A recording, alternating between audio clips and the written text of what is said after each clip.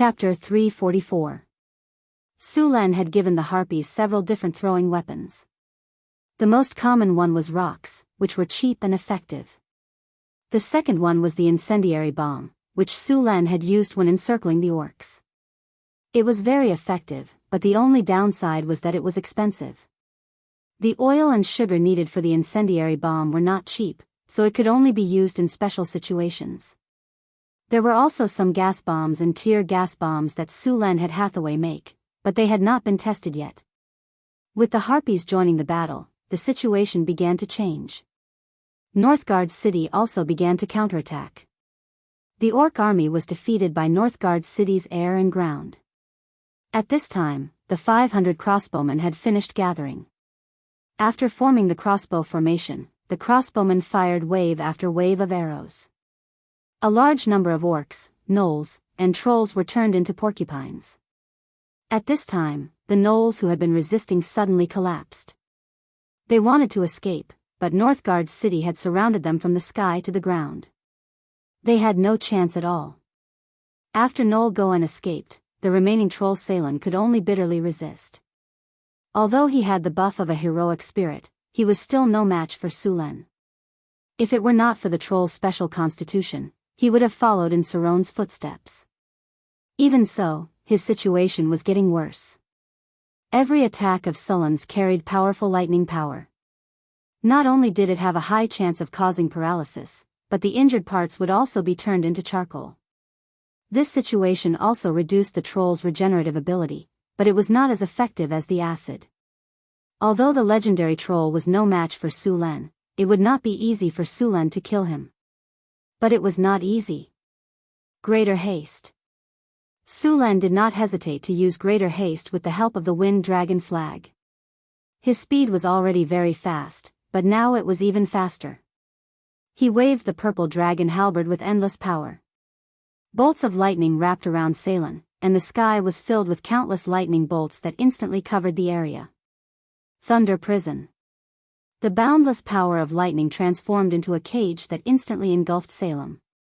The powerful power of lightning burst out in an instant, and the entire world seemed to be illuminated in that instant. Saren's body stiffened, and at that time, Hathaway's silhouette suddenly appeared behind him. Melf's acid arrow *5, multiple casting plus instant cast, Salen, who was already heavily injured by Su Lan, was instantly surrounded by 5 acid arrows. Trolls had low resistance to acid, and this wave of attacks completely killed him. Although Melf's acid arrow was very similar to acid arrow, since it had a name, this spell naturally had its own uniqueness. The Melf series of spells also had a name called Lesser God Slaying Spells. This kind of spell was different from ordinary spells. It had a different way of judging. It was one of the few spells that could break through a god's protective force field. The heroic spirit's defensive force field was not as strong as that of the gods, so Salen was completely defeated in this state. Hathaway was still worried when she saw the troll's state. She cast a few fire spells in succession, completely burning it to ashes. Salen died, and the heroic spirit attached to him automatically left. However, before the heroic spirit could escape, Su Lan had already entangled it with countless lightning bolts. At the same time, the purple dragon halberd, which was already prepared, pierced the heroic spirit with powerful lightning power. Crack! The sound of crystals shattering was heard, and the pale golden heroic spirit instantly shattered into countless golden fragments like a crystal. It then turned into countless spiritual lights and finally disappeared completely. Ding dong! A light sound was heard, and a pale golden soul crystal appeared and fell to the ground. This was the last thing the heroic spirit left behind. Ding! Congratulations to the host. You have successfully killed a heroic spirit. You have received 31,000 EXP. Ding! Target is a divine creature. It has divinity points. Extracting target's divinity power. Extraction successful. You have received 2 divinity points. A heroic spirit, 2 divinity points, more than 30,000 EXP, and a legendary soul crystal. This was a great harvest. The other things were not so bad, but the divinity points were really rare. With the divinity points he had now, if others knew about it, there would definitely be many powerhouses eyeing it. He was now considering whether to find trouble with the other troll tribes to see if he could get more divinity. After Sulen killed Salen, the situation on the battlefield had completely reversed. The huge orc allied army had completely collapsed after losing their leaders. The centaurs' continuous attacks and the harpies' falling rocks completely defeated the entire orc army. The Northgard city's initiative to attack was the last straw that broke the camel's back. The battlefield was filled with orcs, gnolls, and trolls fleeing pathetically.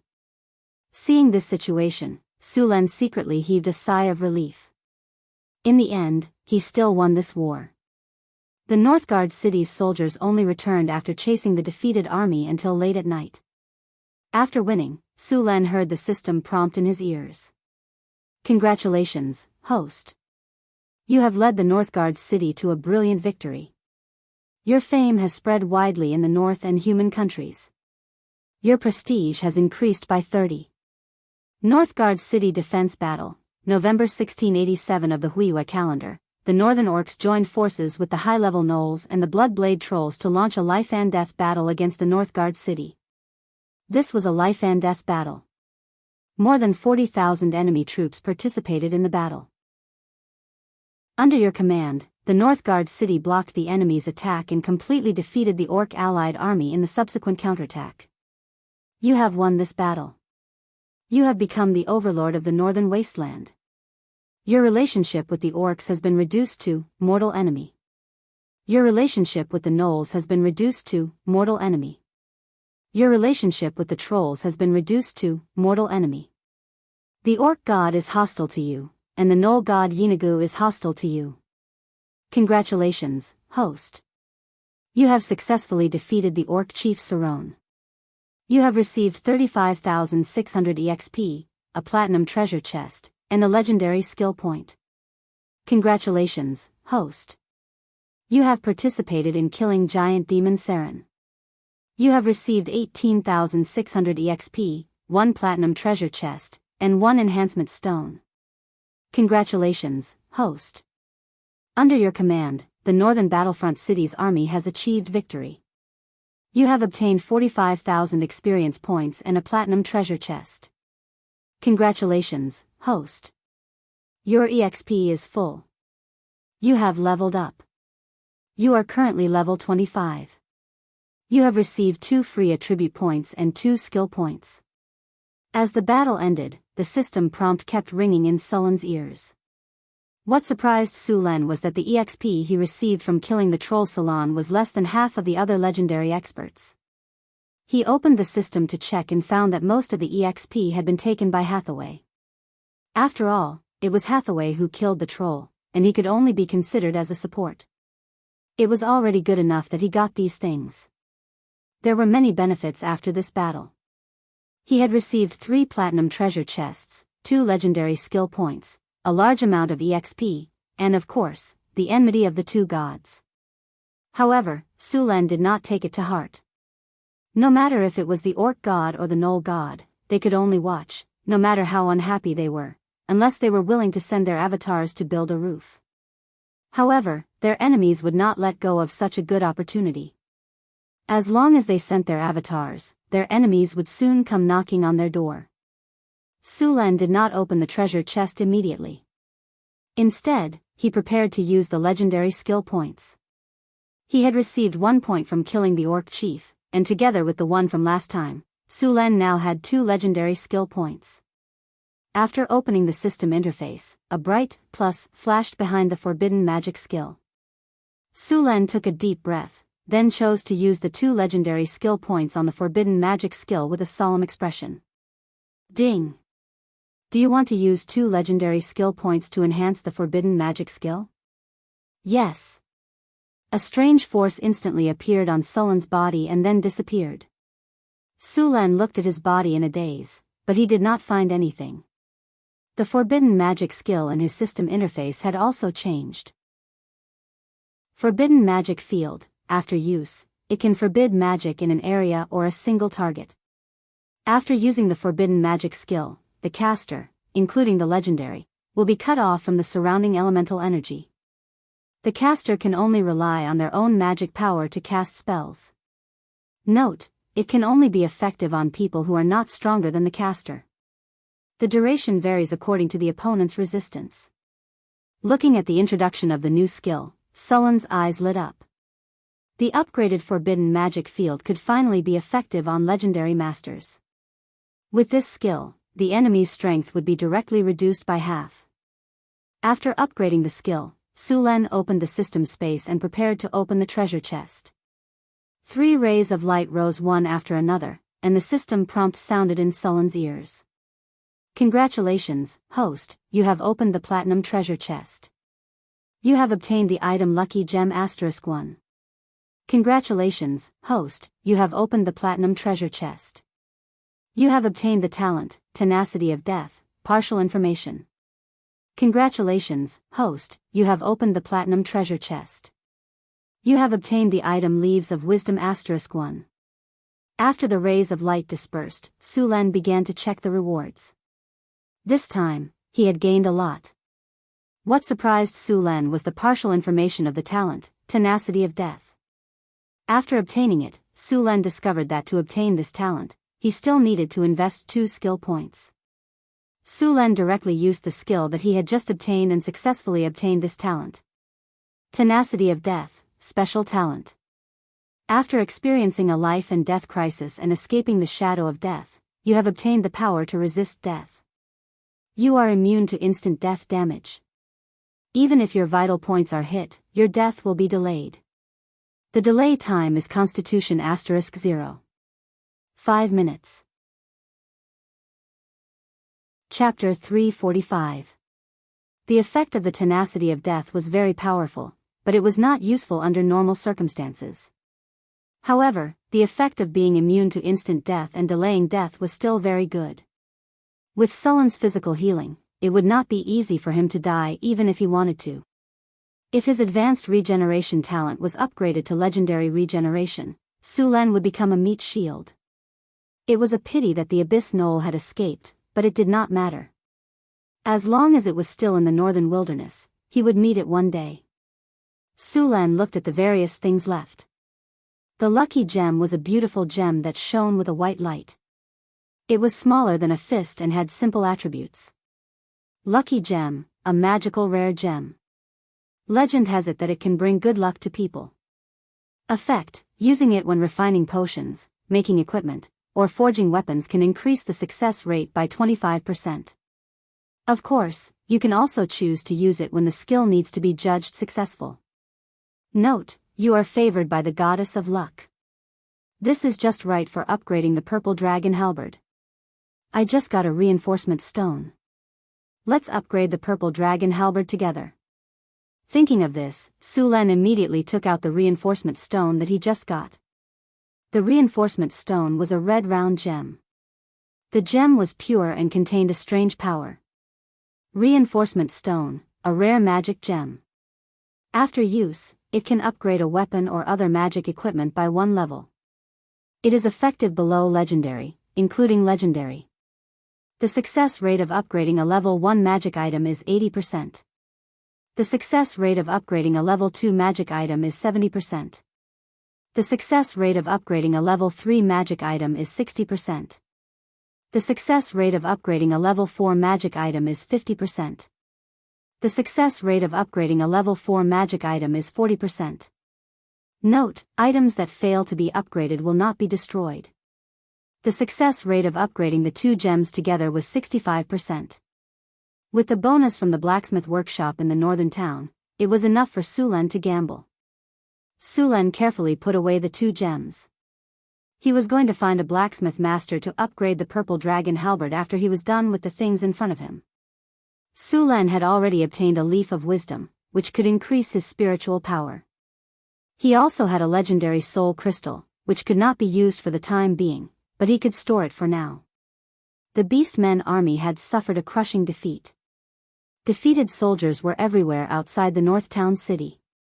Even if half of the 40,000 Beastmen army had died in the battle, there were still 20,000 of them left. Of course, only around 10,000 of them had died in the battle. The rest of the defeated soldiers had scattered and tried to break out of the encirclement. There were only 15,000 soldiers in the North Town city, including the Harpies. It was not easy to capture so many of them. Even with the help of the Harpies and Centaurs, there were still many who managed to escape. On the second day after the battle, the number of captives was finally calculated. They had captured 8,000 orcs, trolls, and gnolls. There were still 10,000 orcs scattered around Northgard City. The territory around the North Town city was a mess because of these people. After keeping the captives, Sulan did not have time to let the army rest. He immediately ordered the army to split into small groups and clear out the territories around the North Town city. After dealing with the defeated soldiers, Sulan looked at the 8,000 monsters in front of him and felt a headache coming on. If they were races like kobolds and goblins, Sulan would have taken them all as slaves. However, these monsters were all powerful races. Sulan could not keep them all as slaves unless he prepared a few thousand soldiers to guard them. Sulan did not want to kill them all. There were 8,000 of them.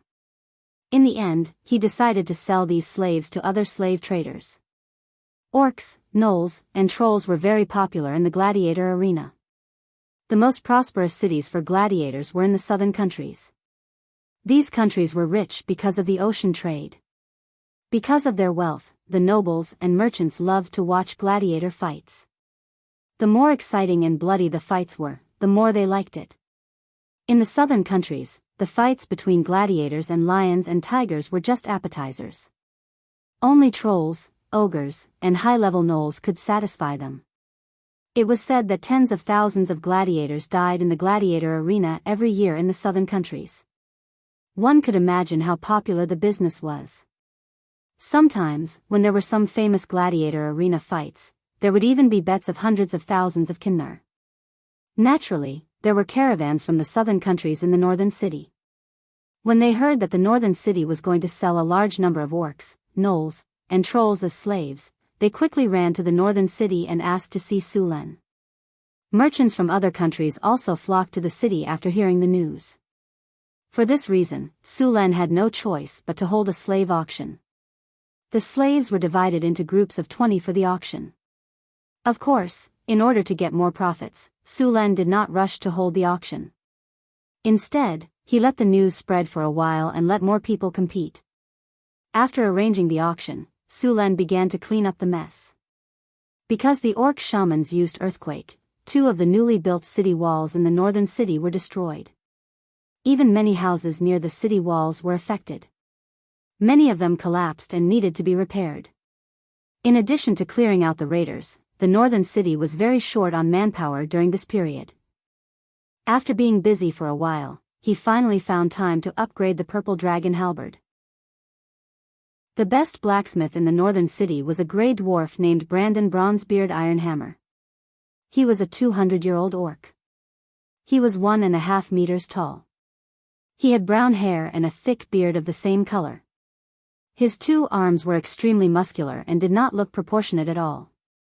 Brandon, I need you to upgrade my weapon. Sulan took out the purple dragon halberd and handed it over. It's this purple dragon halberd. It's said that this weapon has been stained with the blood of at least 5 legend rank experts. I bet it will definitely become a legend. It's my honor to be able to upgrade this weapon. Brandon said excitedly as he grabbed the purple dragon halberd. But, why don't you make a normal hammer or axe? Lord, don't you think a hammer or axe would be better? After seeing your heroism on the battlefield, I even came up with a name for the weapon. Mjolnir or Thunder Axe. If you don't think these names are good, I even came up with a name called Storm Axe. What do you think? After receiving the purple dragon halberd, Brandon did not check it out immediately. Instead, he tried his best to promote the hammer and axe to Sulan. Hammer? Sulan imagined him fighting with a hammer. No matter how he looked at it, he looked like a maintenance worker. Sulan immediately shook his head and completely drove the image out of his mind. I don't want a hammer. I want the original purple dragon halberd. Sulan emphasized. Lord, I think you should consider a battle axe or a hammer. If you think that there is a problem with the quality, you can rest assured. We dwarves will make the best of. Su Len waved his hand and interrupted him directly. He stared at him and said, I don't want a hammer or a battle axe. I want a halberd. Brandon felt a chill run down his spine when he saw Su Len's gaze. He could not help but nod. As you wish. After a few expansions, the blacksmith shop in northern town had become very large. As a master blacksmith, Brandon had his own personal forging room. Su Len followed Brandon into the room and took out the materials to upgrade the purple dragon halberd. Other than the strengthening gems and lucky gems, there was also a silvery white metal that was slightly smaller than a fist. It was mithril. Other than that, there were some stardust, water demon blood, and arcane steel. Brandon was very surprised when he saw the 2 gems that Su Len took out. These gems are so special. The power on them is so special. Brandon said in surprise as he picked up the strengthening gem. I feel that it can directly strengthen weapons and equipment. Yes, this is a strengthening gem. The other one is a lucky gem. They are both used to strengthen weapons. This time, I wanted to reach the legendary level. Su Len said as he picked up the other gem. Legendary. Brandon's eyes widened. As a blacksmith, he knew very well how precious a legendary weapon was. One had to know that in the history of the Grey Dwarves, there were not many legendary weapons that had been successfully forged. However, every legendary weapon was famous. Now that Su Len said that he wanted to strengthen this weapon to the legendary level, Brandon instantly felt a lot of pressure. Don't feel pressured. Su Len said when he saw Brandon's serious expression. With the strengthening gem and the lucky gem, there's at least a 60 to 70% chance of success. With such a high probability in your craftsmanship, do you still think that it'll be difficult to succeed? Or do you think that your craftsmanship is not good enough? Don't tell me you can't do it. Su Len said as he glanced at him. Are you kidding me? My craftsmanship is not good enough? Why don't you ask around? I'm the best blacksmith among the Grey Dwarves. Isn't it just legendary? Look, this time I'll definitely forge you a legendary weapon of the finest quality. When he heard Su Len questioning his blacksmith skills, Brandon instantly became like a cat whose tail had been stepped on. He was instantly bristling. The hair and beard on his head stood straight up, giving the impression that he had suddenly grown 10 centimeters taller. That's good.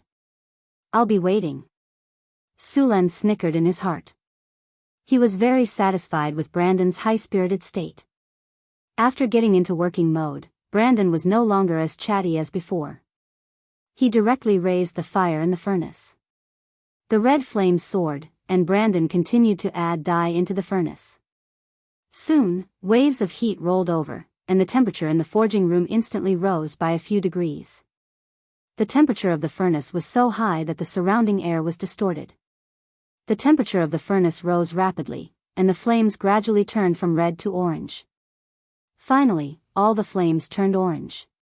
At this time, Brandon put on a special insulating suit, picked up the purple dragon halberd and placed it in the furnace to calcine it. Chapter 346. Heat waves billowed, and the clanking sounds of forging rang out incessantly.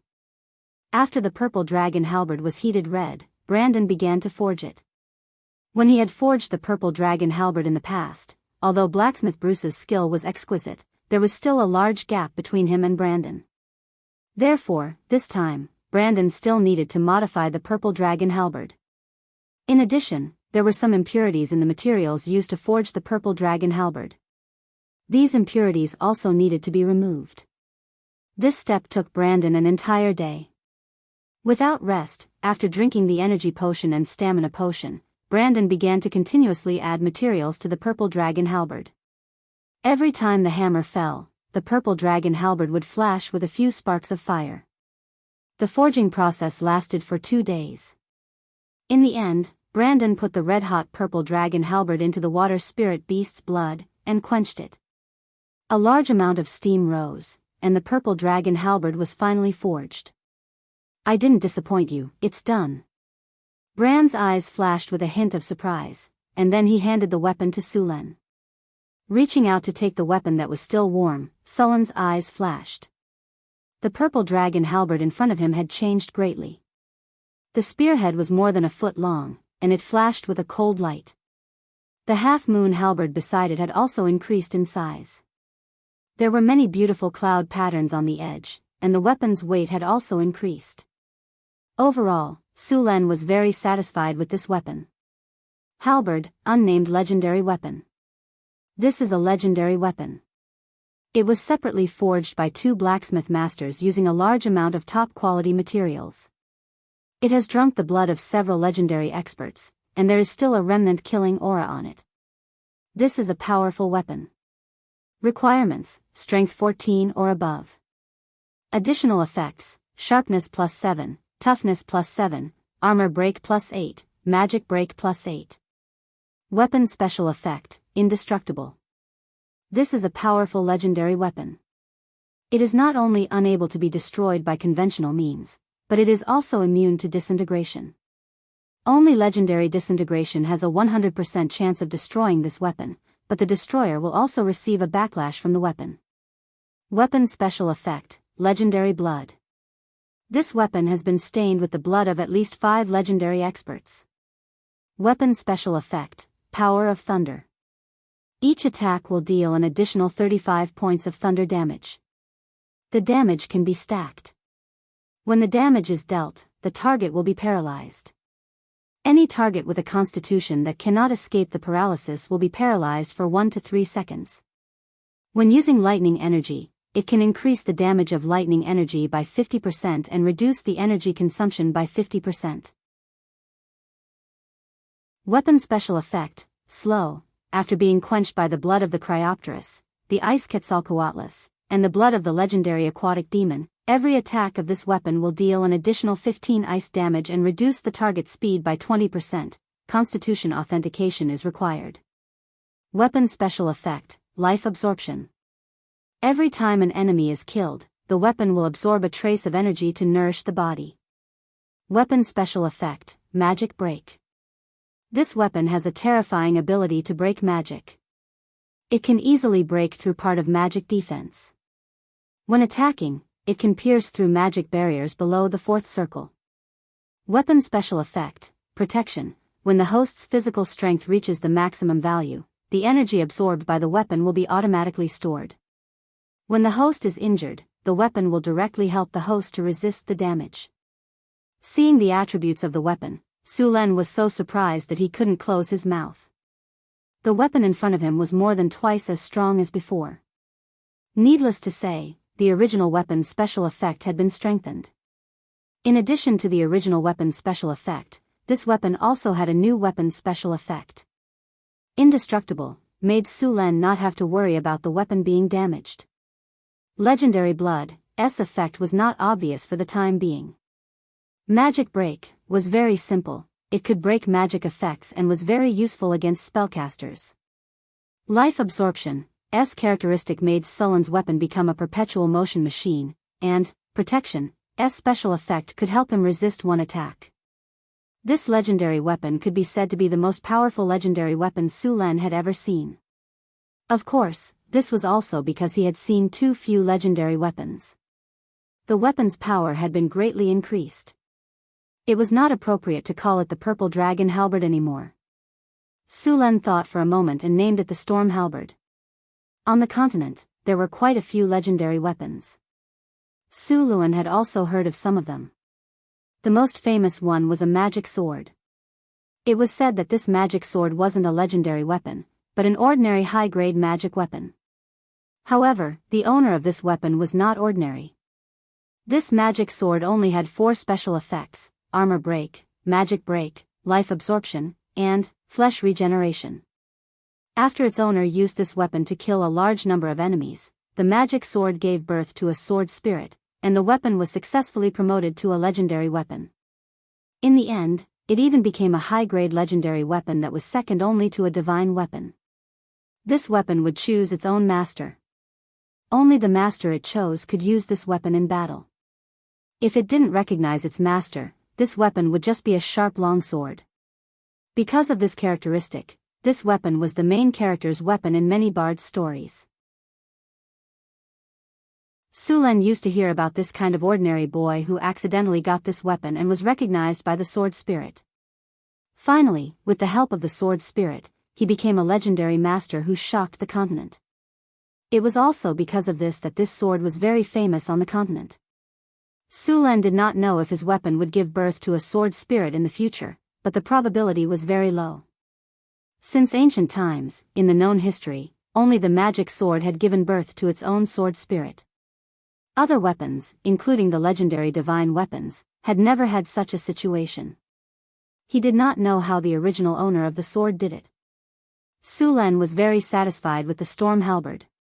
When he waved it in his hand, the storm halberd jumped out of it. The additional damage of this weapon might be nothing to the strong, but it was a disaster for the weak. The physical quality of a legendary master was very strong. He could be immune to this kind of damage. In the end, the real damage would only be a few points, or even less. However, for people below the legendary level, this additional damage was enough to make them suffer. Some divine weapons also had this effect, such as the Flail of Time, which was said to be the weapon most stained with the blood of gods. It was said that several gods had died under this divine weapon. The Flail of Time had a total of 5 heads. It was said that this was one of the most notorious divine weapons in the multiverse. The complete form was a shackle with 5 shackle heads connected to the handle. They were fire, acid, ice, poison, and electricity. In battle, as long as any of the shackle heads touched the weapon, the attributes of all species would explode together. And unlike the storm halberd, the damage of the Flail of Time was absolute damage. This weapon also had a very strong disabling ability. Even if a demigod was touched by it, his leg could be broken in an instant. This weapon had a strong armor-piercing ability. It could be said that it was a weapon of mass destruction. In terms of attack, only the Silver Blade of Gith, which had a status above +10, could beat this weapon. For some unknown reason, these 2 powerful divine weapons had been damaged. The Silver Blade of Gith was destroyed into many fragments and scattered in the multiverse. This weapon had been smelted several times later. The Silver Blade of Gith was a divine weapon made by the Gith Yankees. It was also the most powerful divine weapon that helped them defeat the psychic monster empire and get rid of slavery and regain freedom. The Silver Blade of Gith in its peak state was a +12 divine weapon. Even after several reforges, it was restored to a +10 level divine weapon at most. The storm halberd in Sulan's hand was only a +5 level high-grade legendary weapon, which was far from the Silver Blade of Gith. It was difficult to verify the maker of the Flail of Time. It was said that it was made by the god of massacre. This weapon once set off a bloody storm in the multiverse. Countless demigods, false gods, higher demons, and even real gods died on this divine weapon. It could be said that this weapon was soaked in the blood of gods. Later, it was unknown when this weapon was destroyed. Now the largest part of this weapon was in the hands of the demon of the abyss, the god of gnolls, Jianghu. The Flail of Time held by Jianghu had 3 chain heads, namely frost, flame, and acid. The demon of the abyss had always wanted to reassemble this weapon, but he had not succeeded until now. However, even if there were only 3 chain heads left, the Flail of Time was still a powerful divine weapon. Perhaps because these divine weapons were too strong, some people destroyed these weapons and then threw them in various corners of the multiverse, so that they could never be reassembled into a complete divine weapon. It was said that this artifact was destroyed by the gods. The gods were always very afraid of weapons that could kill them. They tried every means to destroy or seal this artifact. The Silver Blade of Gith was easy to operate. Weapons like the Flail of Gith were notoriously difficult to control. If you were not careful, you could easily hurt yourself. Not to mention the 5-headed Flail of Gith.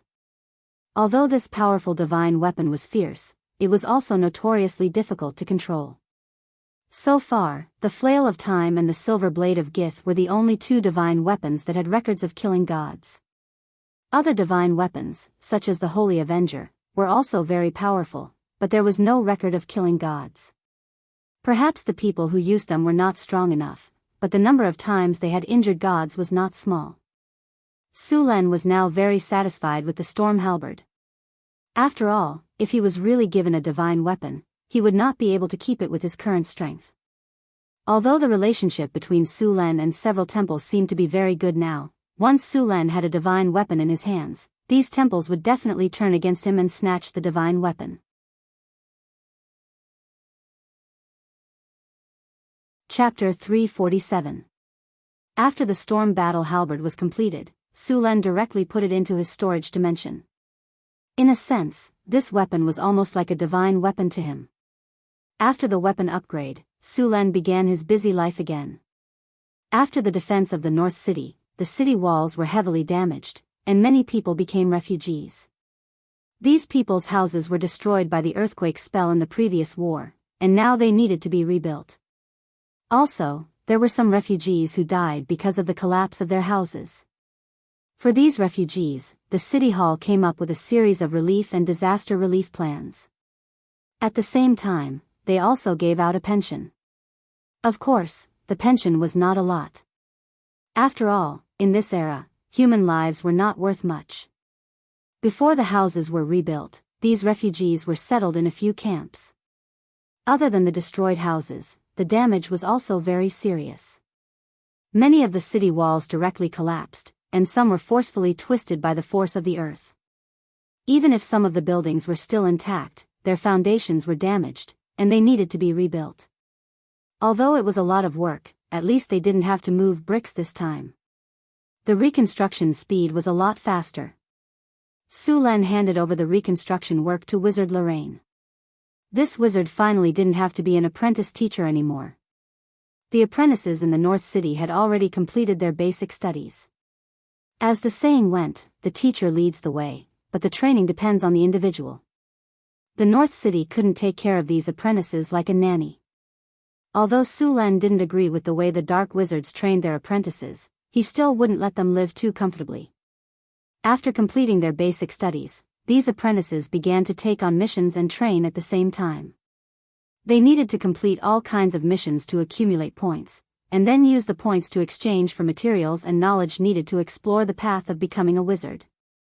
The cost of becoming a wizard was very high.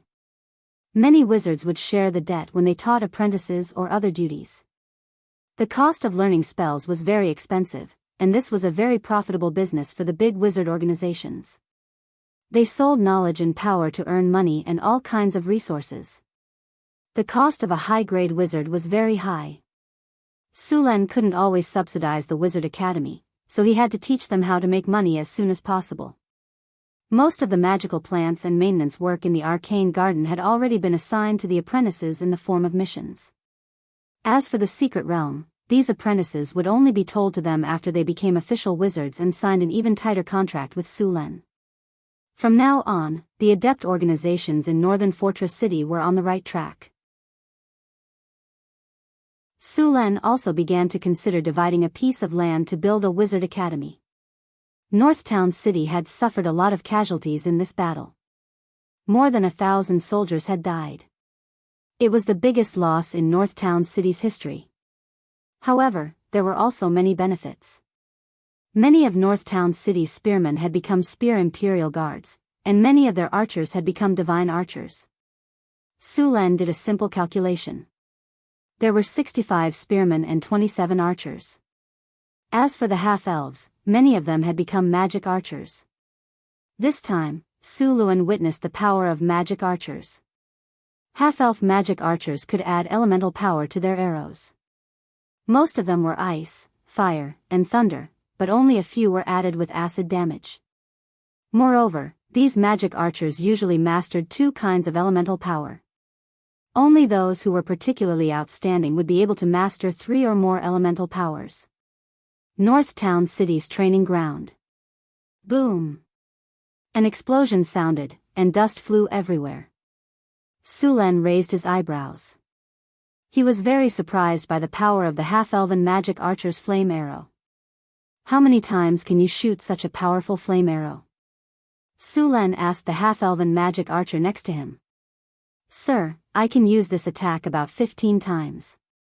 The half-elven magic archer said respectfully, and I can feel my strength continue to improve. Sulen nodded. He was very satisfied with the magic archer's strength. The flame arrow was about 60 to 70% of the fireball's power. It was also much faster than the fireball. Then, Sulen had the other magic archers demonstrate the power of frost arrow, lightning arrow, and acid arrow. The frost arrow was much weaker than the flame arrow, but it could freeze the target. Just then, Sulen saw a frost arrow freeze the target into an ice sculpture. In order to test its power, Sulen had a barbarian berserker experience it. The barbarian warrior was quite strong. He wasn't frozen, but his speed was reduced. However, after being hit by a few arrows, the barbarian berserker was frozen into an ice sculpture. Of course, he could break out of the ice very quickly. Although the frost arrow wasn't very powerful, it was still quite good as a crowd control skill. Similarly, the lightning arrow wasn't very powerful, but it also had the debuff of paralysis. The acid arrow was also very powerful. One arrow could corrode iron armor. Sulen was very satisfied with the attacks of the half-elven magic archers. These half-elven magic archers could be used as casters. Not only did they have attack power, but they also had crowd control skills. It was a pity that there weren't enough of them. If there were 3,000 half-elven magic archers, they could release flame arrows and 3,000 fireballs at the same time. They could probably destroy the orc army. Looking back, there were less than 500 half-elven magic archers. He could only give up on this idea. Perhaps there would be another half-elven tribe joining Northern Battlefront City in the future. After witnessing the power of the half-elf magic archer, Sulen became even more curious about the power of the half-elf phantom magic archer. However, the EXP required to become a phantom magic archer was several times more than all the previous EXP added together. It would take a long time before he could see a phantom magic archer. Sulen looked at the talents and attributes of the half-elven magic archers. Their attributes were much better than before. There was also a magic arrow, fire, in their talents. In addition, their range and attack speed were also increased. In Northern Jianghu City, in the training base of the Formation Breaker and the training base of the Shooting Battalion, Sulen gathered all the soldiers of the Spear Imperial Guards and the archers who had met the conditions for advancement. They were ready to advance. Sulen was very familiar with the training process.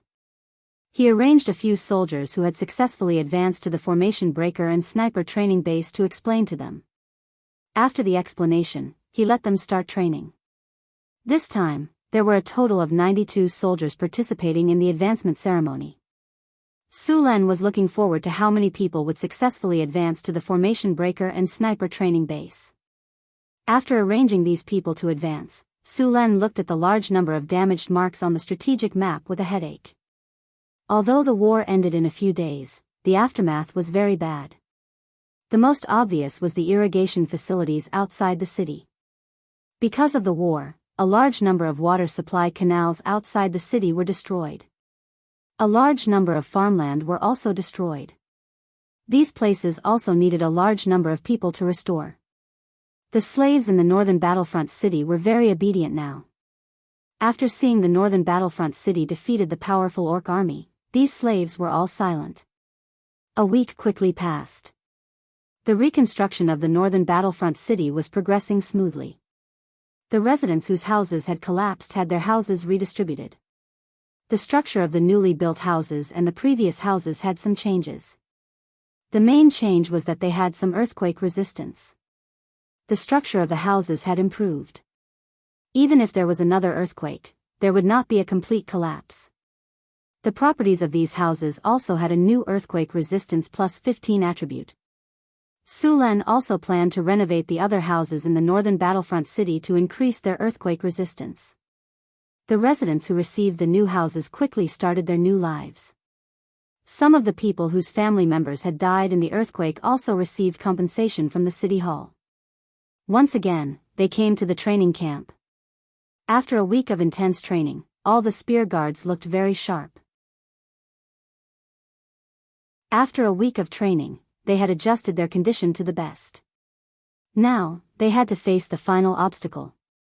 After fusing with the advanced light ball of the formation breaker, the 65 spear guards entered the training camp's quiet room in batches.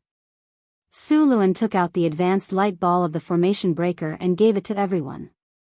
Then, the 20 spear guards began to fuse with it. The chance of advancing to the formation breaker camp was around 20%. If there were no accidents, 13 of the 65 people would successfully advance. Su Len anxiously paced back and forth. Time passed minute by minute. Soon, it was the last 10 minutes. This was their deadline. At this time, a light ball appeared in front of him. Su Len was disappointed. He put the light ball back into the tiger tally. This meant that one of the spear guards had lost the chance to advance. Then, a few more light balls appeared. Sullen's expression became more and more serious. In the system interface, there were still a few spear guards who were in the process of advancing. There was only 1 minute left. Su Len felt that this 1 minute was more torturous than the previous 2 hours. When the time reached 0, the system interface indicated that the spear guards had successfully advanced. Seeing that 5 spear guards had successfully advanced to the formation breaker camp, Su Len let out a sigh of relief. After that, another 20 spear guards entered the quiet room to level up. 2 hours later, another 4 spear guards successfully leveled up. After all of the spear guards finished leveling up, 15 of the 65 spear guards had successfully leveled up to become break camp. In addition to the soldiers who had advanced to the formation breaker camp, North Town now had 20 formation breaker camp soldiers. They were one step closer to the 700 formation breaker camp. After the formation breaker camp advanced, the archers began to advance to the sound shooting camp. After a series of advancements, 6 of the 27 archers had successfully advanced. The sound shooting camp's team had grown stronger.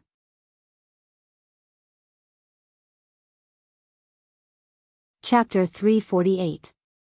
It was getting cold, and it began to snow in the northern town. Su Luan got up from the bed with some difficulty. 2 half-elf maids walked in with toiletries and a basin of water. Angie looked at Phyllis, who was lying on the bed. The little succubus had returned to the underground city early in the morning. Hathaway and Alex had also gone to the wizard tower. Only Phyllis hadn't woken up yet. After the big battle last night, Su Len felt refreshed. The others were fine, but Phyllis couldn't take it anymore. After all, she was just a normal human who hadn't learned any combat skills or magic. She wasn't Sullen's opponent at all. Angela pouted and helped Su Len wash up. She was obviously still holding a grudge. Seeing their expressions, Su Len smiled and slapped their round and perky buttocks. They were very bouncy. After washing up, the 2 maids helped him put on his clothes. Su Len suddenly said in their ears, "You 2 will join us tonight." Hearing Sullen's words, the 2 maids blushed. Although they had been trained by Su Len several times, the 2 half-elf maids were still very shy. Seeing their expressions, Su Len knew that it would be another sleepless night. After leaving the Lord's castle, Su Len went to Hathaway's lab. He was going to give her the wisdom leaf. After killing the legendary troll last time, Hathaway gained a lot of experience and successfully leveled up. However, she was still a distance away from becoming a legendary. The wisdom leaf could increase the power of the will by 3 points, which was perfect for Hathaway.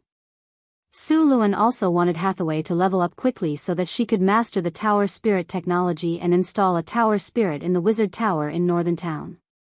After finding Hathaway, Hathaway was surprised that Su Len took out another wisdom leaf.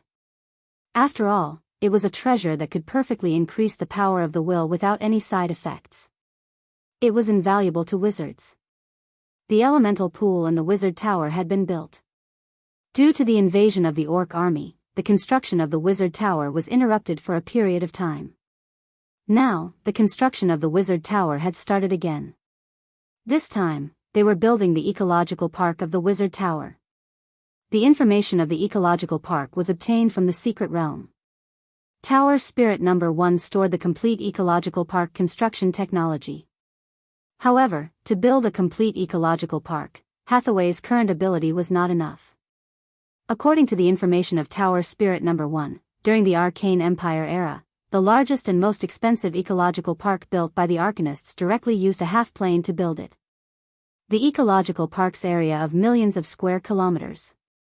Such a huge ecological park was completely attached to the floating cities.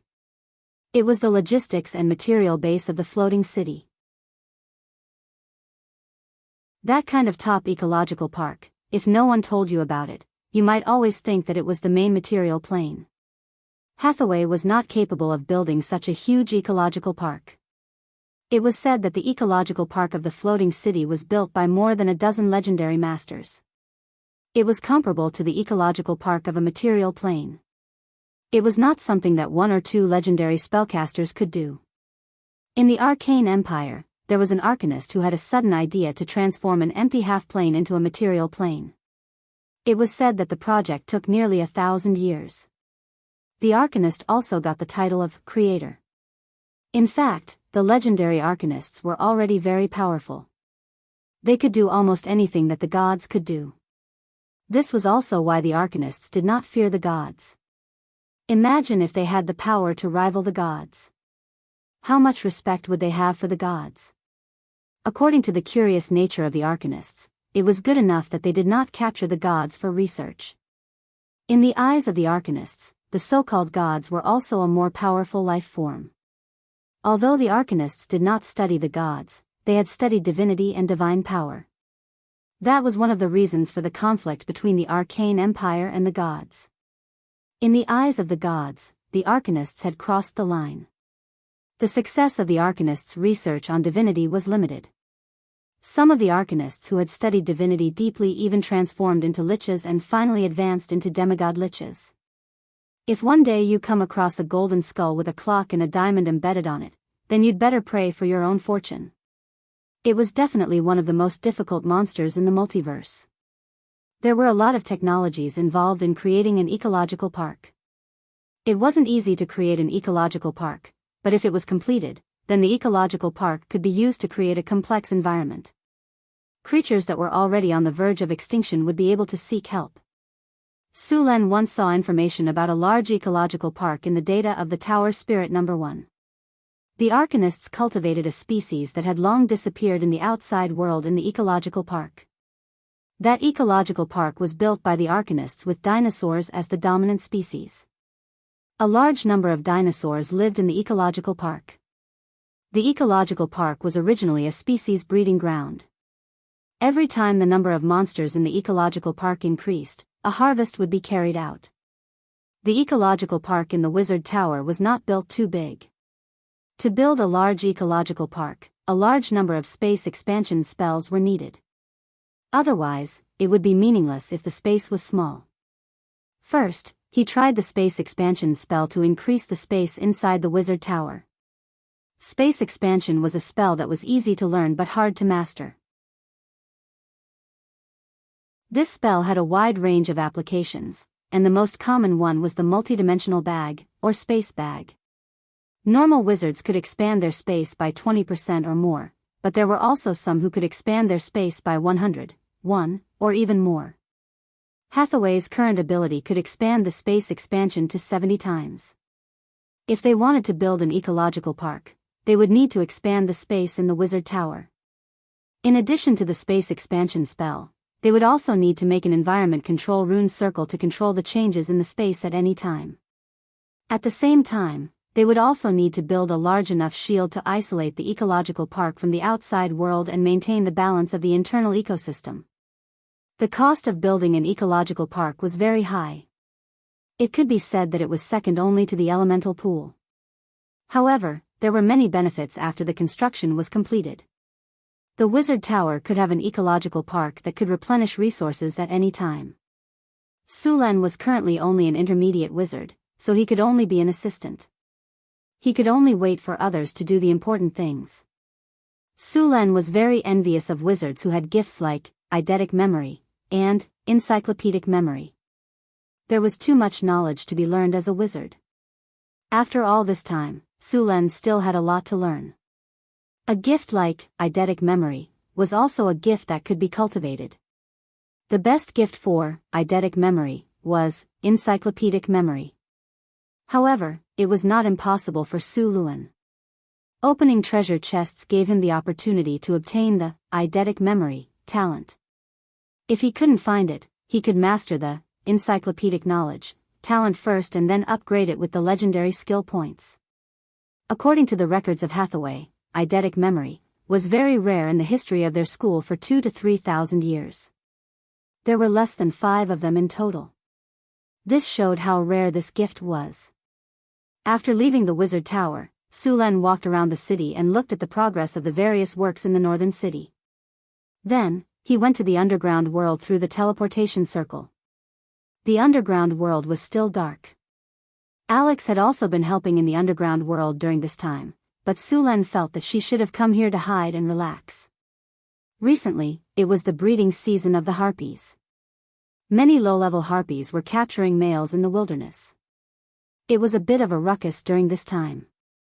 Su Len did not have a good solution for this situation. He also could not change the habits of the species. Perhaps it would be possible after he advanced to legendary.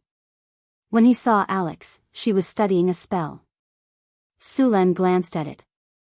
It was Bigby's Palm of Defense. This spell was a level 5 spell, but it was several times more difficult than other level 5 spells. This god-slaying spell was not a joke. Su Len had studied it before, but he quickly gave up. Alex had been analyzing the spell model for so many days and still had not made much progress.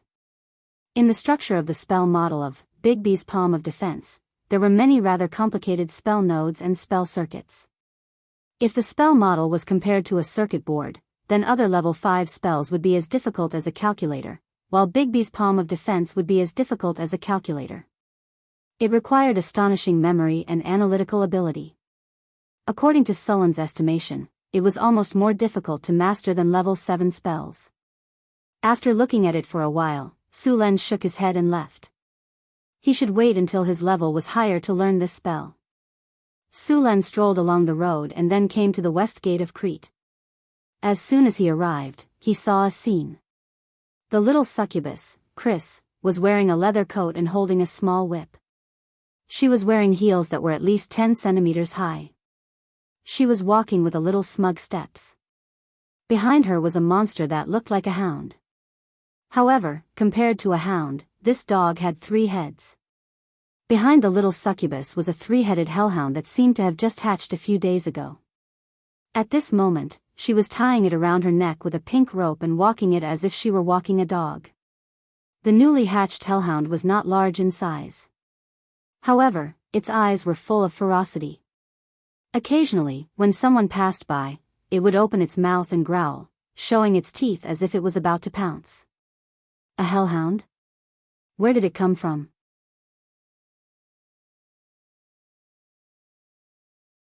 Chapter 349. The Cerberus was a creature from the lower plane. Just from its name, one could tell that it belonged to hell. Although hell was a lower plane, it was the complete opposite of the abyss. The devils of hell belonged to the lawful evil faction, while the demons of the abyss belonged to the chaotic evil faction. At the border between the abyss and Bator, on the 10,000 abyss plane, the demons and devils had been fighting for thousands of years, but usually, the devils had the upper hand. The war between the devils and demons had been going on for thousands of years, and it looked like it would continue. What made Su Len feel strange was how a demon like Chris had caught a devil as a pet.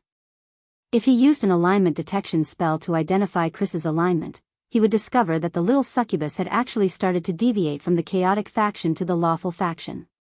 In fact, Su Len didn't know that succubi had started to deviate from the lawful faction ever since the succubus queen. Chris's change was so obvious mostly because of Su Len. Su Len belonged to the lawful faction, and he hated chaos. The most obvious reason was the strict rules and regulations set up in Northgard City. It wasn't surprising that Chris had deviated from the chaotic faction to the lawful faction. The growth cycle of the Cerberus was somewhat slow. However, it possessed combat power very early on. When the Cerberus was just born, it could easily kill an adult male who had not undergone combat training. After a few days, the Cerberus fangs and claws would grow out. The challenge difficulty would also increase to level 2. The untamed Cerberus was full of wildness, and it was completely pulled forward by Chris with a rope. Although it dared to bare its fangs and brandish its claws at others, it had a fearful expression when it looked at Chris. It was obvious that it had suffered a lot because of Chris. When the Cerberus looked at Sulan, its body clearly trembled a few times. It was obvious that the Cerberus with its soul sense had smelled the danger emanating from Sulan's body. "Master, I summoned this 2 days ago." Chris waved the rope in her hand and trotted over. The Cerberus behind her was pulled by the rope and stumbled as it was dragged over by Chris. "What are you waiting for? Quick, greet the master." As she spoke, Chris lightly pulled her whip and dragged out the Cerberus hiding behind her. She raised her foot and gave it a kick. Cerberus looked at the human in front of it timidly, but in the next second, it seemed to have thought of something. It ran over and rubbed its 3 heads against Sulan's feet. It was obvious that this guy was trying to please Sulan. "Since you like it, you can keep it," Sulan said as he looked at the Cerberus under his feet. This thing was pretty good for guarding the house.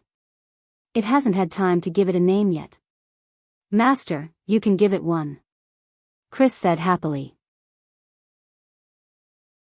Sulan pondered for a moment and then said, "Let's call it Husky." "All right, let's call it Husky. His nickname is Buttface."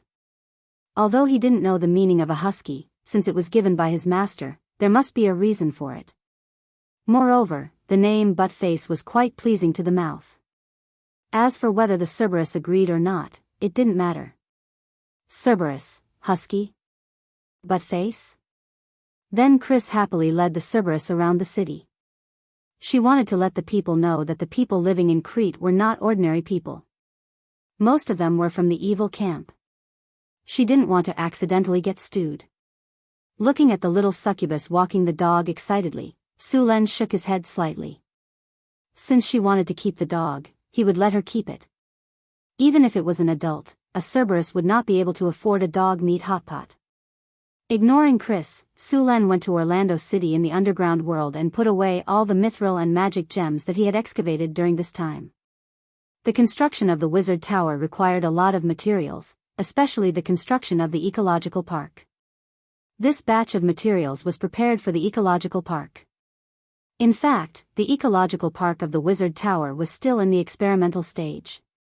It was an application of the ecological park technology. When the ecological park of the Wizard Tower was completed, he planned to build the ecological park in the secret realm as well. However, the ecological park in the secret realm would be much larger.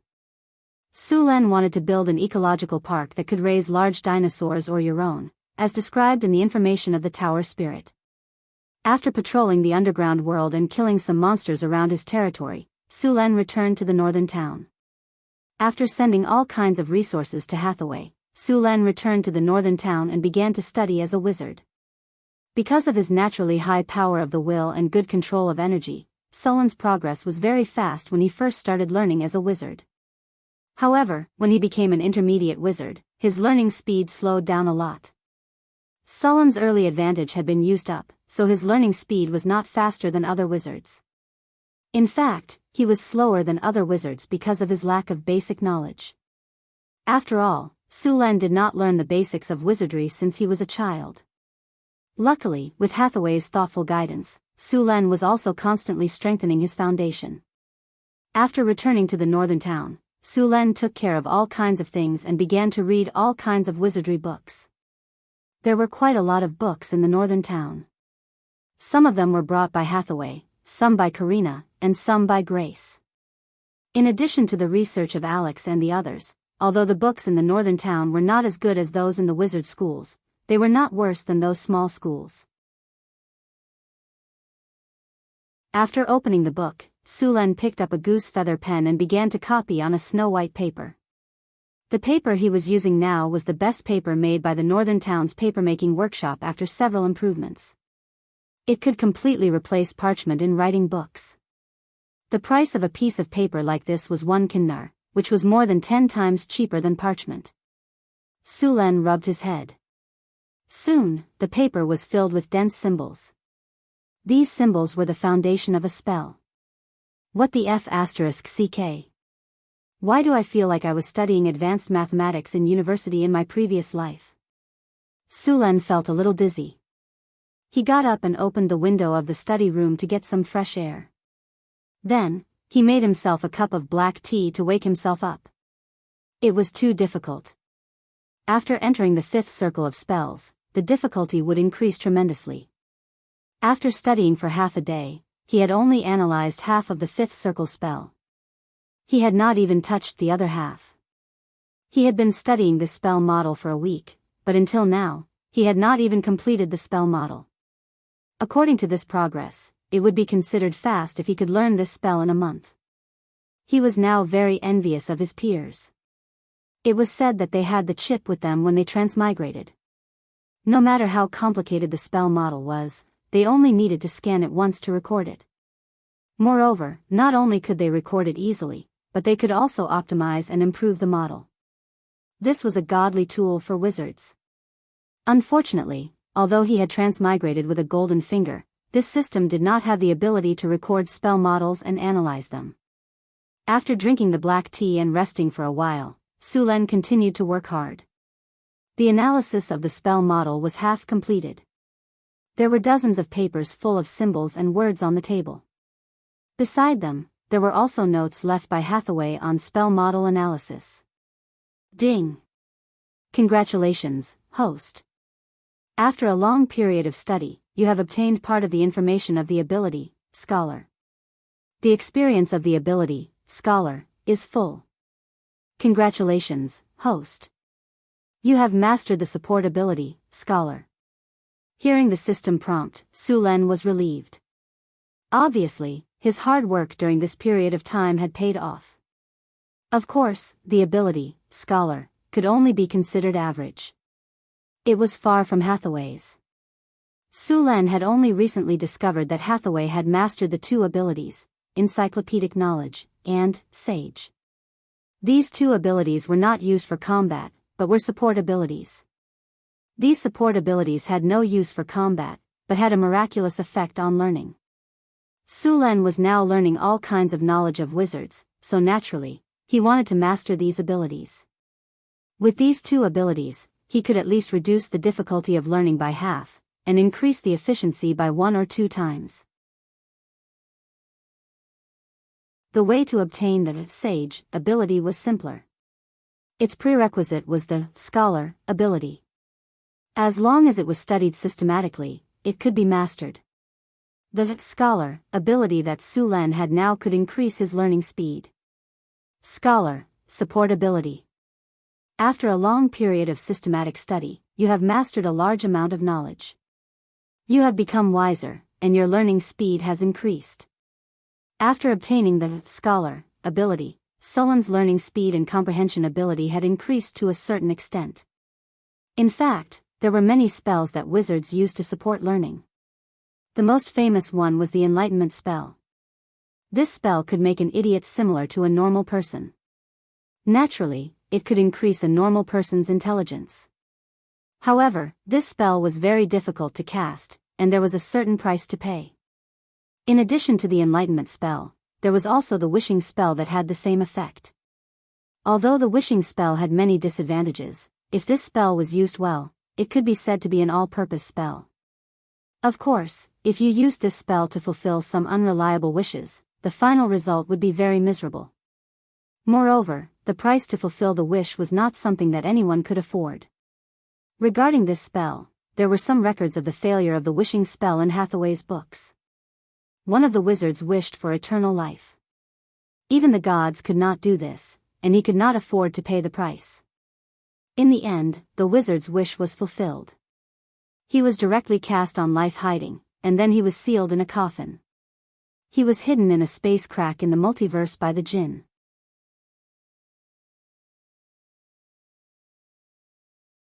Chapter 350. After using life concealment and being sealed, the sorcerer would enter a state of suspended animation and be thrown to some unknown corner of the multiverse. This was indeed a different kind of eternal life. However, the process was a little different from what he had imagined. Later on, after the wizard studied the wishing spell in detail, they even summoned the devil to help perfect it. Finally, they came up with a book of rules for using the wishing spell.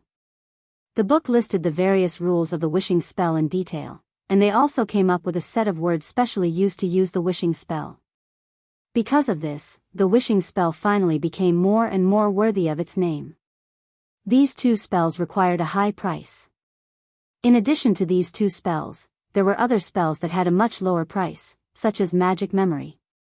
After casting this spell, the caster's memory would temporarily increase, almost to the point of having a photographic memory.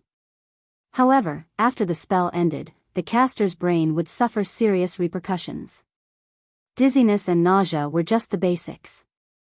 In serious cases, it would cause severe headaches. Moreover, this spell could not be used too often, or it would damage the soul. Although there were many shortcomings, this spell was still used by wizards in large numbers. After all, it could quickly memorize knowledge. Although it would be a little uncomfortable afterwards, it was still acceptable. With the scholar ability, Sullen's learning speed had increased a little. If he had skill points now, he could directly enhance scholar to sage. Unfortunately, he had already used up the skill points he got from leveling up. Sulan now realized the lack of skill points, which was why he began to slowly learn skills by himself instead of directly using skill points to enhance them. After learning more about the wizard profession, Su Luan realized that there was never enough skill points. There were too many skills and abilities that a wizard needed to learn. Many wizards had to choose the path of becoming a wizard. Maximal spell, silent spell cast, and instant spell cast. These three metamagic abilities represented three different paths of becoming a wizard. Extreme spell. When using this ability, the effect of the spell will be maximized, including damage value, healing effect, number of people affected, etc. At the cost of 3 times the mana, the lethality of a spell will be increased by 100%. Note, this special class requires mastering the ability to enhance magic. Silent spellcasting. When using this ability, casting spells does not require any casting action or incantation. It can be cast in a silent state. Silent spellcasting ignores any silent spells. The chances of the enemy discovering the wizard casting spells will be reduced until the moment the spell is completed. Using this ability to cast spells will consume double the amount of mana, and the casting time will be extended. Instant spell. When using this specialty, you can instantly cast a spell. At the cost of consuming 3 times your mana and increasing the casting difficulty by 2 levels, you can turn a spell into an instant spell. Instant spells cannot be interrupted by any conventional means and are immune to any silent spell and counterspell. These 3 spell specialties represented 3 different paths of becoming a wizard. Of course, this did not mean that one could only choose one out of the 3. It was just that most wizards with limited talent could only choose one. Of course, there were also many talented wizards who would choose 2 or 3. Among them, extreme spell belonged to the damage output category. It could greatly increase the power of spells. With this spell, even arcane missile could have the power of a sniper rifle. If one wanted to choose extreme damage output or a violent wizard, this specialty should not be missed. Think about the effect of a fireball that could clear out an area with an aerial bomb. Silent spellcasting was a specialty that suited the old Ean coins. They were the kind of people who would laugh in front of people and attack from behind. The casting of spells was very subtle, and it was almost impossible to detect. It would only be exposed at the end of the spell. This specialty was the most popular among the old Ean coins. The last one was instant spell. This was a relatively difficult specialty to master. Its effect was stronger than silent spellcasting, but it was also much harder to master. Moreover, after these 2 spells were promoted to legendary, one could continue to master silent spellcasting and instant spellcasting. After mastering silent spellcasting from 0 to 9 circles, all spells of the corresponding level would become silent spellcasting, and the penalty time and mana penalty would be removed. The same was true for instant spellcasting. The casting difficulty and mana penalty would be removed. However, it was not easy to master a legendary specialty. In the past, many wizards wanted to learn instant spellcasting. They planned to master instant spellcasting from 0 to 9 circles as soon as they entered the legendary realm. In the end, they would be able to instant spellcasting from 0 to 9 circles. Of course, so far, no wizard had succeeded on this path. The most powerful wizard in recorded history only managed to level up instant spellcasting to level 6, but even so, it was already very powerful. Therefore, the wizards later turned these 3 spellcasting specialties into 3 paths of wizardry. After choosing a spellcasting specialization, it would decide which path to walk in the future. It would decide whether to choose the most powerful path of wizardry or another path that was easier to achieve. Hathaway chose the path of instant casting, which was the most difficult path to walk. Only wizards with absolute confidence would walk this path. Legendary instant casting wasn't something that anyone could learn. In fact, Sulan also planned to take this path. He was a little greedy, so he wanted to master instant spellcasting as well. When the time came, he would have instant spellcasting and extreme spellcasting. However, it would be a few times more difficult to succeed. Sulan had the confidence to choose these 2 paths because of the existence of the system. Because of the system, he had the opportunity to get more skill points to learn spellcasting specialties. Even legendary skill points were not impossible. Since he had decided to be a wizard, he planned to be the strongest. There were many spellcasting specialties that he needed to master in the future. Proficient spellcasting and battle spellcasting were only the most basic spellcasting talents. Empower spellcasting, extreme spellcasting, instant spellcasting, spell penetration, and spell expansion all needed to be mastered, as well as the advanced states of these specialties: extreme spellcasting, instant spellcasting, and finally, legendary spellcasting.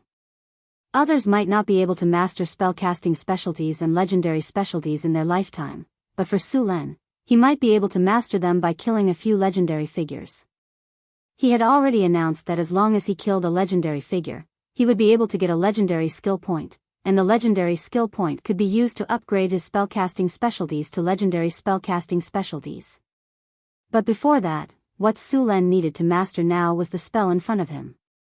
In fact, other than these paths of wizards, there were other paths of wizards, such as battle spellcasting wizards, explosiveness wizards, control wizards, summoning wizards, and transformation wizards. Transformation wizards were also known as close combat wizards, or berserker wizards. This type of wizard's battle mode was very bold and unrestrained. They did not cast spells, but directly picked up their weapons and attacked like a berserker. They chose to dual-wield weapons, gain proficiency in weapons, and then increase vitality, strength, and dexterity. When they saw the enemy, they would directly attack. This type of wizard was even more difficult to deal with than a berserker. There were a few very famous representatives of this type of wizard. Of course, this type of close combat wizard had many different ways of adding points. For example, they could add spirit. After casting the transformation spell, spirit would be directly added to strength and dexterity, but the price was that they would temporarily lose their spellcasting ability. There were also some more extreme ones who added points to vitality, strength, and dexterity, and then learned a holy light spell to open up the invincible mode. The most suitable path for this was the Dragon Disciple Warlock, and then the part-time wizard. The Warlock with the Dragon Disciple's strength, vitality, and dexterity were almost not inferior to a warrior of the same level.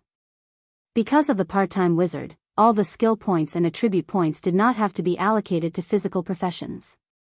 They could achieve a true dual cultivation of magic and martial arts. Of course, if you had the blood of the gods, you could also do this. For example, the white-robed wizard Gandalf was one of the best. Of course, this path was only for those with talent. If you had the Dragon Disciple, the blood of the gods, or other powerful blood, such as the Titan, this path would be very suitable for you. If you didn't have it, then don't think about it. If you forced yourself to take this path, your achievements would be extremely limited. Sulan had the system as a cheat, and his combat power was also very strong. Now, he had embarked on this path of dual cultivation of magic and martial arts, and the success rate was very high. There was also a special spell for close combat wizards among the wizards. This set of spells had been passed down from the era of the Arcane Empire. It was called Bigby's 5 consecutive palms. After Sulan learned about this series of spells, he named this set of spells the Buddha's Palm. This set of spells was created by Bigby, who became one of the most famous combat wizards in history as an ordinary person, with no other blood. Bigby's Protective Palm, Bigby's Flying Palm, Bigby's Capture Palm, Bigby's Vajra Palm, Bigby's Crushing Palm. This set of spells could create a palm to fight, especially the Crushing Palm. The power exerted was completely the Buddha's palm.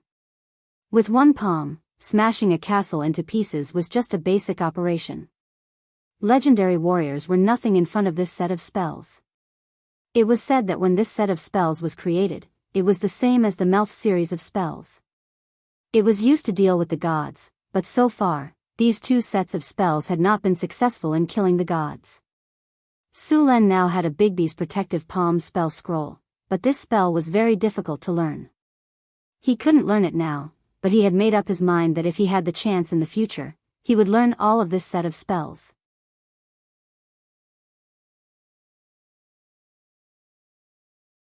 Chapter 351. Time passed by quietly. While Sulan was studying the path of a wizard, Hathaway was also building eco-parks. The Dimension Expansion spell kept expanding the space in the wizard tower. The Dimension Expansion spell required strong maneuverability. It could not tear the space apart. At the same time, the space had to be expanded as much as possible. Only then could there be enough space. After expanding the space had to be reinforced. Although this process was cumbersome and required a lot of precious magic materials, there were still a lot of resource points in the North Town city. Otherwise, she would not have the money to do this.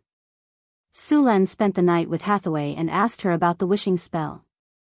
Normally, the wishing spell would summon an elemental jinn. These elemental jinn were at least demigod level. After many years of research, the wizards had discovered that the wishing spell could fulfill many wishes. This included reviving someone who could be revived, gaining a lot of wealth, recovering one's power, eliminating a disaster, increasing one's power, and so on. In theory, the wishing spell could grant any wish, but it was not guaranteed that it would succeed. The price to pay for using the wishing spell was not a normal item. Usually, it was soul energy or soul shard. If there were not enough soul shards, the spell would draw out the person's soul energy. Of course, other precious items could also be used, such as divinity.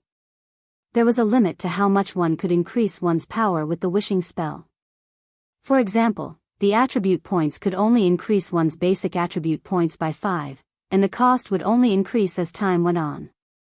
There was a limit to the number of attribute points that could be increased by the wishing spell. The maximum was 40 points. Sulan did not lack attribute points. What he wanted now was talents. It was not easy to get a legendary talent, but it was not difficult to get a legendary talent, so Sulan decided to give it a try. The wishing spell was divided into limited wishing spell and legendary wishing spell. Both could summon an elemental jinn, but the legendary wishing spell was more powerful than the limited wishing spell. Of course, the cost was also much higher. There were no legendary wizards in the North Town city, so the legendary wishing spell was impossible. However, the limited wishing spell was still possible. After learning the characteristics of the wishing spell from Hathaway, Sulan decided to use the limited wishing spell to increase his power. Hathaway thought for a moment and said, "The limited wishing spell is a level 7 spell. Alex can cast it too, and the effect should be better than mine. Then I'll ask Alex to cast the limited wishing spell tomorrow." It was a quiet night. The next day, Sulan told Alex about his idea of using the limited wishing spell. And Alex nodded immediately. The casting of the limited wishing spell was not difficult, but for the sake of insurance, Sulan decided to build a wishing platform. The wishing platform was not big, and the construction was very simple. Under the guidance of Alex, Sulan sent a team of craftsmen to build the platform. The craftsmen in the North Town city had been trained for a long time, and their skills were absolutely qualified. It only took them a day to build the platform. The next step was for Alex to arrange the runic matrix. It was not too difficult for Alex to arrange the runic matrix for the wishing spell. Su Luan only needed to provide some magic materials. It took almost half a day for the wishing table to be completed. Are you ready? Alex appeared next to the platform. She looked at Su Len with calm eyes and said slowly, "The limited wishing spell has an extra cost. Later, I will draw the power of the elemental pool to complete the spell, but you still need to negotiate with the jinn. What you can get depends on you. Remember the words I told you, and be careful with the jinn. When you are ready, I will start." Su Len nodded and said, "Let's start." A ray of light appeared, with Alex activating the power of the wishing platform.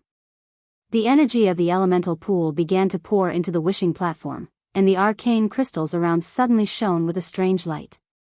Then a low spell sounded, and a strange elemental power began to gather on the wishing platform. The surrounding space gradually distorted, and with the gathering of the power of the spell, a powerful divine power came to this world. The jinn. When the jinn appeared, Su Len felt the powerful force, and then a whirlwind appeared out of thin air. The next second, a terrible pressure shrouded here. This kind of pressure was like the dragon's power on the dragon, and it was more powerful than the dragon's power, but it did not have that kind of overbearing aura. With a flash of light, a creature full of powerful power and divine brilliance appeared on the wishing platform. It looked like a jinn. Its appearance was a bit like the lamp spirit in the magic lamp, and its upper body was still in human form. Its skin was pale green, and there seemed to be a flash of lightning in its pupils from time to time. It was the light of divinity. Any jinn summoned by the wishing spell was at the level of a god. It was impossible to judge the level of strength of the one in front of him, but it was certainly a jinn above the demigod level. The jinn of the elemental plane had special rules. They followed the constraints of contracts and laws and would trade with spellcasters when needed. After coming to this world, it first glanced around, and then its eyes fell on Su Len. The jinn frowned slightly after seeing Su Len, and then said, "You have the power of divinity, young man. Are you summoning me?"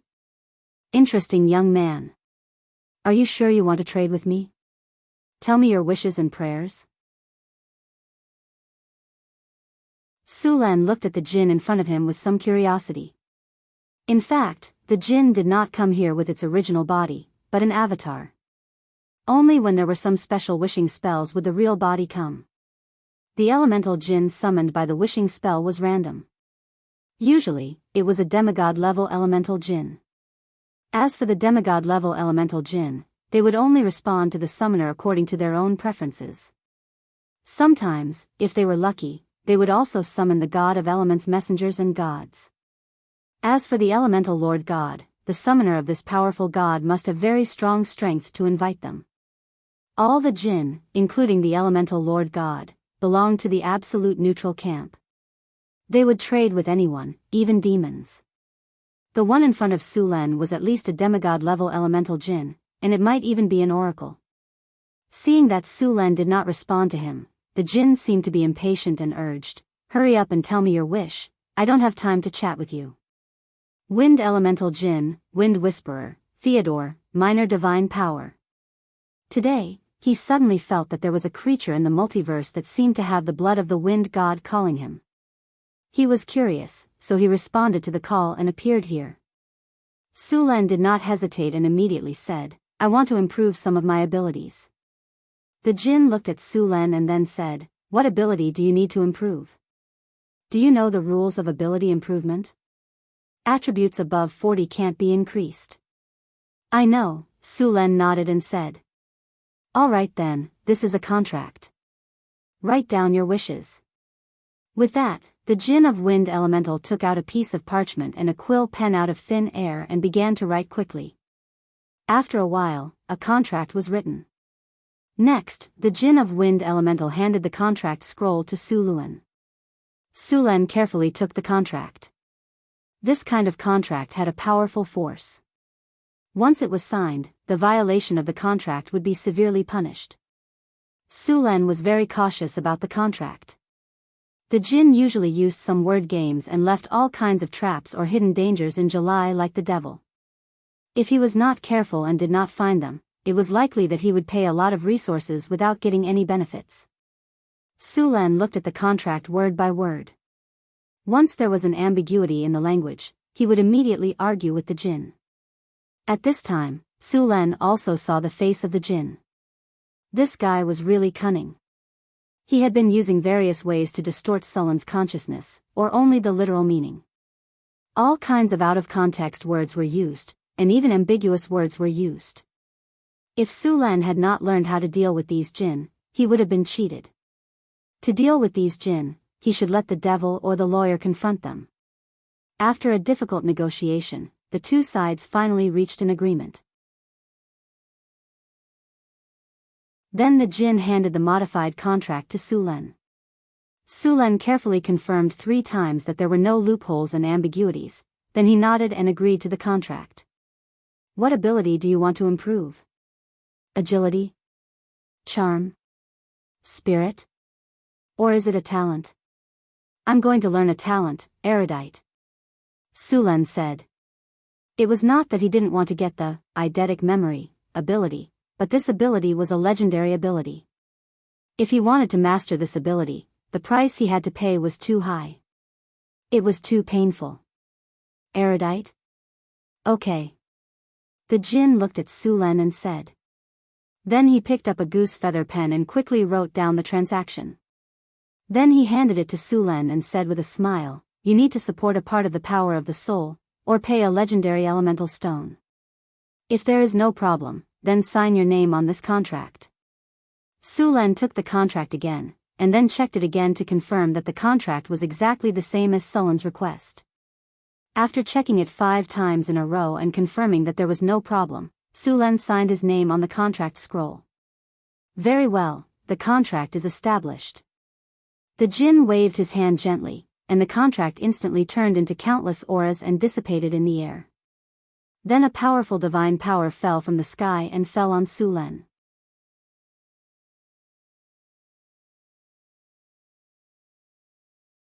Chapter 352.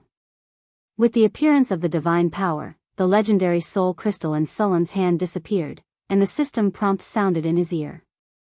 You used the spell Limited Wish.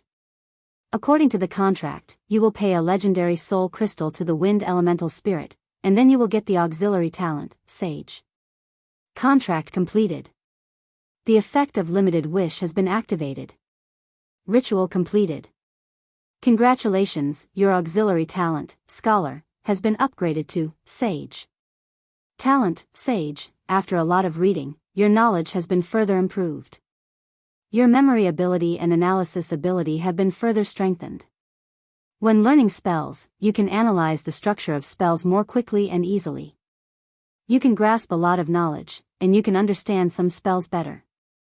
You can optimize and modify spells, learning speed increased by 100%, and spell learning difficulty reduced by 50%. After the ritual, Sulan felt that there was a lot of knowledge in his mind that he didn't have before. This was the knowledge brought by the Sage talent. At this time, Sulan clearly felt that his brain had become very active, and his thoughts were very clear. Many spells that he didn't understand before suddenly became clear at this moment. Interesting young man, goodbye. After the contract was completed, the wind elemental spirit looked at Sulan, and then turned into a wisp of smoke and disappeared. The power that shrouded the surroundings also disappeared. After having the Sage talent, Sulan's speed of learning spells became faster.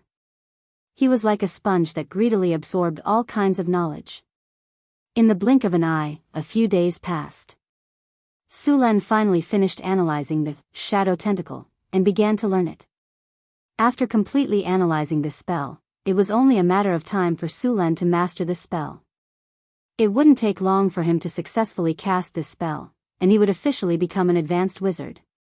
Shadow Tentacle was an evocation spell. It used shadow energy to create a tentacle, and then it would instantly entangle the enemy. After entanglement, it would absorb the energy and physical strength of the entangled person. If the entangled person couldn't break free quickly, the entangled person's strength would become weaker and weaker. This spell had a lot of uses, and many wizards had made special modifications to this spell to create their own spell. It had many strange abilities, and tentacle spells were very effective against women. Sulan planned to improve this spell after he learned it. While Sulan was learning magic, caravans from the southern countries arrived at northern town. They brought all kinds of goods and large amounts of money. The merchants from the southern countries had formed a huge caravan. When Sulan came out to patrol, he saw many caravans carrying a lot of goods and slaves to trade in the market. The specialties of the southern countries were very popular in northern town city. For example, the dried seafood of the southern countries, such as the dried seafood from the Lonstal archipelago, tasted very good after being cooked. Being able to eat seafood thousands of kilometers inland from the ocean, although it was dried seafood, it was still a good enjoyment. Of course, these caravans also had some fresh seafood, but it was very expensive. This was the result of wizard spells. After hundreds of years of development, the use of spells to keep food fresh had been perfected. As long as you were willing to pay, you could even taste the rainbow lobster from the Rainbow Sea. In addition to all kinds of dried seafood, Sulan also ordered some seaweed, shrimp, and kelp. There was no MSG in this world, and Sulan didn't know how to make it. However, he remembered that the earliest MSG was found and extracted from kelp.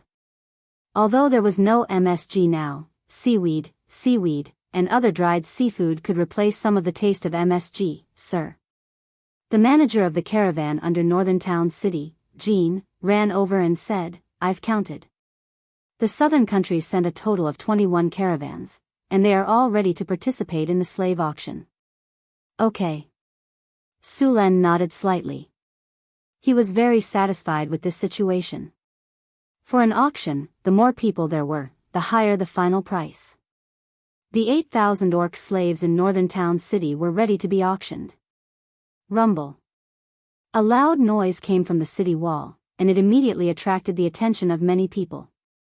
As for those who lived here often, they seemed to be used to this noise. In the distance, a 10-meter-tall section of the city wall suddenly collapsed. Smoke and dust filled the air, and then a tall figure walked out of the smoke. It was a huge steel golem. At the same time, some stone golems and clay golems appeared in the surrounding sea. These golems were about 3 meters tall. At this time, they were working on the construction site. These golems were violently blasting large amounts of heavy stones or severely damaged city walls. They were now responsible for a lot of labor in the territory. Bang! A muffled sound rang out as the steel golem arrived near the city walls and vigorously pounded on the city walls. Cracks appeared on the already shaky city walls, and as the steel golem attacked, large amounts of rocks fell from the city walls, causing that section of the city walls to become even more shaky. Boom! Finally, under the continuous bombardment of the steel golems, this section of the wall collapsed with a loud bang. After the wall collapsed, it was then smashed into smaller pieces by the golems next to it and sent to the side to be piled up. A dozen or so puppet golems pushed forward like a large road roller, pushing down the wall that needed to be rebuilt. The clay golems' bodies were slightly deformed. Like bulldozers, they quickly flattened the land. The people who entered northern town city saw these powerful machines at first glance. Many people looked at these puppet golems in shock. In this world where productivity was still in the middle world, most places were still in the primitive stage of accumulating power. Suddenly seeing such powerful golems, they wanted to talk about the difference between the Industrial Revolution and the feudal era. Because the elemental pool could be charged, the golems in northern town city didn't cost much to work. The elemental pool provided sufficient and efficient energy.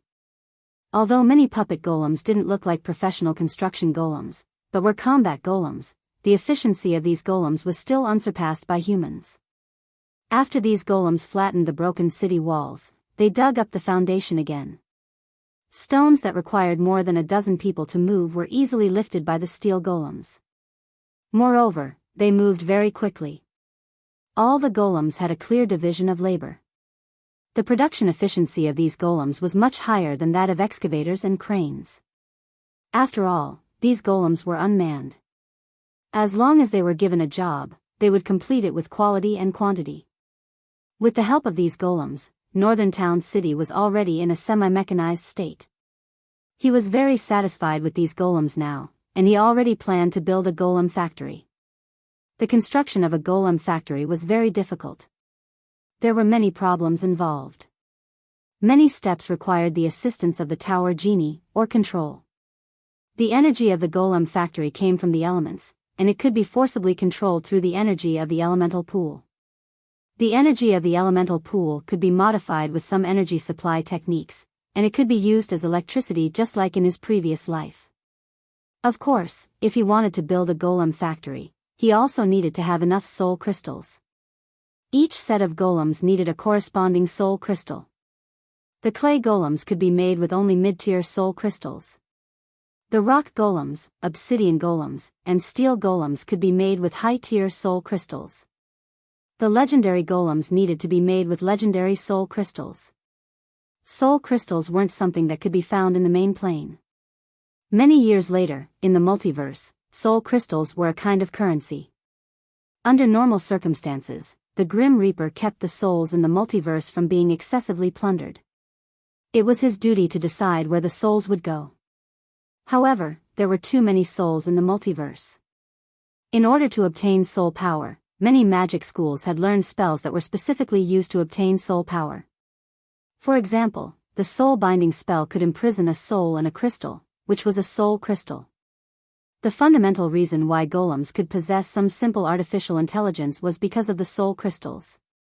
There were still some biological instincts left in the soul crystals. Some of the high-level golems were even stronger than legendary-grade golems. The auction in Northern Town City was about to begin. 8,000 monster slaves were already a huge fortune for the merchant groups that came to purchase them. Many merchants wanted to buy some of them back. Su Luan handed over the auction to Jean and then went back to continue to practice magic. Whoosh! Suddenly, there was a noise from Sullen's residence. Then, Su Len stood up excitedly. However, unlike before, there was a gray tentacle in his hand. The tentacle was more than 3 meters long, and these tentacles were as flexible as snakes. The tentacle swung back and forth, making various movements under Sullen's command. The tentacle rushed out quickly and directly wrapped around the target used for the experiment. Then, with a slight force, there was a cracking sound, and deep marks were left on the wooden board. Shadow Tentacle. After spending so much time, Su Len finally recorded this spell. Whoosh! Su Len took a deep breath and looked around. Then, he chanted a spell. After a while, a black tentacle appeared and wrapped around a barbarian warrior in an instant. Then, he began to test the binding strength and various effects of this spell. As an energy tentacle, the shadow tentacle was very flexible and had almost no weaknesses. After trapping the barbarian warrior, the barbarian took a long time to break free. If he waited a little longer, his strength would start to decline, and it would not be easy to break free.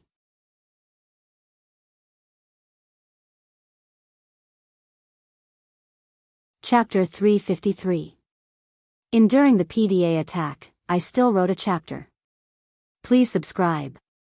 After spending a lot of effort, the barbarian finally broke free from the shadow tentacles. The whole process took almost a minute, and he had to go berserk in the end. Bang bang bang. Su Len summoned the shadow tentacles again. This time, Su Len didn't use them to tie people up. Instead, he tried to use them to attack. The 3-meter-long shadow tentacle was like a flexible whip, and it quickly attacked the targets around him. As the tentacles danced in the air, they brought with them a sharp gust of wind. When they hit the wooden targets, wooden chips flew everywhere. Very soon, deep marks were left on the wooden targets. Although the power of the tentacles was average, it was still quite good as a control skill. After becoming an advanced wizard, Su Len could learn a lot more spells. Another important thing was that he could teleport. In fact, it was just a flash. He could use it in battle. Sulan had already mastered the long-distance teleportation spell, but he had just started to learn this flash spell. After mastering this spell, Sulan's fighting style had changed a lot. Many dangerous attacks could be easily dodged with his sixth sense. Of course, he also had to be careful not to give others a chance to cast Dimensional Anchor. The function of Dimensional Anchor was very simple. After being targeted by Dimensional Anchor, you couldn't use dimensional teleportation for a while. Also, this spell was much easier to learn than teleportation. It only required an intermediate wizard to learn it. Of course, the effectiveness of this spell depended on the difference in level between the caster and the target. If the target was a legendary wizard and you were only an elite wizard, even if you cast 10 dimensional anchors, it would still be useless. The reconstruction of the northern city was in full swing. At the same time, in the newly built auction house, 8,000 orcs, gnolls, and trolls were also being auctioned. The caravans from the southern coastal countries were very interested in these orc slaves. Sulan set them in groups of 20, and the price for each group was 200 kinnar. In fact, this price was on the low side. However, there were more than 20 companies bidding for the slaves. The average price of these slaves was 500 kinnar per group. 40 groups of slaves brought Northern Town City more than 20,000 kinnar in total. Sulan didn't keep the 20,000 kinnar banknotes. He used it to buy all kinds of resources. North Town's population had skyrocketed. Other than food and ironware, there was a shortage of other resources. Sulan had built a lot of workshops in his territory, but it was impossible for him to be self-sufficient in a short time. Sulan's main focus now was on military and food. As for spices, sugar, and wine, these industries didn't need many people. There were quite a number of people working in the textile workshops in the territory. However, they only produced high-grade fine linen, cotton, and a small amount of silk.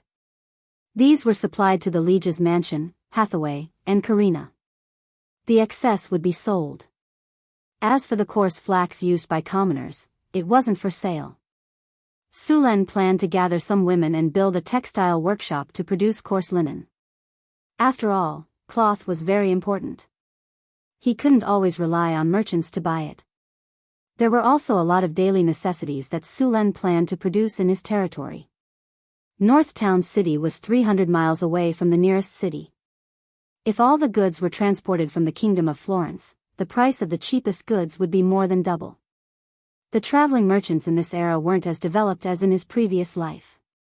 If they didn't make 2 or 3 times the profit, they wouldn't bring goods back. Therefore, Sulan had his caravans purchase all the goods from the outside world every month. Of course, some of them were brought back by other caravans. Most of the people in North Town City were serfs and refugees. Their purchasing power was limited. Sulan couldn't sell them at a high price. He couldn't even sell them at cost price. Therefore, not only did he not make money, he even lost money. However, he had to do this business. It was related to the people's livelihood. If Sulan wanted to build a country, he had to do it even if he had to lose money. Of course, this was only temporary. When all kinds of small workshops were opened in the future, the basic necessities could be met locally. By then, Sulan wouldn't have to spend money every month. These necessities didn't seem like much, but to the commoners, it was related to their livelihood. Let alone North Town City, even in Cult City, if the price of food increased by 30%, the commoners would be forced to sell themselves as slaves. If the price was higher, even the commoners wouldn't be able to withstand it. Many merchants, nobles, and tycoons would take advantage of natural disasters to stock up on their goods. They would artificially raise the price of food, turning the commoners into proletarians or even slaves. Sulan was so busy that his head was spinning. He wanted to go out for a walk.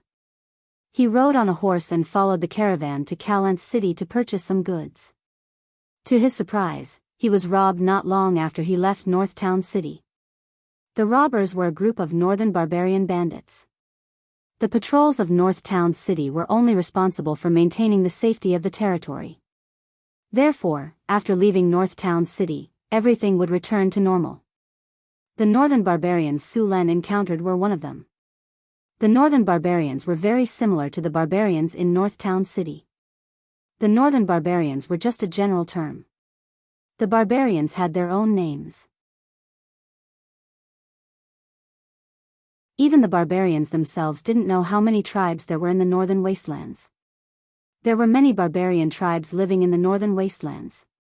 The barbarian tribes were known for their thick body hair. They were tall and brave, but lacked discipline. They liked to solve problems with brute force. They were born with a weak resistance to the cold. Similarly, the northern barbarian women were tall and big. However, their skin was fair but a little rough.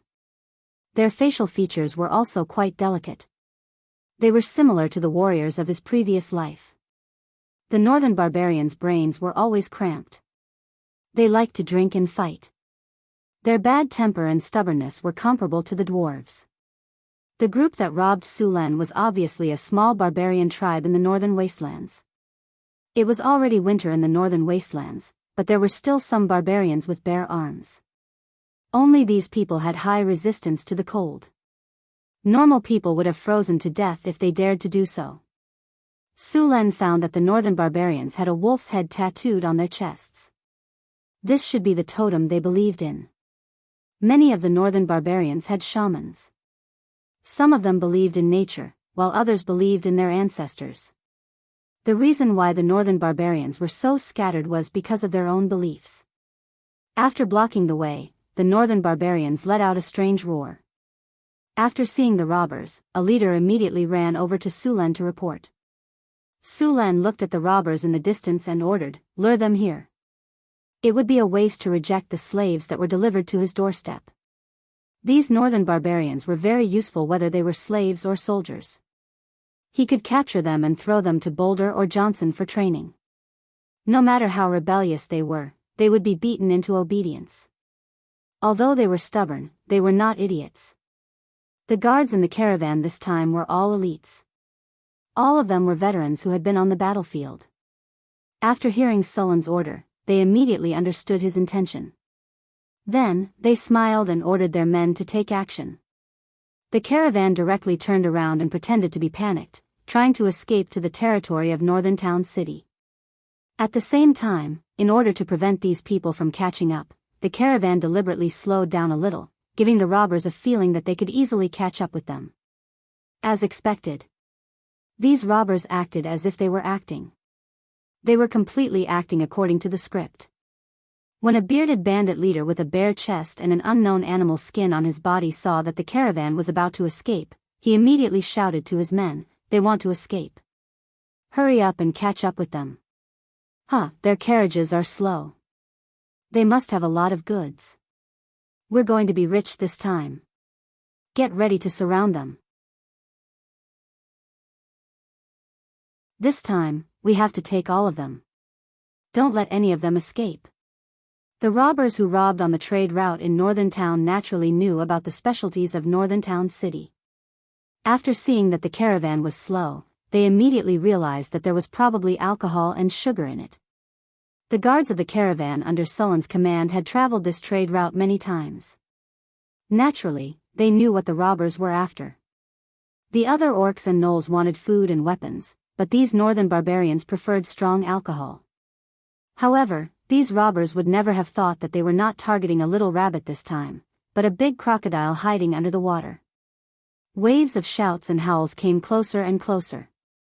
The northern barbarians in front of them rushed up excitedly. From time to time, some of them roared like war cries. Their faces were full of excitement because they realized that there were not many people in the caravan. When they could see the other party clearly, these robbers sped up and rushed up. "Let's begin." Su Len, who had been sitting in the carriage and watching the show, waved his hand. Then, the guards of the caravan instantly removed their disguises and took off their cloaks, revealing their excellent equipment and weapons. The bandits were very sensitive to the changes in their enemies. As soon as the group of bandits approached, they immediately realized that the situation was not good. The merchants in front of them were not afraid at all. In fact, many of them even had expressions of eagerness in their eyes. Many of the guards with scars on their faces were excitedly cleaning their weapons. They looked at the robbers as if they were looking at a group of sheep that had been sent to their doorstep. Hee hee. A bald barbarian warrior carrying a battle axe of more than 50 kilograms rushed up. He was the captain of Sullen's guards. He shouted excitedly, "Guys, it's time to work. Show them our names. Let them die with some understanding." The guards who had removed their disguises quickly cut down the robbers who rushed up to the robbers. Behind them, a flag was raised in the caravan. It was the battle flag of Northern Town City.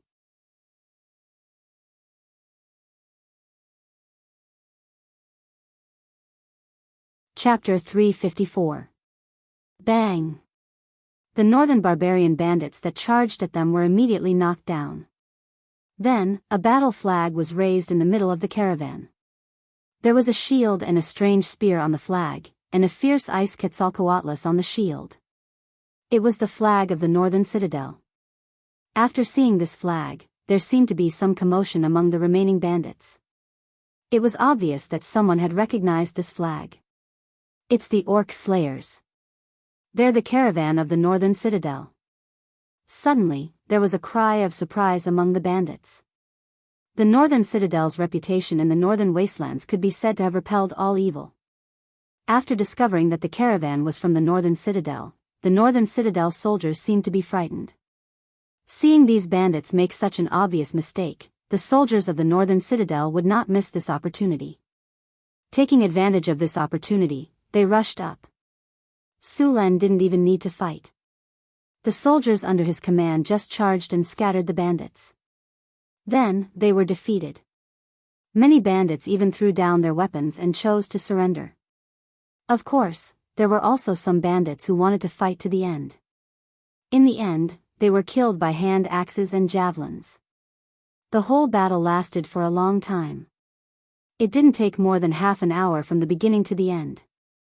These northern barbarian bandits, who had more than 200 bandits, were completely defeated.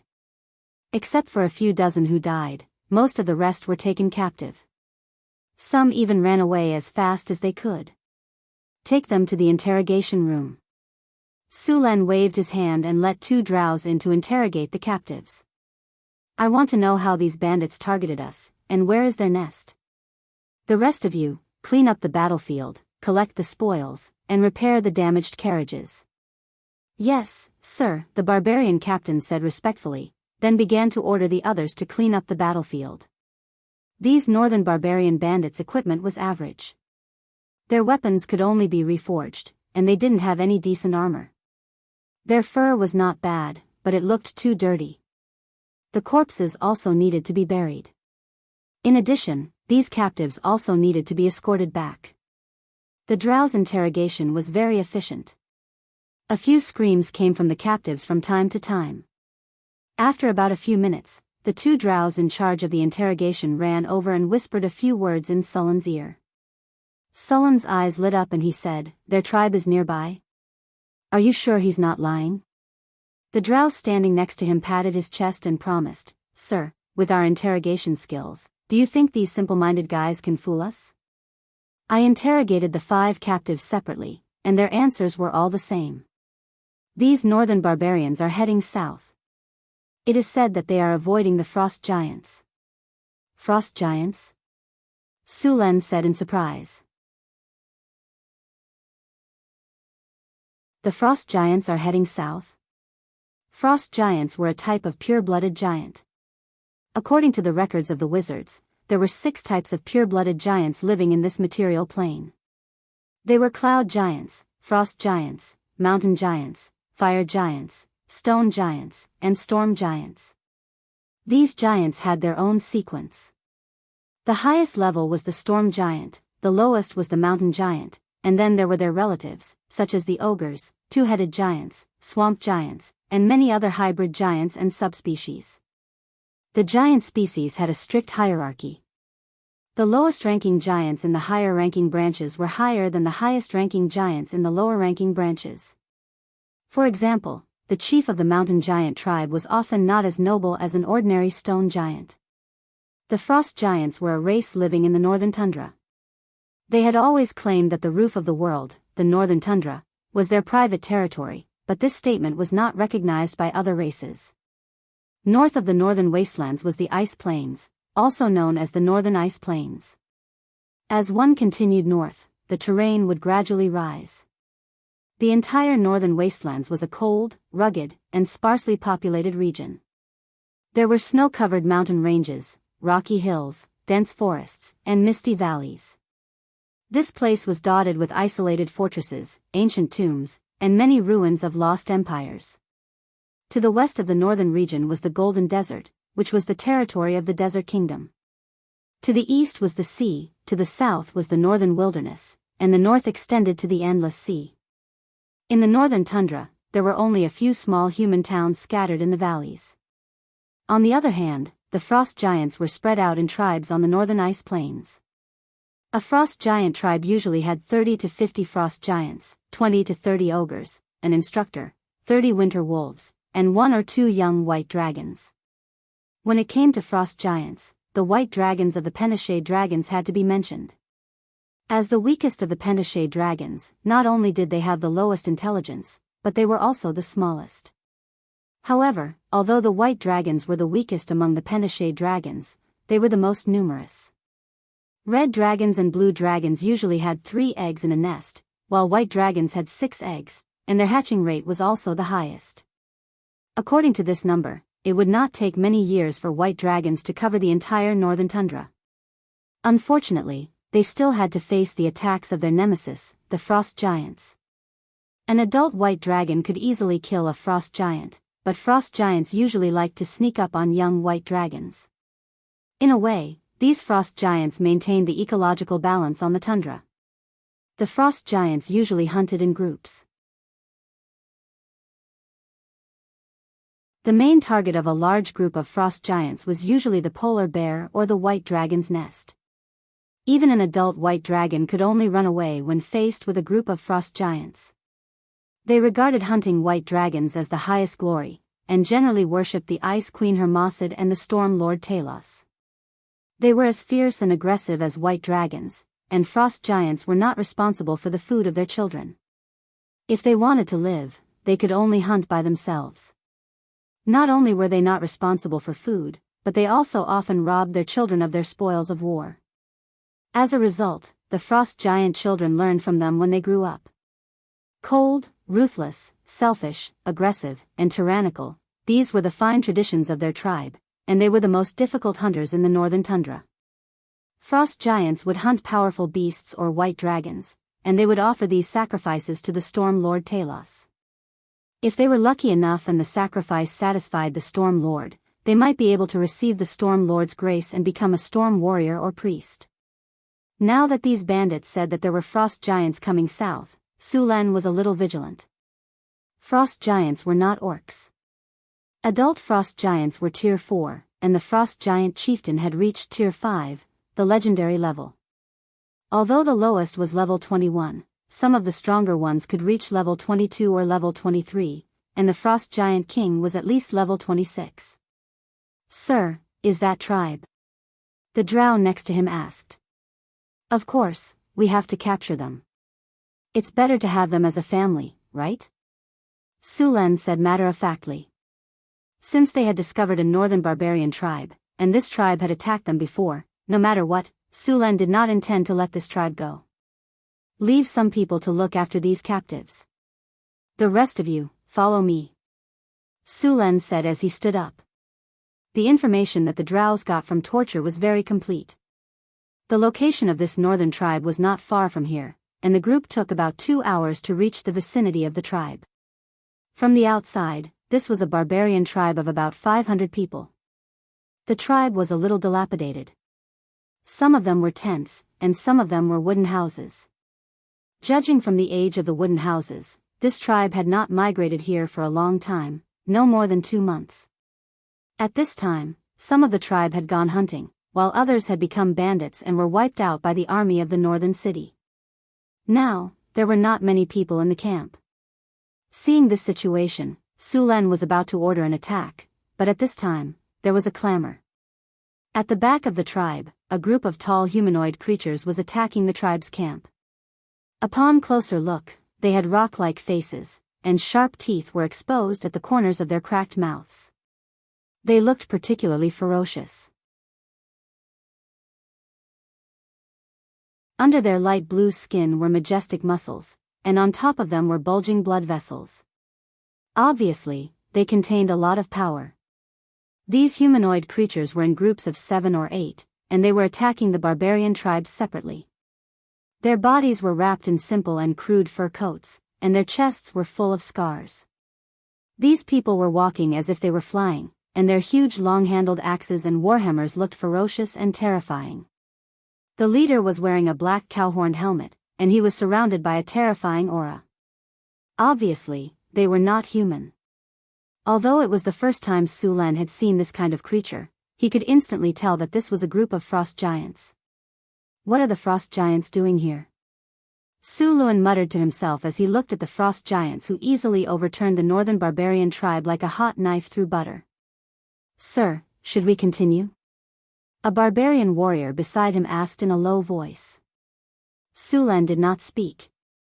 There were 30 frost giants in this group, and the leader was a legendary. The warriors beside Su Lan were at most grade 3, and even the most common frost giant was 1 grade higher than them. If they fought, even if they killed these frost giants, the result would be a Pyrrhic victory. Su Lan was confident that he could deal with the frost giant chief, but the common frost giants would very likely cause heavy damage to the army of the northern battlefront city when he fought with the frost giant chief. Let's wait first. Su Lan shook his head and waved at the messenger. He took out a token and asked him to send a message to the northern battlefront city. The barbarian tribe that had lost a lot of combat power could not resist the attack of the frost giants at all. Soon, the tribe was occupied by the frost giants. The frost giants did not seem to have any intention of leaving. Instead, they took over the tribe and occupied it. Seeing this situation, Su Lan left 2 smart soldiers to monitor the situation, and returned to the caravan with the rest of the people.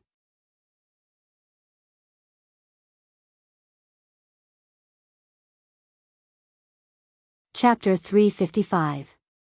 The meat in my mouth was stolen. Su Lan was in a bad mood. He looked back at the barbarian tribe and left. He had already decided to leave the frost giants behind. As for living in harmony with the frost giants, it was impossible. The frost giants were arrogant, cruel, and greedy. When they knew there was a human town nearby, their first thought was to rob it. As frost giants of the evil faction, they didn't know what a win-win situation was. Perhaps in their mind, a win-win situation meant that they won twice. Su Lan wanted to figure out the reason why these frost giants had come to the south. A frost giant tribe like this was a threat to the north town, so there was no room for others to sleep on. A legendary powerhouse could drop a lot of good things, such as legendary skill points and platinum treasure chests. After returning to the caravan, they found a place to set up camp. It was getting late, so they started cooking and waiting for the army of the northern wastelands to arrive. Time passed quickly, and in the blink of an eye, it was the next morning.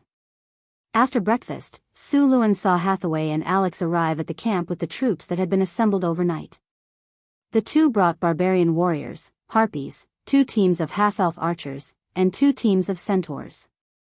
Although there weren't many people, it was half of the northern wastelands fighting force. They also brought some powerful weapons, 30 ballistae. It was difficult for the ballistae to hit normal people, but it was much easier for the frost giants. If the ballistae were used as a trump card on the battlefield, the frost giants would definitely suffer. Su Lan had been keeping an eye on the frost giants. At the same time, he told the army to rest as soon as possible. They had to be patient when facing this frost giant tribe. Although the frost giants weren't the most powerful giants, they were second only to the storm giants. An adult frost giant had around 29 points of strength and 21 points of constitution. Although they didn't have any magic abilities, they were still powerful enough. They were also immune to ice magic and had strong vitality. They wielded heavy weapons like killing machines. They were very difficult to deal with. Of course, they were not without weaknesses. Frost giants were afraid of fire, and fire could deal 150% damage to them. In the past, some adventurers thought that they could easily kill the frost giants after knowing their weaknesses. But when they really did it, they realized that even if they knew the weaknesses of the frost giants, it was still very dangerous to kill them. Although the challenge level of frost giants was LV13, this was only in theory because frost giants usually lived in groups. Additionally, when facing a frost giant, one should never face its attack head-on. Even a rank 3 knight wearing a knight's plate armor would be blown away by a frost giant's full-strength strike. Fortunately, frost giants were not very agile due to their huge size, which gave the others a chance to dodge. The frost giants had a period of chaos. To be specific, all the giants had a period of chaos. At that time, all the giants attacked other races as if they had gone mad. Even the giant races often had conflicts with each other. Moreover, the giants of the lower order actually dared to attack the giants of the upper order. This was simply something that had never happened before. But it really happened. At that time, giants could be said to be the public enemy of the continent. All other races were hostile to them. As long as they were found, they would attack them. This situation lasted for a long time, and the number of giants on the continent decreased by about 40%. Then, after that, the giants stopped and returned to their original state. It was said that this was because the giant god Anan cancelled the order among the giants. He announced that the giants would be ranked by themselves through competition. In this way, those lower-ranked giants actually wanted to be promoted, and the original giants were also trying to preserve their status. However, it was said that this action failed in the end. The dragons didn't want to see their enemies become stronger. After a day of rest, the army of the northern battlefront city began to move in the evening. The sentries arranged to monitor the frost giant camp would send messages every half an hour. Although Su Len didn't go to the scene in person, he knew the situation of the frost giant camp very well. "Sir, the frost giants still have no intention of leaving today. They seem to be using this place as a temporary camp." A scout reported to Su Len. "Moreover, at noon, I saw more than 20 ogres come here. It seems that these frost giants really migrated here. They plan to live here permanently." Hearing the scout's words, Su Len said with some surprise, "Frost giants like cold areas. Although the northern wilderness is cold in winter, it is still hot in summer. These frost giants are definitely not used to it. But why would they violate their living habits and come here? Forget it, don't think so much. Since they dare to come here, they might as well stay. The wall of my castle still lacks a head like this as a trophy." Time passed by minute, and soon night came. After a day of rest, the soldiers of the northern battlefront city were full of energy. They were all ready to do something big. Su Len didn't hesitate. After a simple dinner, he led the army directly to the frost giant camp. About 3 hours later, they arrived at the periphery of the camp. The camp had changed a lot. The houses in the camp were built taller. Although the northern barbarians were tall, about 2 meters tall, their houses were naturally not suitable for the frost giants, who were 4 meters tall and weighed more than 1.5 tons. Therefore, during the day, the frost giants let the captives cut down trees and then came back to build houses and camps. When they were 5 kilometers away from the camp, Su Len stopped the army and then asked Hathaway to summon a few wizards' eyes to investigate the camp. After summoning a few wizards' eyes, they quickly hid in the darkness. The wizard's eyes soon flew over the camp. Hathaway snapped her fingers and tapped her finger lightly. Suddenly, there was a ripple in the air in front of her. The next second, a circular image with a diameter of 20 centimeters appeared. After combining the water mirror with the wizard's eyes, the water mirror could project the image seen by the wizard's eyes on the crystal. It was like watching a movie, and the situation of the entire frost giant tribe could be clearly seen. 25 ogres and 22 winter wolves. After seeing the image of the water mirror, Su Len quickly got a lot of information. Fortunately, we didn't attack directly. Otherwise, this sneak attack would definitely have been discovered. Su Lan frowned and looked at the group of winter wolves. Frost giants and winter wolves often cooperated. Creatures like winter wolves knew the giant language and the common language, so they could communicate with the frost giants simply. These winter wolves had a good sense of smell, good hearing, and night vision. They were good helpers in hunting. Frost giants often brought winter wolves to hunt. If Su Lan had led the army to attack just now, he might have been discovered by the frost giants before he even got close to the camp. Then, the sneak attack would have turned into a direct attack. Many people thought that the frost giants would fight you head-on, but in fact, the frost giants were very cunning creatures. After they hunted white dragons, if there were white dragon fledglings, they would not kill them directly. Instead, they would tame the white dragon fledglings and let the white dragon help them hunt. Of course, the frost giants preferred to use dragon beasts because the real white dragons had the inherited memory of the dragon. In the face of such a situation, they would pretend to be tamed until they grew into young dragons or adult dragons. Then, they would suddenly attack. Later on, the frost giants also learned to be smart. They would kill the white dragon in advance before it became a young dragon. Many people thought that the frost giants were very stupid and thought that they only knew how to fight head-on.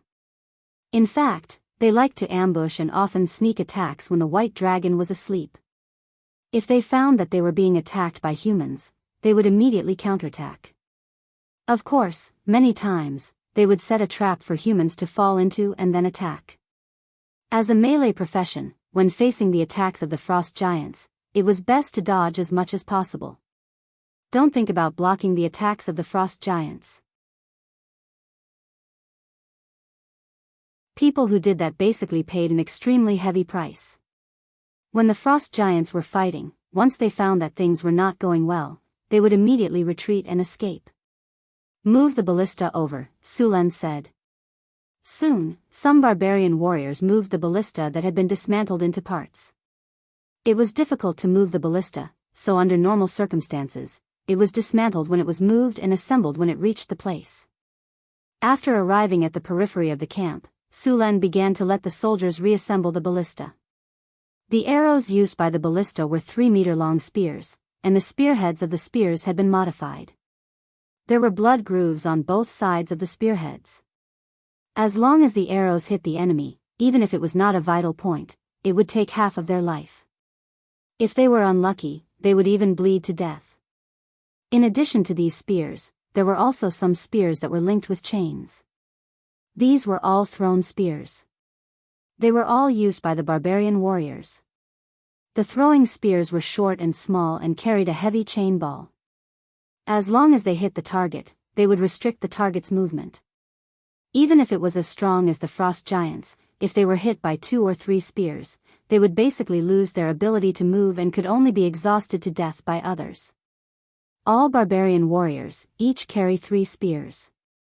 When you attack, add the chain ball at the back, Su Lan said as he held the spears. You don't need to kill in one hit, just hit the target.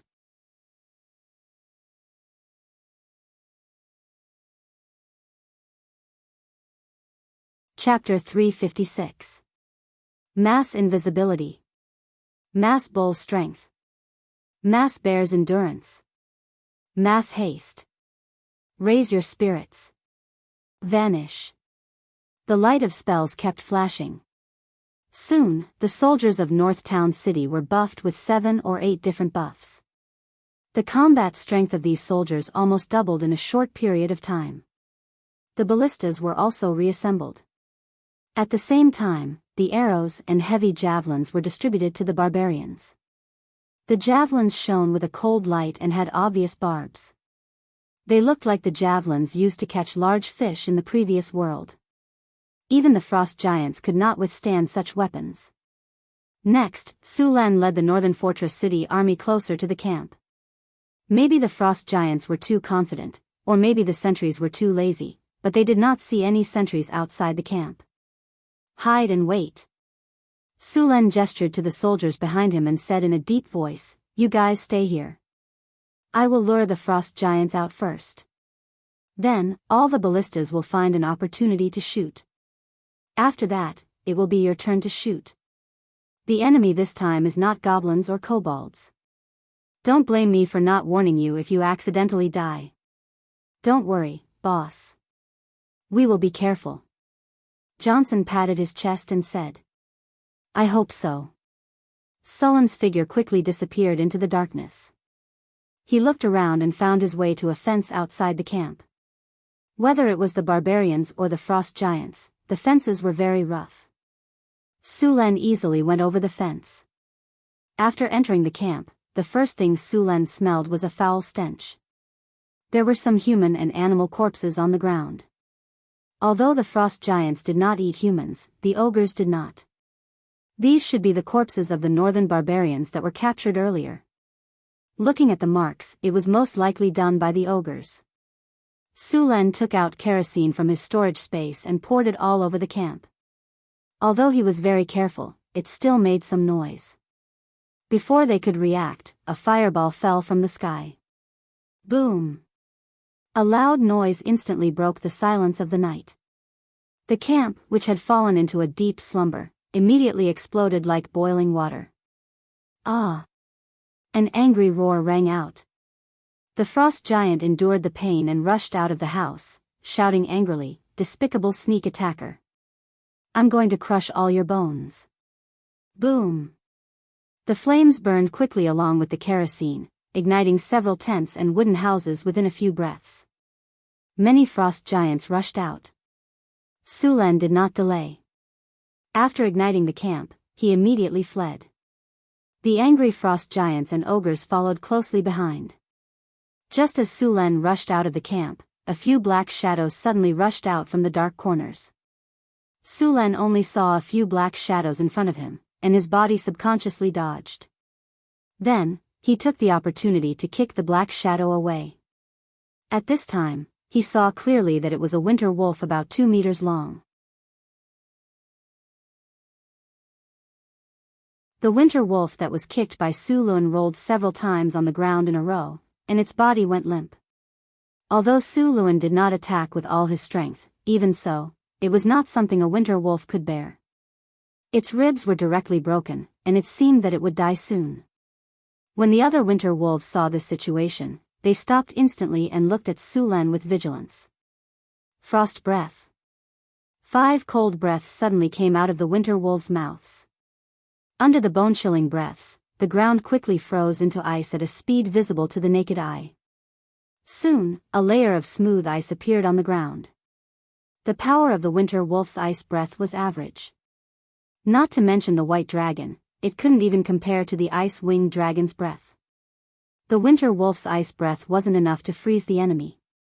It could only make the enemy's body stiff and slow down their reaction speed. Sulan accelerated and directly rushed out of the attack range of the frost breath. With cold resistance and elemental resistance, this level of frost breath could not affect him at all.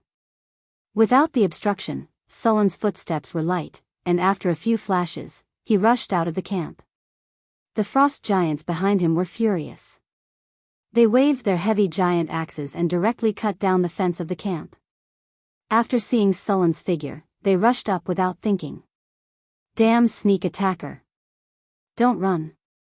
Obviously, Sulan's act of setting fire to the camp had completely angered these frost giants. Boom! A dull noise came, and a boulder flew out from Sulan's side and hit the ground next to him. Sulan did not slow down and passed by it in an instant. The dexterity of the frost giants was not high. An adult frost giant only had 9 points, which was a little more than ordinary people. Because of their huge size, they could rarely dodge the enemy's attacks. However, this did not mean that their movement speed was slow. In fact, because of their large size, one step of theirs was equivalent to several steps of ordinary people. If they encountered some short rogues, one step of the frost giant might be equivalent to 5 or 6 steps. Especially for halfling rogues, they were very unfriendly. 30 frost giants and 20 ogres rushed out of the camp and chased after Sulan. The distance of a few hundred meters was covered in a few breaths. After Sulan rushed to the predetermined ambush position, he immediately shouted, "Attack!" Then his figure flashed, and he accelerated forward. Bang! Bang! Bang! The sound of bowstrings was constantly heard. The invisible North Town army instantly launched an attack. 3-meter-long crossbow bolts were shot out. The bolts flew through the air and hit the frost giants' bodies. Some of the bolts were directly blocked by the frost giants with their giant weapons, and some were dodged. Only less than 1/3 of the bolts hit their targets. The frost giants that were hit by the bolts were directly pushed back by the bolts. The sharp spears pierced their tough skin and muscles, and blood gushed out. Such a serious injury would be fatal for ordinary people, but it was not even a serious injury for the frost giants. After being ambushed, the frost giants immediately realized that this was a trap. However, they didn't panic. Instead, they roared and ran over in large strides. For them, the humans were no match for them at all. As long as they rushed up, they could kill a few with a swing of their axes. After the ballistae were fired, the 2 barbarian warriors quickly loaded the ballistae and fired. The whole process only took 20 seconds. Bolts were fired one after another. The frost giants were prepared and dodged most of the bolts. Only a few that were too close to dodge were hit. Javelins. Su Len instantly threw out a heavy javelin, and the barbarian warriors around him followed. Throw. Whoosh whoosh whoosh. Hundreds of javelins flashed with cold light as they flew out from the North Town army. Sharp whistling sounds were heard, followed by painful roars. The frost giants were severely injured. Bang! Rocks the size of footballs flew over quickly. Su Len waved his halberd and sent the rocks flying. However, the other barbarians were not so lucky. A few of them could not dodge in time and were sent flying far away. If not for their strength and thick skin, they would have lost their lives. After 2 consecutive waves of javelins, the frost giants were severely injured. A few of them died, and almost all the frost giants were injured. The ogres following them also suffered heavy losses. Cursed roared furiously, his eyes turning blood red. He waved his hands and threw the rocks around him, then charged forward with his giant axe. The frost giant tribe had suffered such great losses. As the chief of the frost giants, Cursed could not wait to kill all the humans in front of him. The charging speed of the legendary frost giants was very fast. Their huge size and ferocious aura shocked some of the soldiers, causing them to stand there in a daze. Although the frost giants did not have dragon's might, their violent aura was not much weaker than that. Not everyone had the courage to face such a behemoth. However, after seeing the frost giants charging up, many of the barbarian warriors were eager to give it a try. Idiot! Dodge quickly! Seeing this situation, Su Len immediately shouted. Su Len had a clear understanding of the frost giants' strength. The force of their full power attack was several tons. Although the barbarian warriors were quite strong, they had no way of resisting against such overwhelming strength. A cruel and bloodthirsty expression flashed across the enraged frost giant chief's face. He hated these humans to the core. He attacked with all his might, swinging his giant battle axe. The frost giant chief's axe was close to 3 meters long, and its blade was close to 1 meter. This giant weapon weighed at least 500 jin, and its weight alone could easily crush a person to death. After seeing the enemy, he swung it down instantly. Swoosh! The gigantic axe swept across with a piercing sound of wind, followed by the sound of metal clashing. That barbarian warrior's 2-handed axe, which was forged from fine iron, was broken. The frost giant Cursed gigantic axe swept across, and the well-made half-body armor was torn apart by this terrifying force. Blood splattered everywhere, and the barbarian warrior was sent flying back over 10 meters. With a boom, he smashed onto a crossbow cart, which was smashed into pieces. The others only took one look to see that the barbarian warrior's chest armor had been completely destroyed, and there was a hideous wound on his chest. His sternum was shattered, and his internal organs were also shattered. His entire chest seemed to have sunk in, and this tyrannical force had broken his spine. There was no need to look to know that this person was dead. With such serious injuries, unless he was a giant demon or an energy life form, it was impossible for him to survive. Damn it! Lightning flashed in Sullen's eyes, and in the next second, dazzling lightning exploded from his body. Lightning flashed, and Sulan appeared before Kirst in an instant, swinging the Tempest halberd in his hand. Boom! With a loud sound, the Frost Giant Chief, who was about to go on a killing spree, felt an astonishing force coming from the battle axe in his hand, and his body retreated a few steps uncontrollably.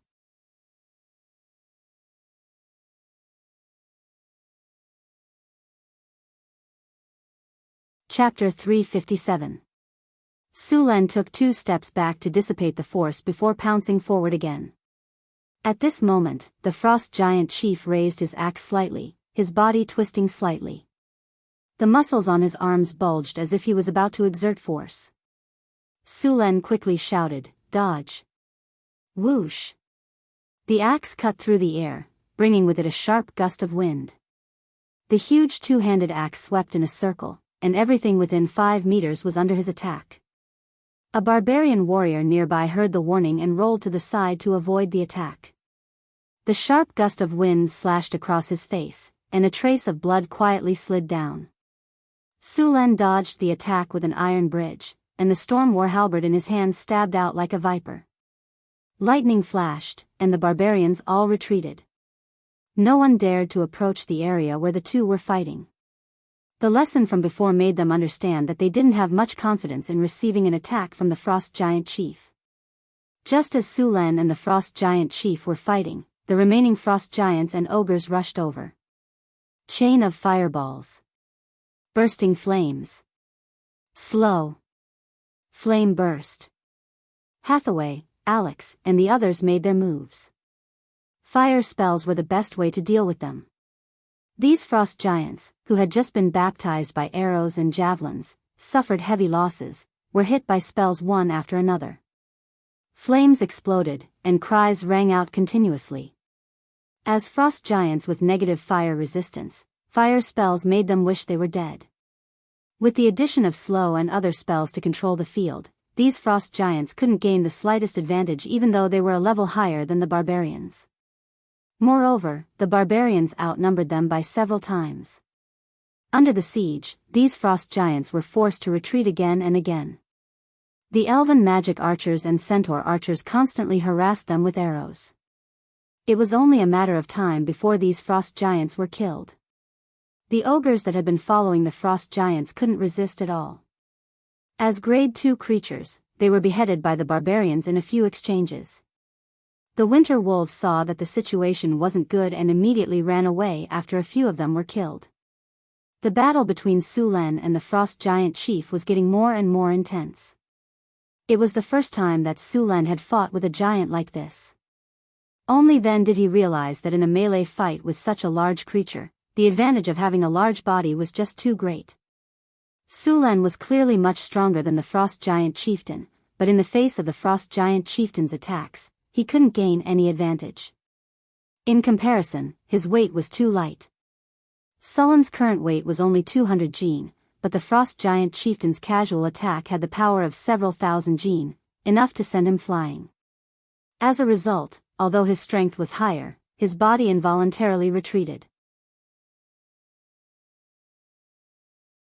Once again, Sullen's body was pushed back by the recoil. He realized that this kind of head-on fight was not going to work. Compared to his own weight, the Frost Giant, which was more than 1.5 tons, had too much of an advantage. After thinking it through, Sulan immediately gave up on fighting the Frost Giant head-on and began to rely on his own agility to attack. After changing his fighting style, the battle situation changed significantly. Sulan turned his body and agilely dodged the Frost Giant's heavy blow. Then, he circled to the Frost Giant's back and stabbed with force. Ah! A dull roar sounded, and the sound contained great pain. The Frost Giant Chieftain's tall body involuntarily twisted. Then, he exerted force under his feet and his body quickly rotated. Great cleave! The biting cold wind whistled past. Su Len rolled and dodged directly under the frost giant's feet. The storm war halberd left a bloody mark on his thigh. A wound of about 20 centimeters appeared, and blood gushed out. Su Len licked the blood that splashed on his lips, then spat lightly and rushed forward again. The frost giant chieftain's huge body made it very difficult for him to turn around. Although his huge body had many advantages, it also provided a lot of attacking positions, which also made it easier for Su Len to dodge his attacks. Swish! Swish! Swish! Several flashes of lightning appeared in succession. Su Len stabbed the frost giant's body one after another. Blood splashed, and in a short time, the frost giant was covered in wounds. However, this kind of injury was not fatal to the frost giant. It was very difficult to kill the frost giant with this kind of bleeding. Lightning spear. Endless lightning gathered on the storm war halberd. The 3-meter-long storm war halberd fiercely pierced the frost giant's shoulder with a powerful force. Blood splattered, and the white bones inside seemed to be visible. Roar! The frost giant chieftain roared in pain. He felt endless anger towards Sullen's monkey-like attacks. The attack just now made him feel even more pain. He knew that if this continued, it would become more and more disadvantageous for him. The frost giant chieftain didn't care and used his arms to sweep around. Whirlwind slash. After seeing the frost giant's movements, Su Len dodged the moment the whirlwind slash was launched. Cleaving slash. A black light flashed, and the sharp blade flashed instantly.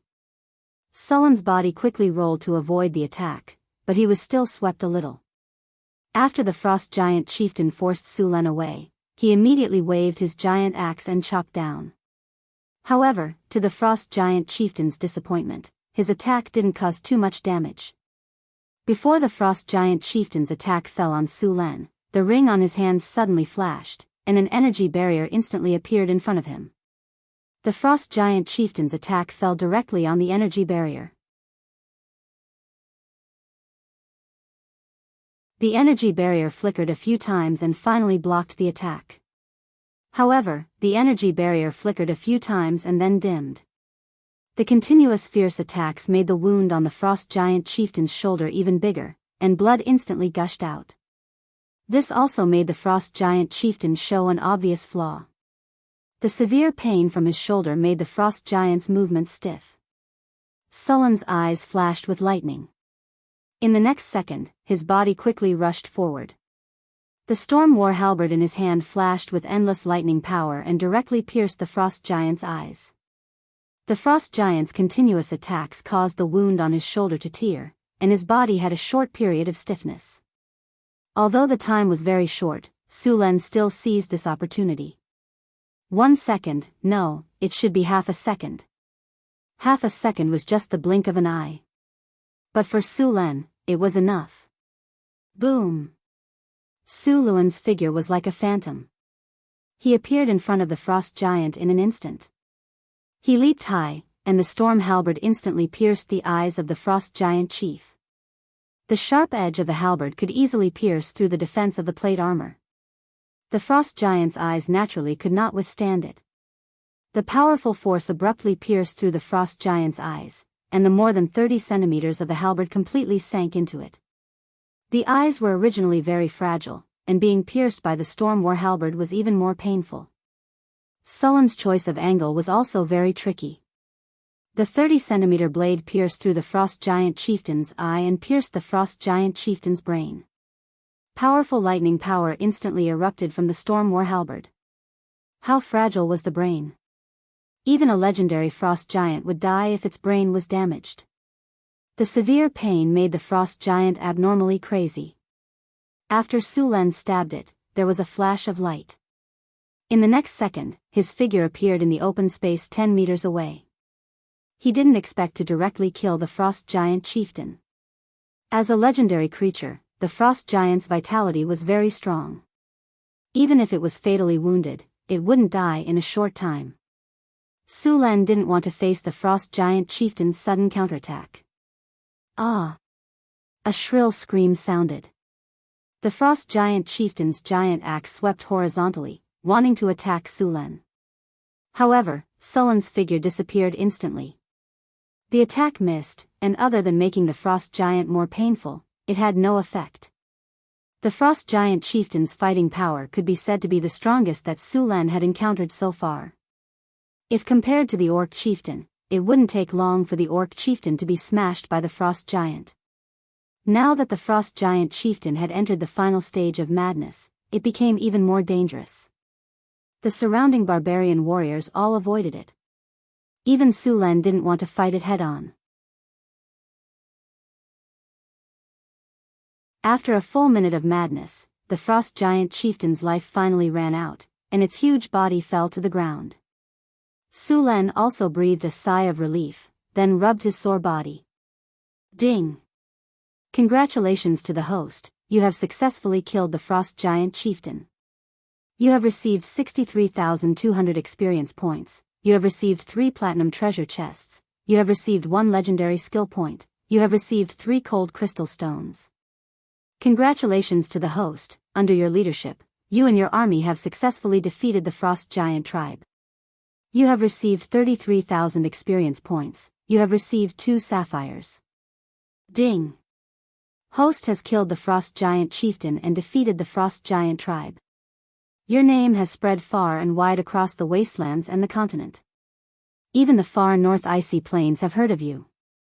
Your prestige plus 35. Ding! You have killed the frost giant chieftain and annihilated a frost giant tribe. Your relationship with the frost giants has decreased to hostile. You have received the title, Frost Giant Slaughterer. Frost Giant Slaughterer, with this title, your enemies will be intimidated. There is a certain chance that they will hesitate and retreat. There is a small chance that the enemy will surrender. When facing the frost giant's aggro will be triggered. This title can be hidden. Hearing the prompt in his ears, Sulan relaxed. He arranged for people to help the wounded, let Hathaway lead people to clean up the battlefield, and let people bring the captives from the camp. After arranging the work, Sulan began to check the harvest. Opening the storage space, 3 boxes with a faint golden light appeared in front of him. Sulan took a deep breath and then chose to open them. A burst of beautiful sound and light effects appeared, and the system prompt sounded in his ears. Congratulations to the host, you have opened the platinum treasure chest. You have received 5 skill points. Congratulations to the host, you have opened the platinum treasure chest. You have received the book, The Principle and Application of Magic Tattoo. Congratulations to the host, you have opened the platinum treasure chest. You have received the book, The Development and Advancement of Magic Tattoo.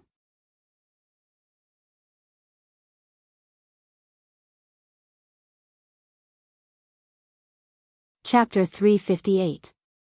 Mageweth Tattoo Technique? After hearing the system prompt, Sulan picked up the 2 books in surprise and flipped through them briefly. One of the 2 books was the Basics of Mageweth Tattoo, and the other was Advanced Knowledge. The Mageweth Tattoo technique was first born in the early days of the Arcane Empire. It was invented by a Red Robe Sorcerers Club, which was a very powerful evil sorcerers organization. How powerful were they? In the entire material plane, more than a quarter of the sorcerers were members of the Red Robe Sorcerers Club, but this powerful sorcerers organization only existed for more than 600 years before it perished. It was said that the organization was destroyed in a civil strife. The development of the Mageweth Tattoo technique was still thanks to the Red Robe Sorcerers Club. This sorcerers organization was famous for its love of human experiments. After a long period of human experiments, the Mageweth Tattoo technique was gradually perfected under their continuous experiments. They used the Mageweth Tattoo to engrave spells and permanently enchant the body. This method was very effective. Of course, it also had a drawback. All the hair in the Mageweth area had to be shaved off, and the human body's skin area was limited. Therefore, many Red Robe sorcerers usually shaved off all the hair on their body in pursuit of engraving more spells. Note, the hair on the lower body should also be shaved off. It was also for this reason that the Red Robe sorcerers, regardless of gender, were basically bald. Once the gathering was held, the whole hall would be filled with shiny bald heads. In addition to this drawback, the Mageweth tattoo had another drawback, which was that the tattoo was on the body and could be seen at a glance. This also caused a variety of tattoos to appear on the bald heads of the red-robe sorcerers. Some people could even identify people by the tattoos. After the destruction of the Red-Robe Sorcerers Club, the Mageweth tattoo technique had also spread to other sorcerers' organizations. During the period of the Arcane Empire, some powerful arcanists had improved the Mageweth tattoo technique. This technique was called alchemy engraving technique. This alchemy engraving technique could engrave more spells. Of course, this technique required a higher production process. Moreover, the alchemy engraving technique was not only suitable for magi. This spell could also be engraved on the bodies of ordinary people. In the past, among the followers of the arcanists, there were often professions like rune swordsmen or rune warriors. This was an alternative profession that practiced both magic and martial arts. In the beginning, it was no different from an ordinary warrior. It was also a matter of tempering the body. When he successfully advanced to a grade 1 profession, he needed to choose the direction of his advancement. After determining the direction of his advancement, he needed to kill a corresponding monster and use the blood of the monster to let a professional magician tattoo the surface of his body. This method could strengthen a warrior's physical fitness, and at the same time, they could master one or two spells, and their combat power would far surpass those of the same level. Of course, this class was not without its flaws. Due to the limited amount of skin on the body, as well as the problems of the surge of magic power, they could only engrave a few types of mageweths that matched the initial mageweths to minimize the magic power rejection reaction. Otherwise, when the magic power rejection reaction was too strong in the later stages, they would no longer be able to engrave mageweths on their bodies, and there would be no way for them to advance. Moreover, each advancement required the blood of a different monster, and each type of monster's blood was more powerful than the previous one. At the same time, engraving mageweths also required a lot of resources. Due to many reasons, these mageweths warriors, who had once been glorious, gradually declined. Of course, later on, there were also people who felt that it was a pity to give up on the rune warriors. They started to research this technique again and had some results. They abandoned the main method of adding layers of enhancement, and only engraved the strongest type, treating it as a form of support. During the period of the Arcane Empire, the alchemy engraving technique was already very perfect. At the very least, there was no need for the Red Robe Sorcerers Association to shave their hair and run around with a big bald head. However, the alchemy engraving technique had also disappeared with the fall of the Arcane Empire. On the contrary, there were still some mageweth tattoo techniques that were passed down among the tribes in the wilderness. For example, the coming-of-age ceremony of some tribes required one to hunt down a type of ferocious beast or magical beast, and then the shaman priests would use the blood of this ferocious beast or magical beast to tattoo the person. This type of tattoo was usually very rough, and after the tattoo was completed, the person would also obtain the corresponding power. Only then would the person be considered to have completed the coming-of-age ceremony. The two books that Su Len had obtained recorded a large amount of knowledge about mageweth engraving and advanced alchemy engraving. Although there were only 2 books, there was a lot of content recorded in them. Su Len did not have the time to look through them carefully. After hurriedly flipping through them, he put the 2 books back. What was more important now was to collect the spoils of war. As pure-blooded giants, the bodies of the frost giants still had some value. The most important parts were their hearts and blood. As for the other parts, the necromancers preferred them more. If this kind of giant body fell into the hands of the necromancers, it could easily be transformed into a powerful undead monster. Su Len, Hathaway, and Alex collected the hearts and blood of the 30 frost giants. At the same time, the body of the frost giant chief was also preserved. It was a very good experimental material. At the same time, a few of the remaining frost giant bodies were also selected. The rest of the worthless ones were burned and buried. The heart of the frost giant was very large. Su Len preserved it in a special crystal container. This crystal container could keep the heart alive. a part of the flesh and blood was also left. The remaining parts were the more precious parts. It was a little difficult to preserve the blood because it was easy to coagulate, and there was too much blood. Hathaway used a special water tank to store the blood. At the same time, she cast a spell on the blood to prevent it from deteriorating and coagulating. Looking at the remaining frost giant corpses that had been burned to ashes, Sulen felt that it was a pity. If there were necromancers around, these corpses could all be used. Now, he could only watch them burn to ashes. Apart from these materials, the equipment of the frost giants and the equipment of the ogres were also collected. Even the camp was turned upside down. In the end, all the resources and captives were brought back to Northern Citadel. The captives were assigned to various construction sites to work. At the same time, they were told the rules and regulations of the northern city. After working for a few years in the city, they would regain their freedom and become free citizens of the city.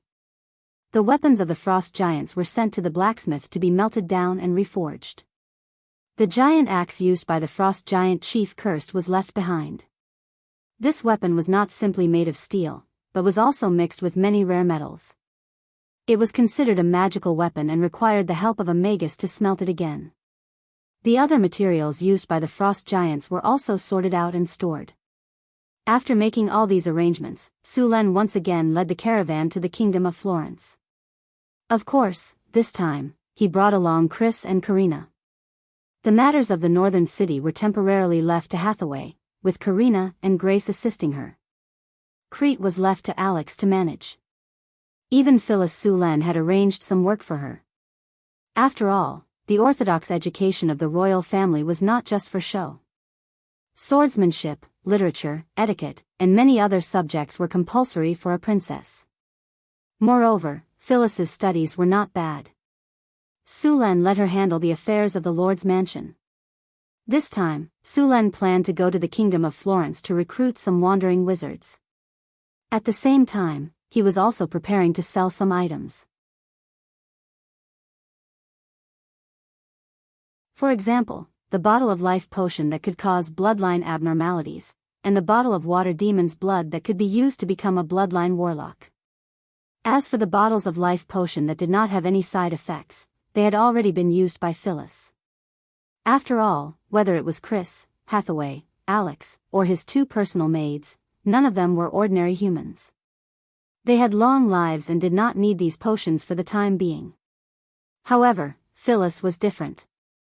She was only an ordinary human. In fact, Sulen was prepared to let Phyllis use the bottle of water demon's blood to turn her into a warlock. However, after thinking about the limited potential of the water demon's blood, he gave up on this idea. As his woman, she had to be at least a dragon disciple. The water demon's blood's grade was too low. The caravan set off once again. Sulen brought Chris to the cult city. Other than sugar, rum, and spices, the caravan also brought along large amounts of furs and paper. These goods were very popular on the continent. The spices of the northern city were now very famous in the northern countries. Cumin, pepper, chili, and other spices, some of which were even produced by magical plants, were very popular in the north. Although the variety and quantity of spices could not be compared to the spices of the south, after being carefully mixed by Sulen and the halfling Frodo, they tasted very good. At the same time, paper was now a hot commodity in the northern city. The paper sold in the northern city was divided into two types. One was used for writing, and the other was toilet paper. Although the paper used for writing had attracted some attention, it was far less sensational than the toilet paper. Currently, the toilet paper produced in the northern city was crazily sought after by the nobles. In the words of the nobles, they could no longer bear to share knots or linen with others. This kind of soft, convenient, and fragrant toilet paper was the best gift. In fact, the quality of the toilet paper was not very good. It could not be compared to the paper used for writing, but it was unexpectedly popular. The caravan was still very boring. Sulen had no choice but to carry Chris in the carriage and flip through the Mageweth tattoo book that he had just obtained. After gaining the talent of erudite, Sulen's learning speed had increased a lot. It was not difficult for him to learn advanced knowledge like the Mageweth tattoo. He felt that he would soon be able to learn the Mageweth tattoo technique. After learning the Mageweth tattoo technique, Su Len discovered that it was accompanied by the art of tattooing. After learning the Mageweth tattoo technique, one had to master the art of tattooing to be able to perform it correctly. This required Su Len to find time to learn the art of tattooing. Oh yes, this technique also required a prerequisite. The control of the wizard's hand spell had to be precise. Su Len fulfilled this requirement. He was very familiar with the wizard's hand spell. Chris, Hathaway, and the others had a deep understanding of this.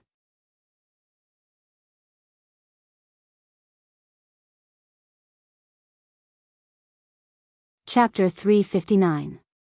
Su Luen planned to use the skill points to level up his rune tattoo after learning the rune tattoo technique. This time, he had not used the 5 skill points he had obtained from the platinum treasure chest. He had not even used the legendary skill points he had obtained from killing the frost giant chieftain. Su Len wanted to master the rune tattoo technique as soon as possible. He planned to at least level up the rune tattoo technique to the advanced level. The road from Northtown City to the Kingdom of Florence was quite smooth. The caravan arrived at Calent City after a week. Along the way, no robbers dared to make a move, which disappointed Su Len. Coming to Calent City again, Su Len's mood changed drastically. When he first came to the north, he was envious of the city. Although Northtown City's population couldn't be compared to Calent City, it had reached or surpassed Calent City in other aspects. Compared to the terrible sanitation of Calent City, Northtown City was like heaven. Fortunately, it didn't rain in Calent City, so the roads weren't muddy. The arrival of the caravan from Northtown City attracted the attention of many people in Calent City. After all, Northtown City's goods were popular. As soon as they arrived at Northtown City's warehouse in Calent City, many people who were hungry for profits tried to build a relationship with Northtown City. Unknowingly, Northtown City's existence made the surrounding nobles take the initiative to befriend them. Of course, Su Len was part of it. If it weren't for Su Len, these nobles would have torn off their disguises and started robbing Northtown City of all kinds of things and techniques. Su Len couldn't be bothered with these small fries. He left them all to Xian, the manager of the caravan. Sir Lord. Xian respectfully handed a document to Su Len and said, "This is the list you asked for." This was the list of Calent's nobles that Su Luen had Xian collect. It contained their titles, fiefs, strength, and other basic information. There were also some simple interpersonal relationships. Although this list was simple, it wasn't easy to collect. It could be seen that Xian had put a lot of effort into it. The most powerful family in Calent City was the House of Savoy. Calent City was the fief of the House of Savoy, which was rich in mineral resources.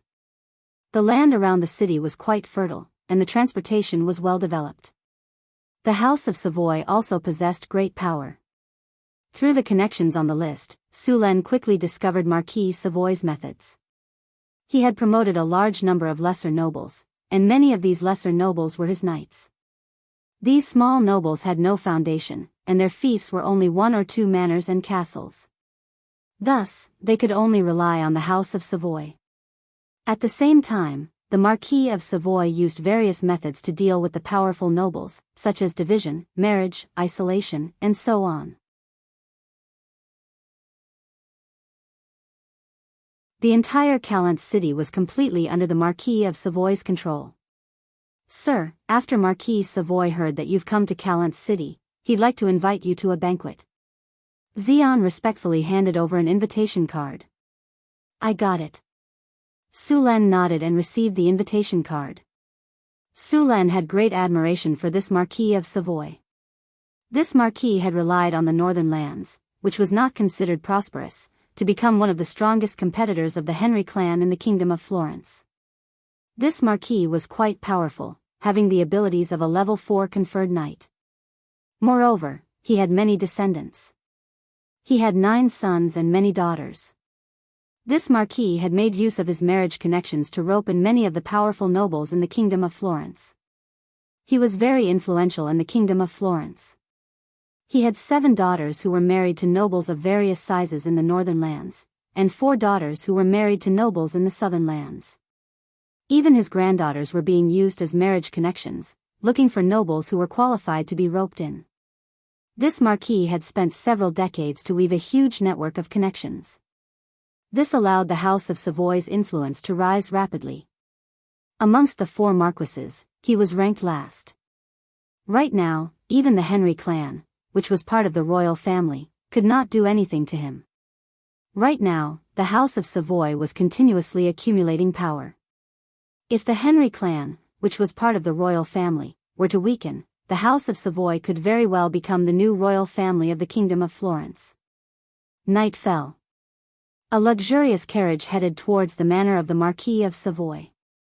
The driver of the carriage was a sturdy young man. There were no family emblems on the carriage, but no one dared to look down on it. All the nobles in the city knew that this was the carriage of the owner of the caravan in the northern town. Sulan was wearing a gorgeous hunting outfit as he sat in the carriage. Beside him, Chris was also wearing a beautiful court lady's outfit. At this moment, Sulan was looking at the little succubus, who was wearing a serious outfit, with great interest. One had to know that succubi exuded a kind of seductive charm from their very bones, making people unable to resist. Now that she had changed into a conservative court lady's outfit, her movements were dignified, but there was a different kind of flirtatious expression between her eyebrows. Sulan's heart was on fire. "All right, master, don't touch me anymore. We still have to attend the banquet tonight," the little succubus said with a charming smile.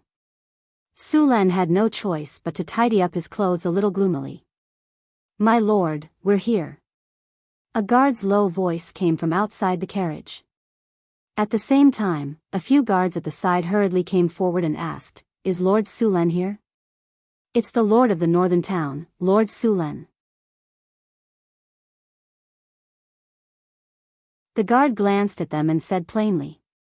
A middle-aged man who looked like a manager immediately said with a smile, "Welcome, Lord Sulan. I'll inform the Marquis right away." Soon, a sturdy man in his 50s wearing a luxurious noble's robe led a group of people over to welcome Sulan. He had a smile on his face and immediately greeted him warmly when he saw him. "Welcome, Lord of the Northern Town, Lord Sulan." Sulan sized up the Marquis of Savoy in front of him. Although he was already in his 50s, the Marquis' body was still strong. His face looked more like a middle-aged man in his 40s. Before a warrior entered the legendary rank, their lifespan would not be extended. After the peak of their physical strength passed, their strength would gradually decline. However, this Marquis of Savoy's strength did not seem to have declined. This was normal. With the strength and foundation of the Savoy family, it was normal for them to have some methods to extend their lifespan or maintain their combat strength. The Poland manor occupied a large area. There was even a small river flowing through the manor. The entire manor looked very beautiful. Sulan realized that this manor was simply a miniature version of a city. Sulan greeted the Marquis of Savoy warmly and followed him into the manor. Sulan communicated with the Marquis of Savoy while observing the others. He quickly discovered that there were 4 third-order commanders and 2 spellcasters among them. Sulan couldn't tell if the 2 spellcasters were wizards or sorcerers. The oldest among the commanders was no more than 30 years old. They looked similar to the Marquis of Savoy and should be his son or descendant. After noticing Sulan's gaze, they all smiled and nodded at him. "Welcome, Lord Sulan, to my manor. Thank you for your help in the war against the orcs," the Marquis of Savoy said with a smile. "This is what I should do. Resisting the orcs' invasion is the duty of us humans," Sulan said righteously. Of course, the nobles here knew that he was just saying it. However, this did not affect their praise. Sulan smiled at the hypocritical nobles. As for acting with them, Sulan was too lazy to do so. "Let me introduce you. This is my son, Vader. This is Count Charles, my closest comrade. This is Viscount Rogier. He is an excellent commander." Sulan greeted the nobles briefly and then walked into the banquet hall. The banquet was very sumptuous. The entire banquet hall was about 500 square meters. It was decorated with beautiful crystal lights that shone brightly. Dozens of maids stood on both sides of the table. The exquisite silver tableware shone brightly. There were roast geese, roast lamb, steak, lamb chops, fruit salad, desserts, and drinks on the table. The air was filled with an enticing aroma. I specially invited a halfling chef to make this. He used spices from the northern city. I believe it will be to your taste, the Marquis of Savoy said with a smile. Thank you very much, Your Excellency. Sulan nodded with satisfaction. Everyone began to enjoy the food. However, other than Sulan, who was eating happily, the other nobles were not in the mood to taste the food. They kept secretly observing Sulan. Sulan's expression was calm, as if he did not care at all. When Sulan was finally full, the impatient Marquis of Savoy could not wait to invite Sulan to his study. It was obvious that they were going to talk business. Suluan patted Chris's hand and took her to the Marquis's study. Sir Sulan, it is a pleasure to meet you. The study was brightly lit with magic lamps. The Marquis of Savoy sat on a soft and comfortable chair with his son beside him. Although there was no one else in sight, Sulan could clearly sense that there were dozens of elite guards around the room. Sulan smiled and sat across from the Marquis of Savoy. He then smiled and said, "It is a pleasure to meet you too. Sir Sulan, I would like to have a deeper cooperation with you and your northern city. You should know that both of us are in the north. We can have a better cooperation," the Marquis of Savoy said with a smile. Business cooperation is not a problem. Our northern city welcomes more partners, Sulan said. Sulan naturally knew what the Marquis of Savoy's intentions. However, he did not intend to have a deeper cooperation with him. After all, both of them were in the north. Apart from interests, they were also competitors. Moreover, he had already promised the Henry royal family. He would not go back on his word so easily. This time, he was here for something else.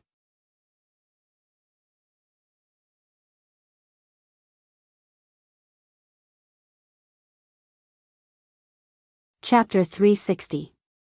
Sulan wasn't surprised that the Marquis of Savoy was trying to rope him in. After all, the Marquis' actions over the years had made it clear that he wanted to become the new royal family. During the last orc invasion, the king's faction lost a legendary knight, which gave him hope. However, he didn't expect the Henry royal family to react so quickly. They immediately found another legendary figure and gained his support. This greatly disappointed the Marquis of Savoy. Since the northern border also suffered heavy losses in the war, he could only slowly accumulate his strength. However, Sulan's visit to Calent City made the Marquis of Savoy think about it again, but Sulan rejected him. Sulan was still a man of integrity. Of course, to be more precise, he had to pay more. Sulan still hoped that the internal environment of the Kingdom of Florence could be balanced. More than half of the trade routes in the northern city had to pass through the Kingdom of Florence. He didn't want the development of the northern city to be affected by the war. At the very least, he had to wait until the northern city had completely digested the previous population. Sir Sulan, did you come to Calent City just for some business matters? The Marquis of Savoy was a little disappointed. Sulan shrugged and said, "Of course, other than business matters, I also want to recruit some people. After all, the northern city's foundation is too shallow. I need some people to help me manage my territory." "That's easy. I can recommend some people. They are more than willing to serve you," the Marquis of Savoy said with a smile. "Thank you." Sulan nodded and said, "Sir Marquis, you are the owner of this place. I have another request that I need your help with." "What request?" The Marquis of Savoy put down the black tea in his hand and moved his body. Sulan took out a crystal bottle from his storage space and put it on the table. "I have some special things that I want to sell. I need some powerful buyers. Of course, these people are best if they are wizards. Of course, nobles can also participate." "What is this?" The Marquis of Savoy looked at the crystal bottle on the table in confusion. The crystal bottle was very beautifully polished. There was some red translucent liquid inside. The liquid was constantly sparkling. One could tell at a glance that it was worth a lot. Sulan lowered his head and took a sip of tea. He didn't answer the Marquis' question. The Marquis of Savoy instantly understood. He waved his hand at Vader and said, "Go invite Master Clyde here." Soon, a middle-aged man dressed like a wizard came in. "Master Clyde, I have something here," the Marquis of Savoy went, "Clyde." As soon as Wizard Clyde arrived, he immediately looked towards Su Luan and Chrissy. As a high-grade wizard, he quickly noticed something different about Chrissy. After all, it was very easy for a high-grade wizard to distinguish the lower plane aura of a succubus.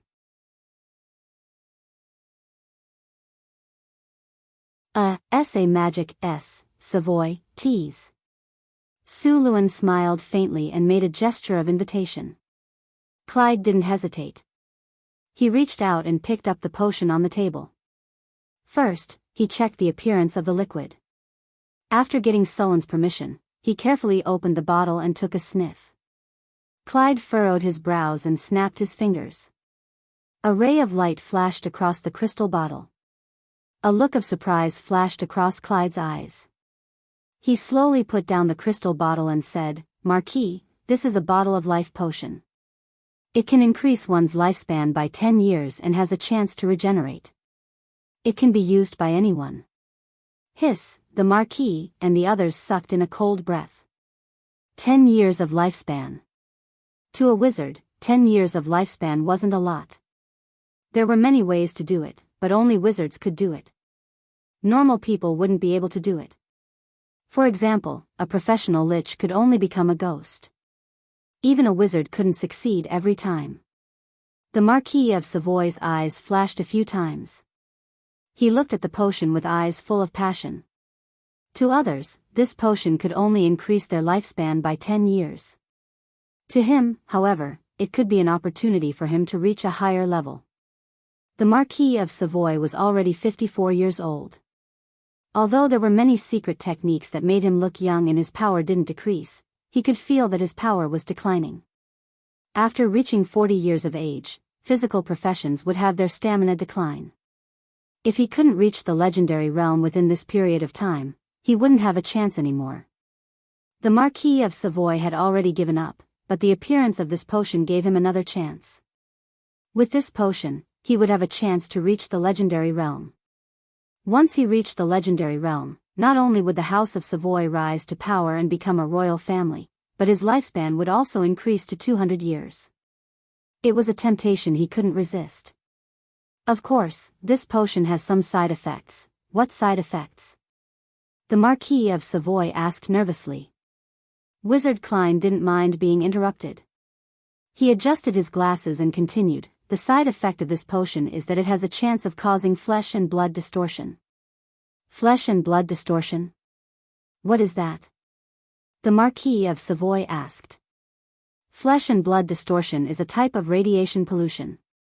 It will distort a normal person's mind and turn them into a flesh and blood monster. After hearing Claire's explanation, the Marquis of Savoy looked at the crystal bottle on the table. "Lord Marquis, you don't have to worry. The chance of this side effect is very low. It's about 3%. Phew."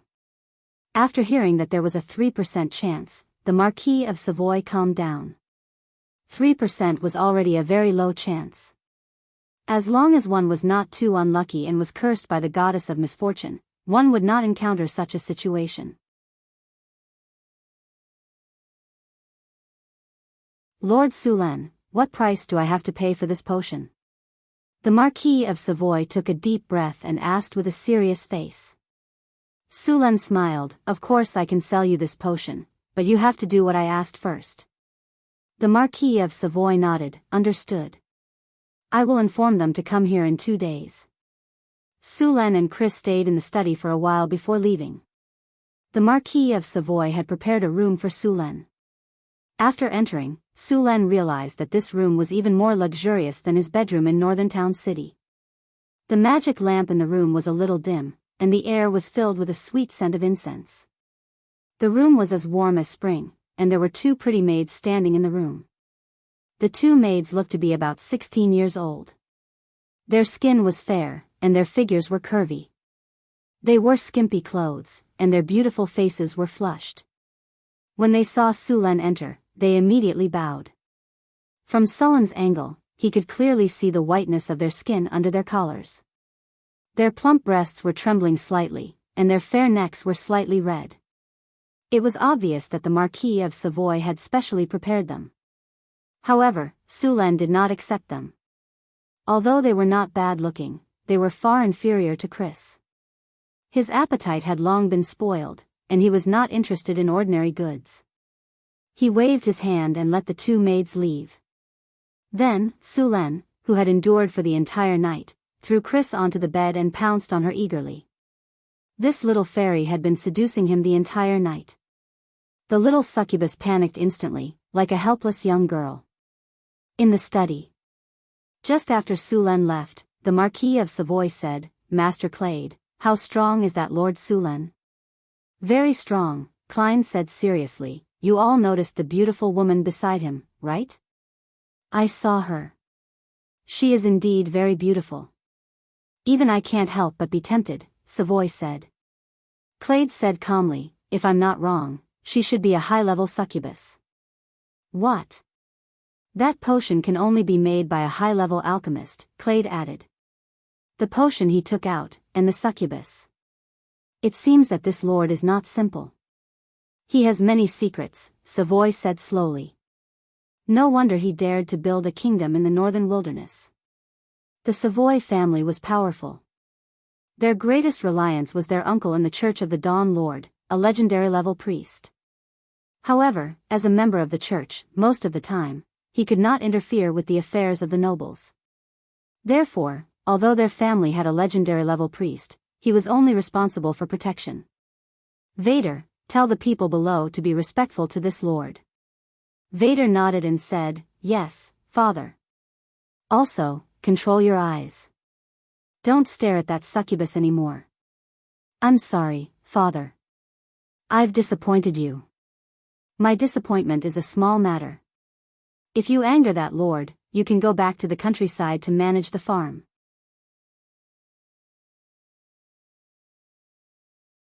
Savoy said expressionlessly. Vader's body trembled slightly. He immediately said loudly, "Father, there won't be a next time. Get someone to bring Sandy here."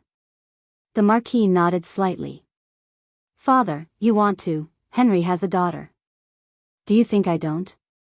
In comparison, our family is better at these things. Even if there's only a slight chance, it's worth a try." Soon, a beautiful girl came into the study. She gracefully bowed to the Marquis and asked, "Father, is there anything you need from me?" The Marquis of Savoy looked at his most beautiful daughter and said, "A very distinguished guest came to our house today. Tomorrow, you will be in charge of receiving him. Remember not to reject his requests. Remember to wear your most beautiful dress." The girl was stunned. A trace of sadness flashed in her beautiful eyes. Then, she stood up as if nothing had happened. "I know. I'll go back and prepare." She naturally knew what the Marquis meant. She was very clear about her family's tradition. Although the Marquis was very good to her, he would not change his mind because of this.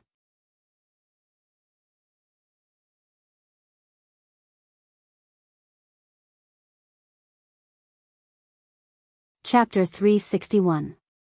It was a quiet night. Sulan had a good rest last night, but the little succubus was a little miserable. She was taught a lesson by him with the plasma cannon. After opening the door and going out, Sulan's mood was even better. He was greeted by a noble girl wearing an exquisite low-cut lace dress. Her tall figure and gorgeous appearance were pleasing to the eye. She was not inferior to Phyllis at all, only slightly inferior to the little succubus.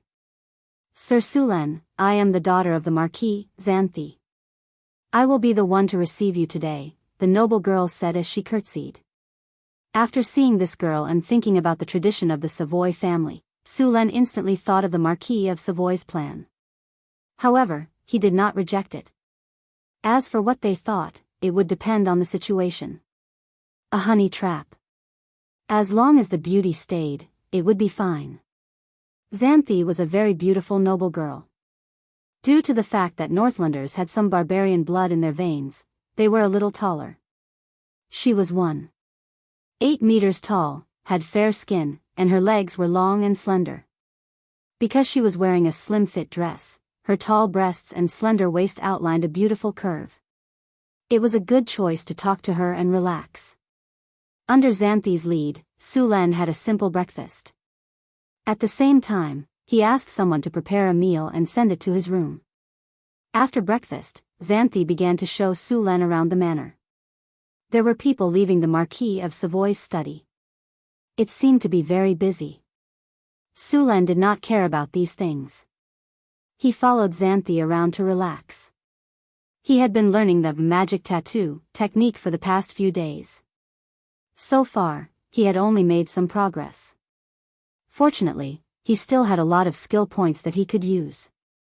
He could learn this skill quickly. Time passed quickly. When Sulen met the Marquis of Savoy again, he was full of smiles.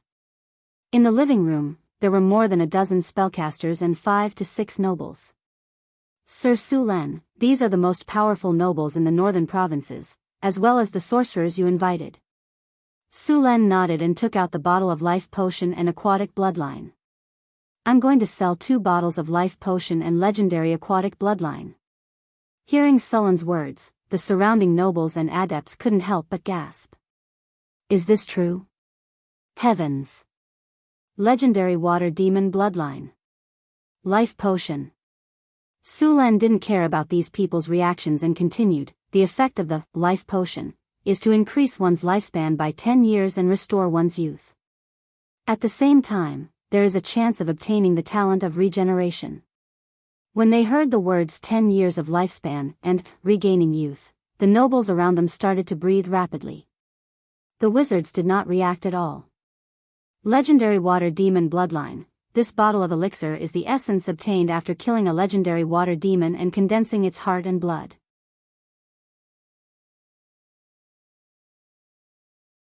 It contains the purest power of the legendary water demon bloodline. As long as the bloodline is successfully implanted, it can turn an ordinary person into a warlock. Because this bloodline potion came from a legendary creature, its theoretical limit is also legendary. As long as this potion is used well, it can create a warlock family with a legendary bloodline. The people who were shocked by the bottle of life potion were instantly attracted by the bloodline potion. Their eyes were full of passion as they looked at the potion. A warlock family with a legendary bloodline was something they couldn't help but pay attention to.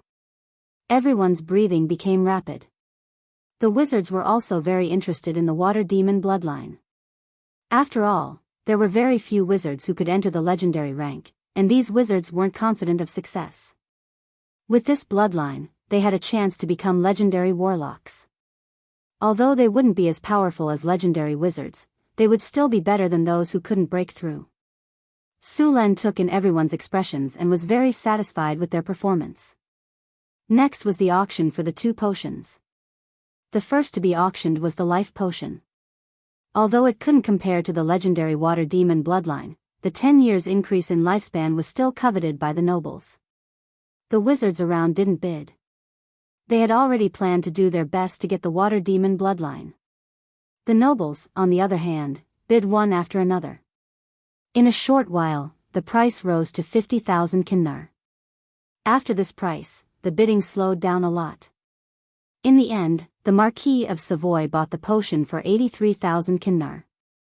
The other nobles hesitated for a moment and looked at the water demon bloodline potion next to them. After weighing the pros and cons in their hearts, they finally gave up. Sulen knew what they were planning. In fact, if they wanted to sell it for a high price, they should sell the water demon bloodline potion first. This way, both potions could be sold for a high price. The reason he didn't do this was because the Marquis of Savoy had already helped him find over 10 scholars. Sulen naturally had to take care of them. Of course, Sulen also planned to prevent the Marquis of Savoy from bidding for the water demon bloodline potion. If the Savoy clan had a high-level warlock, they would become a warlock clan. Their strength would definitely increase tremendously, and the balance would be broken. This was an outcome Sulan didn't want to see. As for the life potion, even if the Marquis of Savoy used it, it wouldn't be easy for him to advance to the legendary level. It wasn't that easy to advance to the legendary level. Advancing to the legendary level was, in fact, tempering one's entire body. At this level, one would already be very different from ordinary people.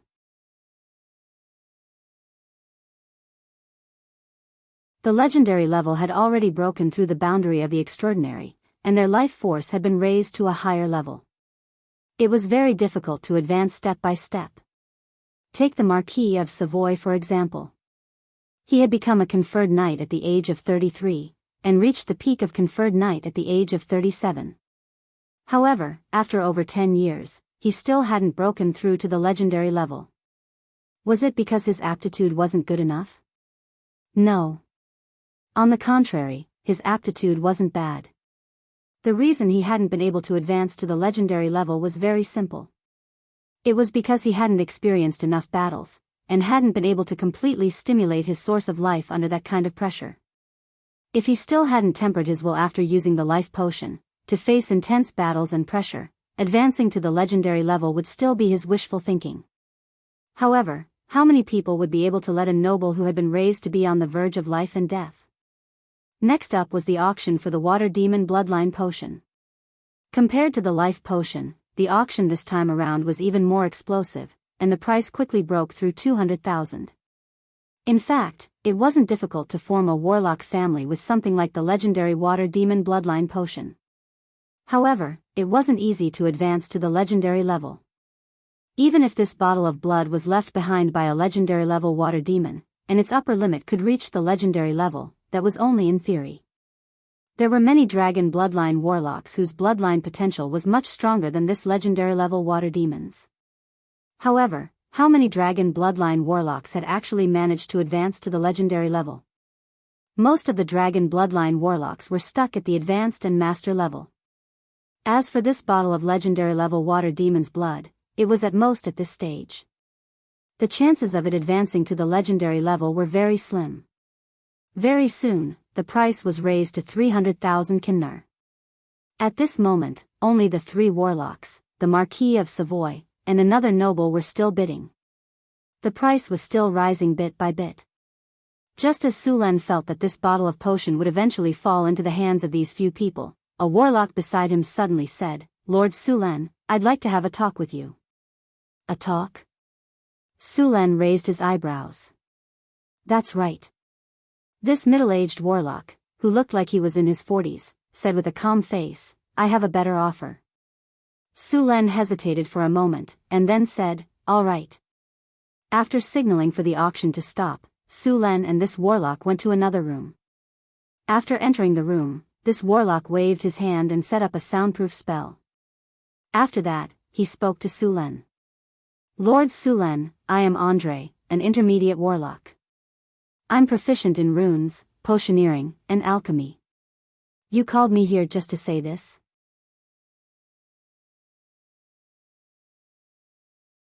Sulan said with a smile. Andre shook his head and said, "Of course not. What I want to say is that I'll work for you for 30 years, and you'll give me that bottle of legendary level water demon's blood potion as my reward." Sulan raised his eyebrows, and he kept thinking in his mind. This way, I can quickly become an advanced warlock. With my ability, I can easily earn you more than 300,000 kinnar after working for you for 30 years, Andre said with confidence. 300,000 kinnar. If you auction it, I can get it immediately. But you're paying me in installments, and there's no interest. No matter how I look at it, I'm at a disadvantage. Sulan said with a smile. 300,000 kinnar is just the basic income. As an advanced warlock, or even a master warlock in the future, I can do a lot of things, right? Andre said. Sulan shook his head and said, "If that's the case, why should I choose you? There are a few warlocks out there who are more advanced than you. Wouldn't it be better to work with them? They're different. Those warlocks basically have families or have joined warlock organizations. Basically, they won't join Warlock City to help you. I'm different. I've already left the warlock organization. I'm now a wandering warlock. Sulan thought for a moment, and still shook his head. No. Why? Andre asked anxiously. 30 years is too short, Sulan said. Then how many years do you want? Andre's eyes lit up when he heard Sulan's words. He knew that his offer had moved Sulan. Sulan said, 200 years. Impossible. 200 years? That's too long. 50 years at most. You're just an intermediate warlock. The knowledge you have is limited. If you work for me, you'll definitely learn a lot. You'll make a fortune. No, that's too long. If I don't become a legend, I might not be able to leave Warlock City even if I die of old age. Warlock City has a good environment. It's very suitable for retirement. Besides, even if you don't become a legend, it's fine. Before you die, I can ask someone to turn you into a lich so you can continue to work for me. You don't have to pay for the resources needed to turn you into a lich. You just have to work for me for another 200 years. You see, I'm very considerate of my employees. Even if you can't pay me back, they're still your descendants. Your warlock family can pay me back for you. Old capitalist Sulan. After a heated argument, both sides finally reached an agreement. Andre would work for Sulan for 80 years without paying anything. After both sides signed the magic contract, Sulan finally smiled with satisfaction. A bottle of potion in exchange for 80 years of work for a high-grade warlock. This was a good deal.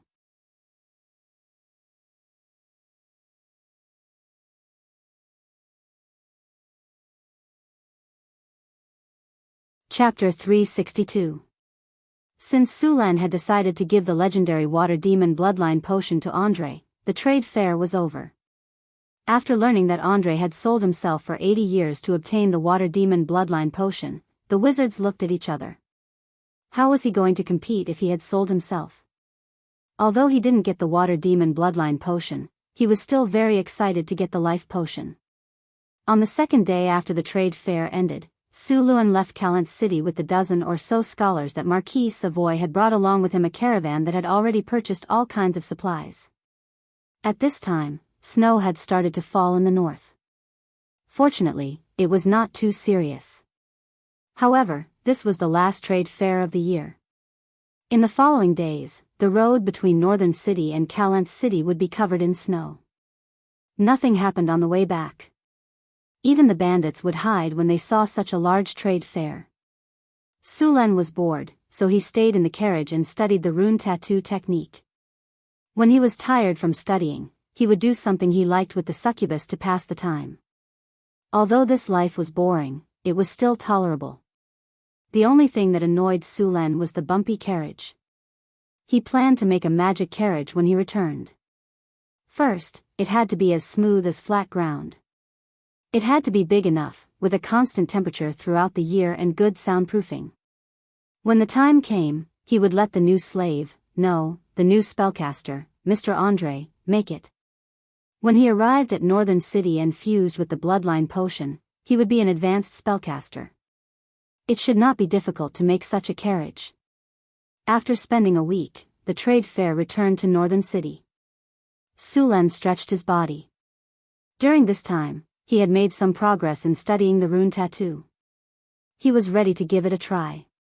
He opened the attribute panel and saw that there was a new skill, Rune Tattoo, Beginner, in his personal attribute column. Rune Tattoo, Beginner. After learning the rune tattoo technique, you have grasped some knowledge about the rune tattoo. You can perform some simple operations. Sulan chose to use the skill points on Rune Tattoo. The host has used skill points on the Magic Tattoo technique. Congratulations, the host. Your Magic Tattoo Basic technique has been upgraded to Magic Tattoo Advanced. You have used 2 skill points. After completing the upgrade, Sulan instantly felt his mind become incomparably clear. Many of the parts in the 2 Magic Tattoo books that he found difficult to understand were instantly understood, as if the clouds had cleared and the sun had appeared. At the same time, he seemed to have more ideas about the things that he thought he had already understood. At this moment, Sullen's brain was working quickly, and a large amount of magic tattoo knowledge and techniques were grasped by him.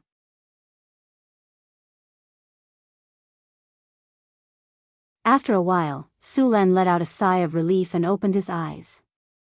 Next, Sulan was not in a hurry to upgrade the Mageweth tattoo technique again. Judging from the previous experience, he would definitely gain more knowledge this time. However, this state of epiphany required some time to digest and rest. Otherwise, if he continued to upgrade it, it would put more burden on his brain. After he had completely digested the knowledge, Sulan would upgrade it again. In the next few days, Sulan opened a laboratory in the secret realm to experiment with the various knowledge that he had just learned. Of course, before that, he also arranged for Andre to be part of the spellcasting team in the northern town. He and Lorraine became the only two members of the team. Sulan asked Hathaway and Chris to prepare a contract. The content of the contract was what he had discussed with Andre. After both parties agreed, the contract was officially signed. After signing the contract, Sulan gave him the legendary level aquatic demon bloodline potion. Bloodline fusion was not an easy task. Although this bloodline fusion method had been improved by the predecessors many times, there was still a certain chance of failure. Therefore, in order to increase the success rate of bloodline fusion, this magic array was built by the spellcasting team in the northern town. Wizard Tower, Hathaway's laboratory. A complex runic array was being built bit by bit. This runic array was the bloodline fusion array. This was the template array that the wizards had researched for thousands of years. It was suitable for most bloodline fusion. Of course, every time a bloodline was fused, this bloodline array would be adjusted according to the bloodline, raising the fusion rate to the highest level. After some discussion with Sulan, Hathaway, and the others confirmed the adjusted state of the bloodline fusion array, they then began to build it. This kind of high-level transformation array involved a lot of dark side. It was said that the work creatures experiment had a deep relationship with this bloodline fusion array. The work creatures themselves were humans who had fused with the blood of beasts. However, compared to the bloodline warlocks, the work creatures experiment was much more bloody and violent. Of course, the bloodline warlocks experiment was not much better. However, while the bloodline warlocks succeeded, the work creatures were only partially successful. The work creatures were closer to beasts. Most of the work creatures had an obvious decrease in intelligence, and there was a serious rejection reaction. However, after thousands of years of natural selection, the work creatures that were passed down now had intelligence close to that of humans. They also had some talents that were far beyond humans. For example, feline work creatures could have an initial agility of more than 20. Bear work creatures could have a strength of 16 and physique of 15.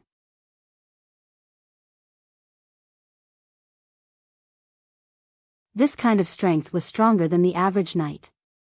After these work creatures learned all kinds of martial arts, their strength would increase greatly. It was easier for them to advance to the legendary rank compared to ordinary people. After all, the reason why the Arcanists did this kind of experiment was to obtain cheap but powerful fighters. The advancement of a bloodline wizard was not simple.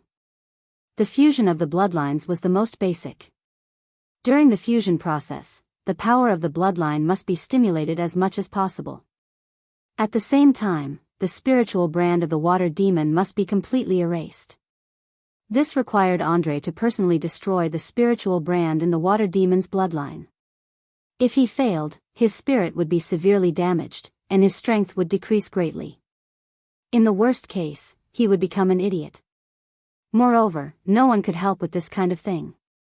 However, there were some auxiliary methods for the bloodline fusion array, such as training in some spiritual spells to increase the resistance of the spirit. However, this kind of technique was a secret among the wizards, and very few people knew about it. If there was no such method, then the wizard's rank would be raised as much as possible. If it was a master wizard who carried out the bloodline fusion array, the success rate of failure was basically zero. After all, the spiritual brand in the bloodline potion was like a rootless duckweed. As long as one could endure and slowly wear it down, they would succeed. After Andre adjusted his body to the best condition, he began the experiment. Sulan took out a silver-white carving knife and made a cut on Andre's body. Dark red blood slowly flowed out, and the blood slowly flowed along the groove that was made in advance. The fusion circle glowed. On the other side, there was also blood pouring in. It was the legendary water demon bloodline potion. The two types of blood quickly flowed into the crystal groove in the middle of the bloodline fusion array. With a burst of dazzling light, the two completely different bloodlines began to slowly fuse. The bloodline fusion took a total of 15 minutes. After the fusion was completed, the new bloodline began to flow back into Andre's body under the effect of the magic circle. The rest was up to Andre himself. Andre's power of the will began to fluctuate greatly, and the expression on his face became more and more painful. The blood vessels on his body were like dragons swimming under his skin. After waiting for an hour, Andre's power of the will began to stabilize, and the bulging veins on the surface of his body also calmed down. Sulan let out a breath of relief. It seemed that the bloodline fusion was a success. Soon, Andre's power of the will began to increase, and the surrounding elemental energy began to slowly enter his body. On the other hand, Andre's body had also undergone some slight changes compared to before.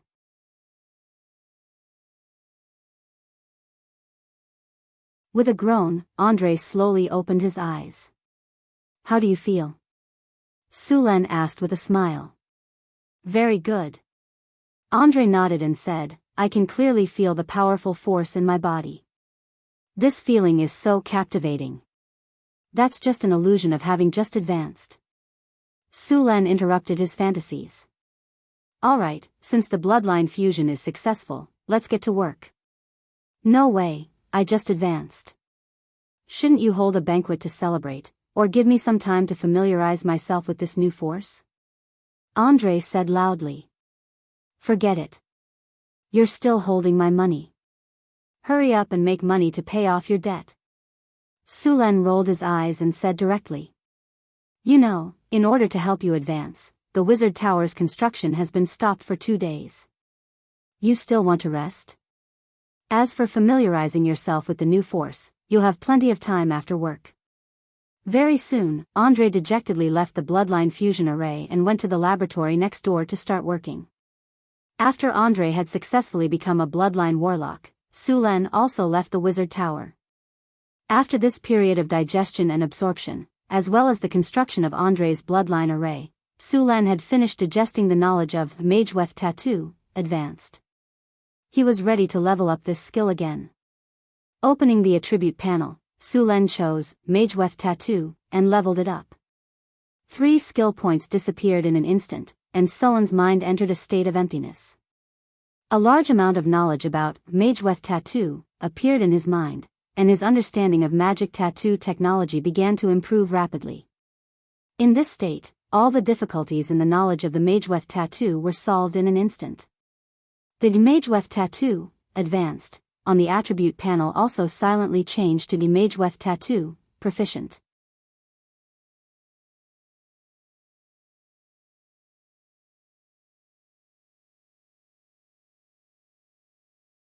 Chapter 363. Sulan slowly breathed a sigh of relief and rubbed his somewhat swollen head. Although it was very satisfying to learn knowledge in that state, it was very uncomfortable to exit it. This kind of after effect would last for a while, so Sulan didn't continue with the experiment.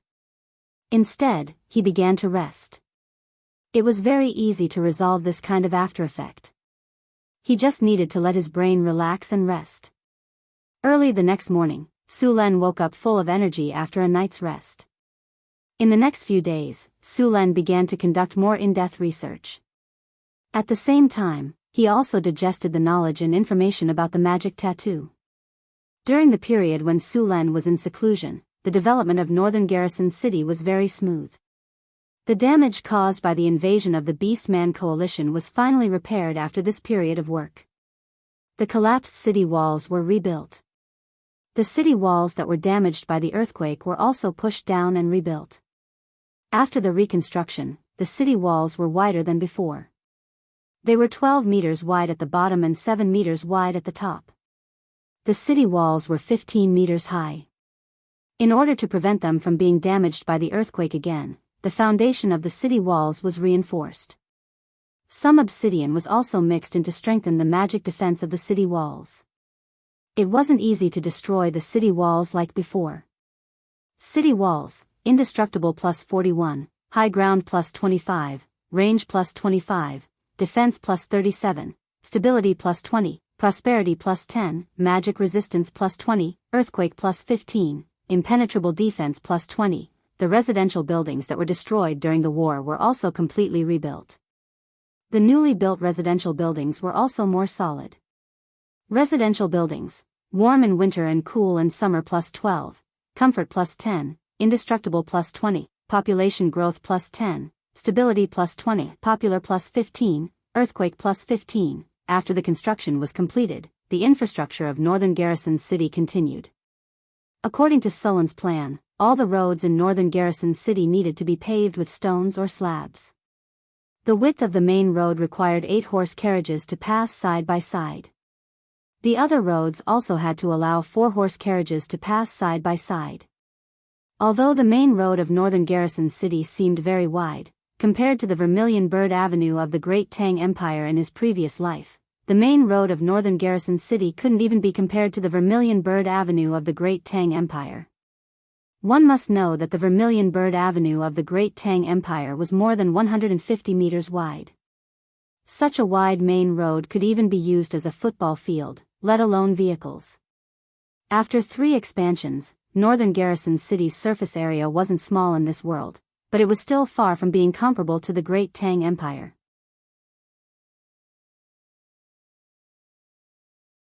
Ancient Chang'an City had a length of 9,700 meters from east to west and a width of 8,600 meters from north to south.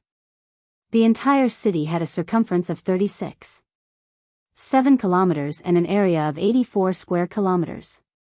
Northern Battlefront City was only a fraction of its size. Although Sulan didn't plan to turn it into a super city like ancient Chang'an, he still wanted to make it a first-class city. Sulan was still working on the 4th phase of the city's blueprint. By then, the area of the city would be 4 times bigger than it was now. Of course, this was a long-term goal. The population of Northtown City was too small to support such a large city. Together with the roads in the city, there were also drainage canals. The drainage canals in the northern part of the city extended in all directions. Sulan didn't want the city to be flooded every time it rained, so they attached great importance to the drainage system. Sulan purposely built a sewage treatment plant outside of the city to deal with the sewage. The sewage treatment plant was a large-scale purification rune array. In fact, this was a druid spell. After studying the druid spells, the wizards imitated this spell and created it. The treatment effect was quite good. The sewage treatment plant didn't occupy a large area. A lot of materials and magic crystals were used to construct a rune array on the ground. Through this rune array, the energy of the surrounding ley lines could be gathered here to form an energy pool. This energy pool was very similar to the elemental pool, but it could only store 3,000 points of energy. There was a large pool in the sewage treatment plant used to treat sewage. A huge rune array was engraved at the bottom of the pool. These rune arrays were constantly operating, purifying the sewage that flowed in at the same time. After being purified by the rune array, the sewage was almost the same as river water. It was completely drinkable. However, Sulan felt a little awkward. Part of the purified water was used to irrigate the farmland, while the other part flowed back into the river. During this period of time, other than the construction missions, the northern Battlefront City had also issued a large number of missions to collect magical plants. These magical plants were planted in the Arcane Garden, which had now become another landmark of the northern Battlefront City. The rich elemental energy, the exquisite craftsmanship of the buildings, and all kinds of beautiful plants made many people want to come closer and have a look. Unfortunately, Sulan didn't open this place to the public. The magical plants in the Arcane Garden were thriving. Half of the spring water from the Fountain of Vitality was used to irrigate them every day. Every day, there would be wizard apprentices coming to the arcane garden to do all kinds of planting missions. It wouldn't be long before the magical plants here were harvested.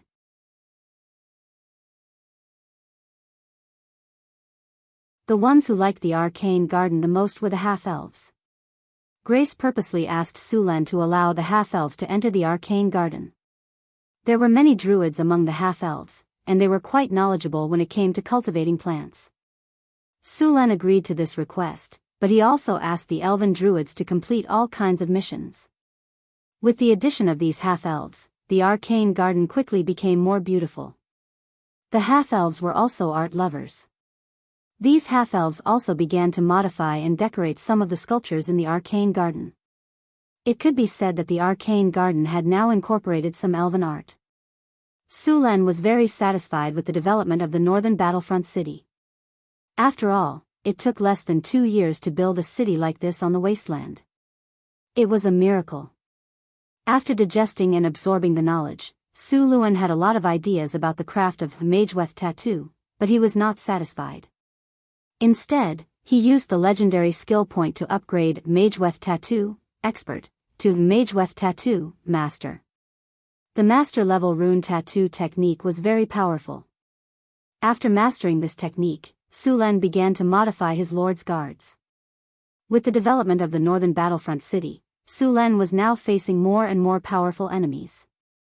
Although the barbarian warriors were all level 3 professionals, they didn't have the overwhelming advantage that they used to have.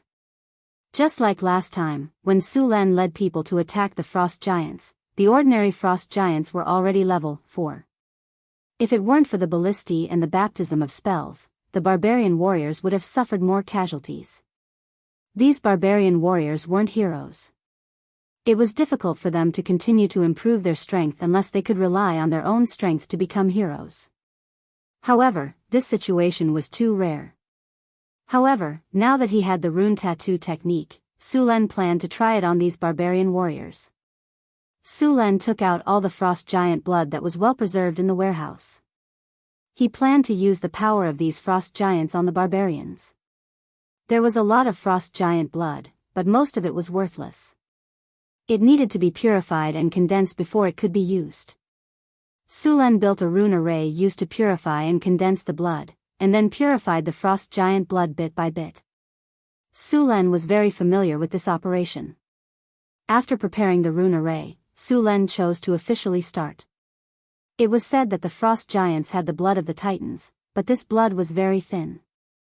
In fact, the storm giants had the closest blood to the titans, but there were very few of them. They lived in the sky, and it wasn't easy to go up. There were a lot of impurities and worthless things in the frost giant blood. Sulan spent a lot of time purifying the blood and obtained about 2 liters of blood. Originally, the frost giant blood filled more than a dozen vats, but in the end, there were only 2 liters left. After preparing the other magic materials, Sulan began to inscribe runes on the barbarian warriors. The condensed and purified frost giant's blood was named Giant's Blood by Su Luan. If this kind of blood was discovered by frost giants or other giants, they would definitely fight for it. This kind of blood could make their original blood more powerful, and even have a certain chance of atavism. The material used to inscribe runes on the barbarians was the liquid made with the giant blood as the main material. In addition to the giant blood, there were also dozens of magic materials, such as arcane dust, astral silver sand, blood essence grass, moon primrose, and so on. This was invented by Sulan himself based on the knowledge in the rune tattoo. After the mixing, the final blood was a pale gold color. The first to be willing to experiment was the captain of Sullen's guards, Johnson. The rune inscription didn't need to be shaved completely like the rune tattoo in the early days. It only needed to be shaved. Sulan let Johnson lie on the experiment table, and then cast a hypnotic spell on him. After the spell took effect, he began to inscribe runes using the giant's blood. If successful, these barbarian warriors would have some of the giant's abilities, and their strength would also be increased. Sulan controlled the wizard's hand and began to inscribe runes on Johnson's body. Before this, Sulan had done thousands of experiments, and he also tested it in the system. He only started when he had enough confidence. As the silver-white carving knife continued to move, the mixed blood was slowly inscribed on Johnson's body. One rune after another was quickly completed in Sullen's hands. The pale gold liquid slowly merged into the runes, and soon, the runes covered most of Johnson's body. Finally, after Sulen inscribed the last stroke, all the runes were connected. A dazzling light appeared on Johnson's body, and an ancient aura also appeared. Johnson's body continued to grow stronger, and finally, all the light dissipated, and Johnson gradually returned to his original state. However, there was some additional information on Johnson in Sullen's attribute Pain. Giant Strength.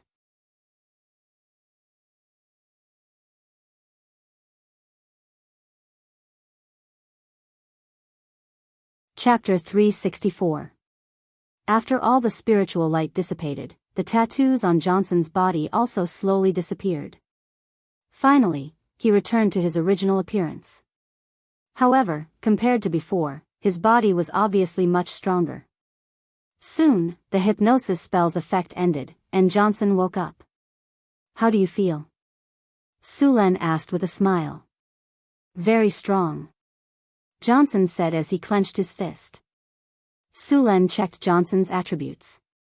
The most obvious change was that his strength and vitality had increased by 2 points each.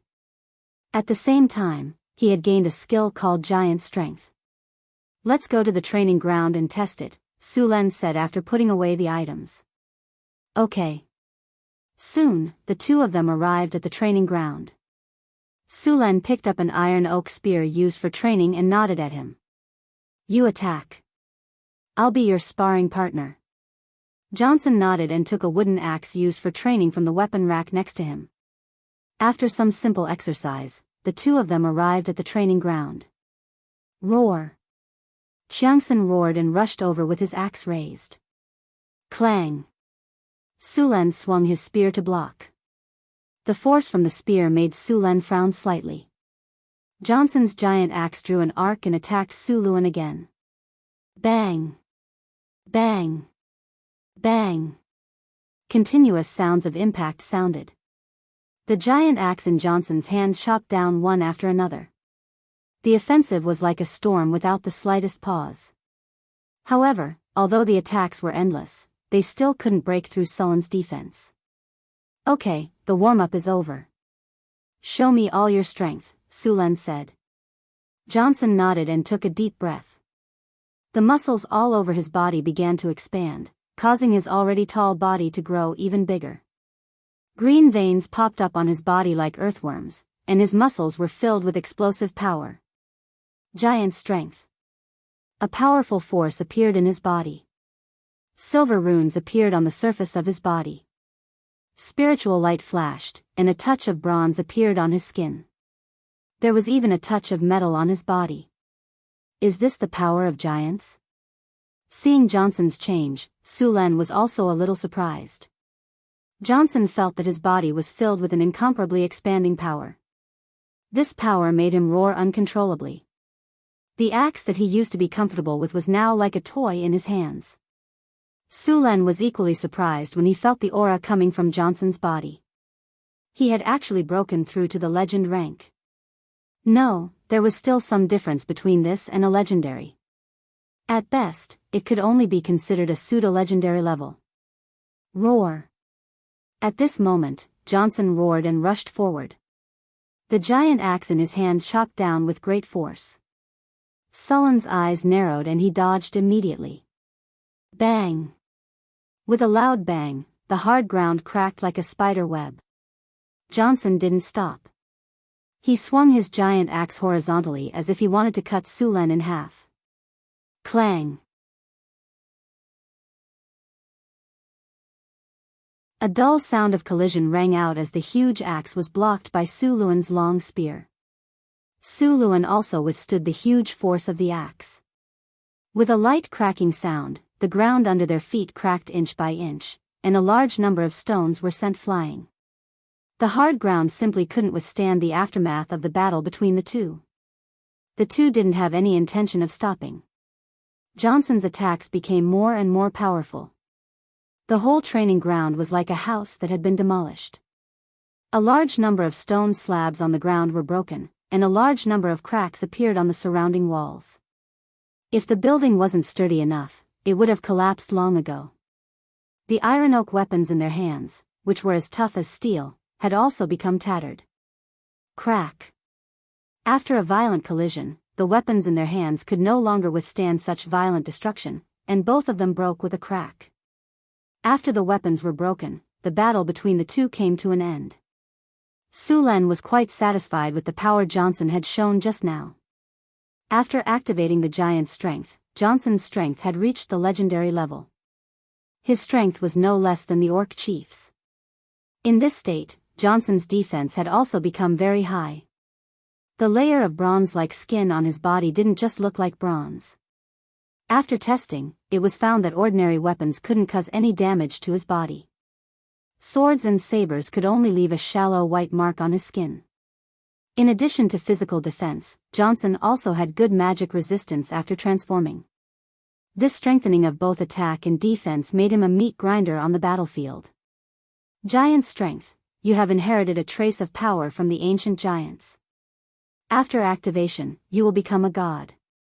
Your strength will increase by 20, your vitality will increase by 20, your armor will increase by 10, equivalent to full body plate armor, your magic resistance will increase by 50, and you will also become a regenerative state with accelerated recovery of injuries. Lasts for 1 hour. Giant strength? God strength? After seeing the dramatic changes in Johnson's attributes in the system, Su Len was also very surprised. This state was too strong. The giant's strength should have inherited a trace of power from the Bronze Titans. The Titans were born at the same time as the ancient gods and dragons. The earliest Titans had the same power as the ancient gods.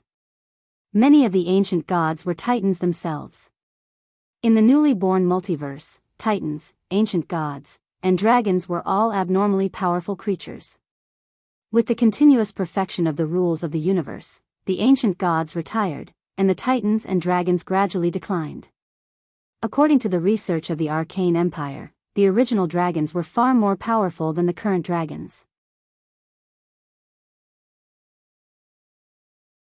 For example, at that time, the color dragon Tiamat's body could be more than 10,000 meters long, and the metal dragon was no worse. But now, although Tiamat's body hadn't left her divine kingdom for a long time, it was now at most 200 meters long. The perfection of the rules of the universe made these powerful creatures continue to decline. In order to adapt to the environment, they had to change. Until now, when the rules of the universe were perfected and stabilized, the chromatic dragons and metal dragons became what they were now. And after the rules were perfected, in the material world, the ancient dragons would be rejected by the material world. They had basically reached the limit that the material world could bear.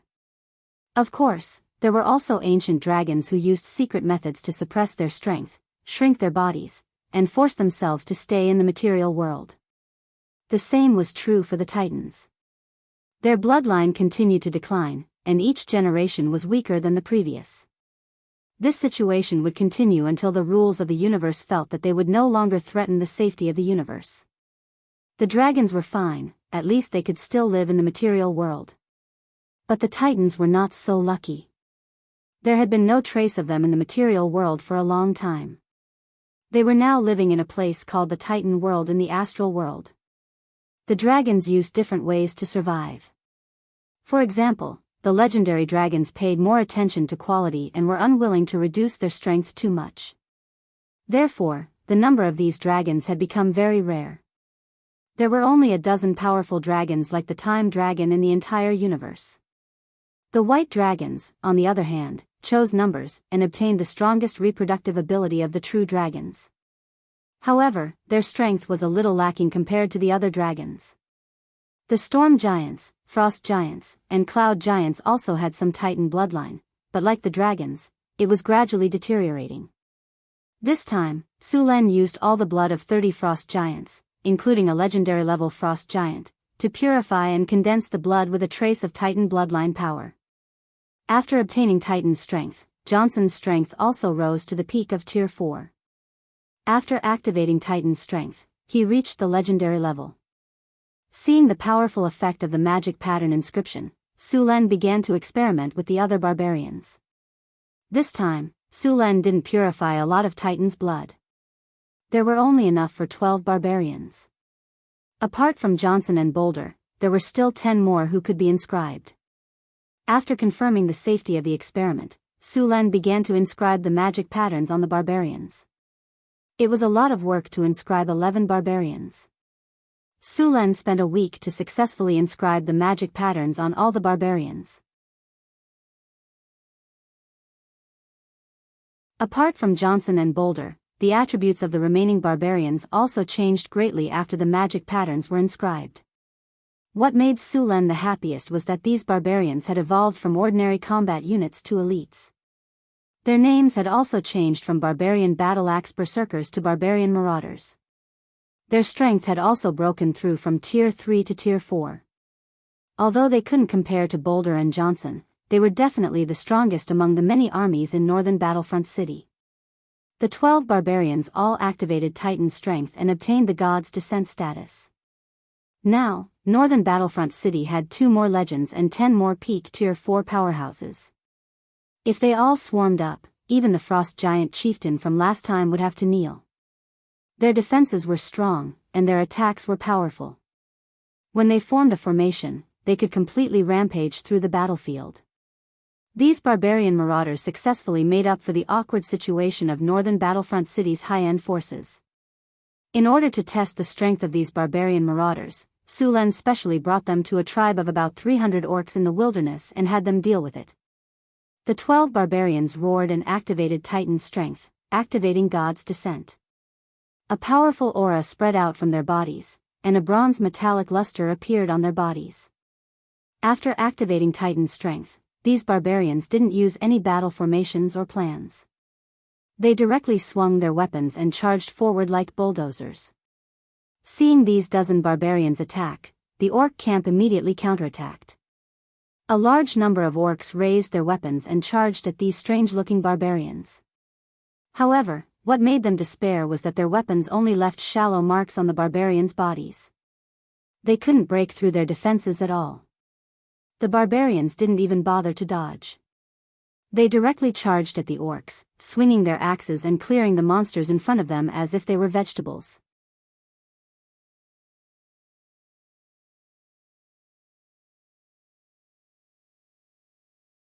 Chapter 365. The battle only lasted for a dozen minutes before the orc camp was completely destroyed by the barbarians. Against 12 invulnerable monsters who killed like they were grass, even a race as ferocious and cruel as the orcs couldn't stand against them. Wherever the 12 barbarian warriors went, blood flowed like a river. There were severed limbs everywhere, and the entire camp turned into a scene of carnage. Su Len was excited when he saw the barbarians with such power. He almost wanted to run to the polar ice field and kill the frost giants for blood.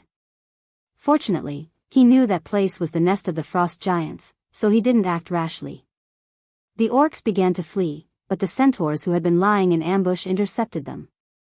In the end, they captured more than 100 orcs.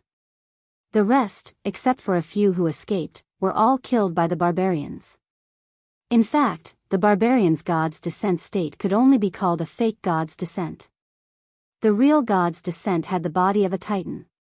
In addition to their powerful defense, they were directly immune to low-level spells. But now, there were no other creatures besides the Titan world that had this ability. After seeing the power of the barbarians, Su Len planned to inscribe magic patterns on his body. But unlike the barbarians, Sullen's magic patterns were all kinds of spells. He planned to inscribe some common spells on his body. When the time came, he wouldn't need to prepare to cast them. He could use the magic patterns to release them. The master-level magic tattoo technique was very powerful. With the help of Wizard's Hand, Su Len could inscribe magic tattoo on himself. Although Wizard's Hand was only a Circle 0 spell, it still had many uses. It could lift objects up to 5 kilograms and control objects up to 15 meters away. As for the operation, it depended on the individual's ability. Some people could use Wizard Hand to its fullest potential, while others could only use it to pick up items and clean up. In the Pink Book, the Sorcerer's Hand spell was listed as a classic secret spell. There wasn't much difference between a beginner magic pattern tattoo technique and an ordinary one. The only difference was that magic patterns were left behind. But as the technique was upgraded, this kind of tattoo technique that took up a lot of space and was inefficient was gradually eliminated. There was a limit to how much skin was suitable for tattooing, and a spell would take up a lot of space if all the runes were inscribed on it. Therefore, at the beginning, these magic pattern tattoos could only inscribe one spell on the body. Along with the advancement of technology, even more sophisticated mageweth craftsmanship appeared. A palm-sized piece of skin could be engraved with more than a dozen arcane marks. It was only at this time that this technique was widely used. Many wizards began to engrave mageweths on their bodies. During that time, more than 80% of the wizards were bald. Even the witches were bald. If one didn't know better, they would think that the Adept Academy had become a monastery for monks. Later, these technologies were further improved by the Arcane Kingdom. With the upgrade of rune technology, mageweths were gradually eliminated, and this more precise and smaller rune technology was developed. Just like a miniature carving, a magic pattern could be inscribed on an area the size of a fingernail. Of course, to achieve this, one would have to use some special tools and tools.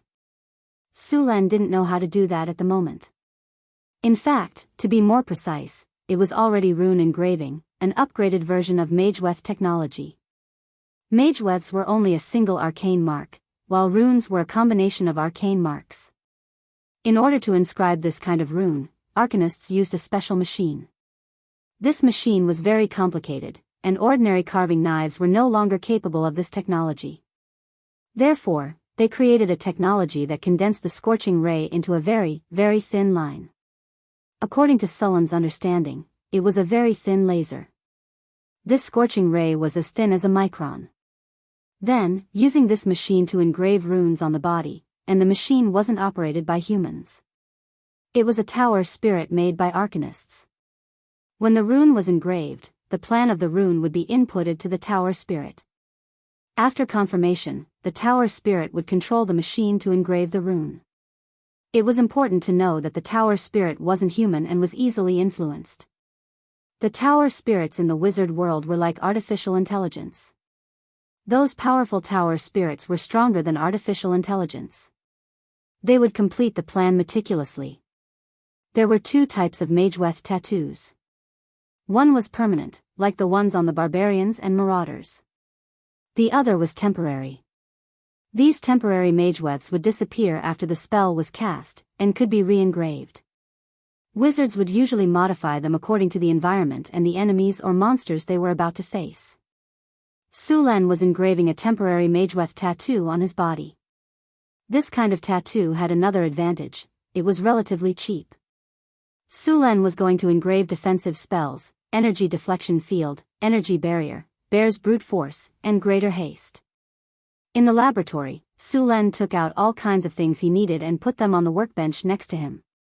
In fact, there were many ways to engrave runes on oneself. The simplest and most commonly used method was the wizard's hand. There was also the mirror clone spell. This spell could create a clone that was almost identical to the real person and control the clone to engrave mageweths on oneself. The most powerful one was still the cloning spell. The cloning spell combined with the ecological chamber spell could create a clone of oneself.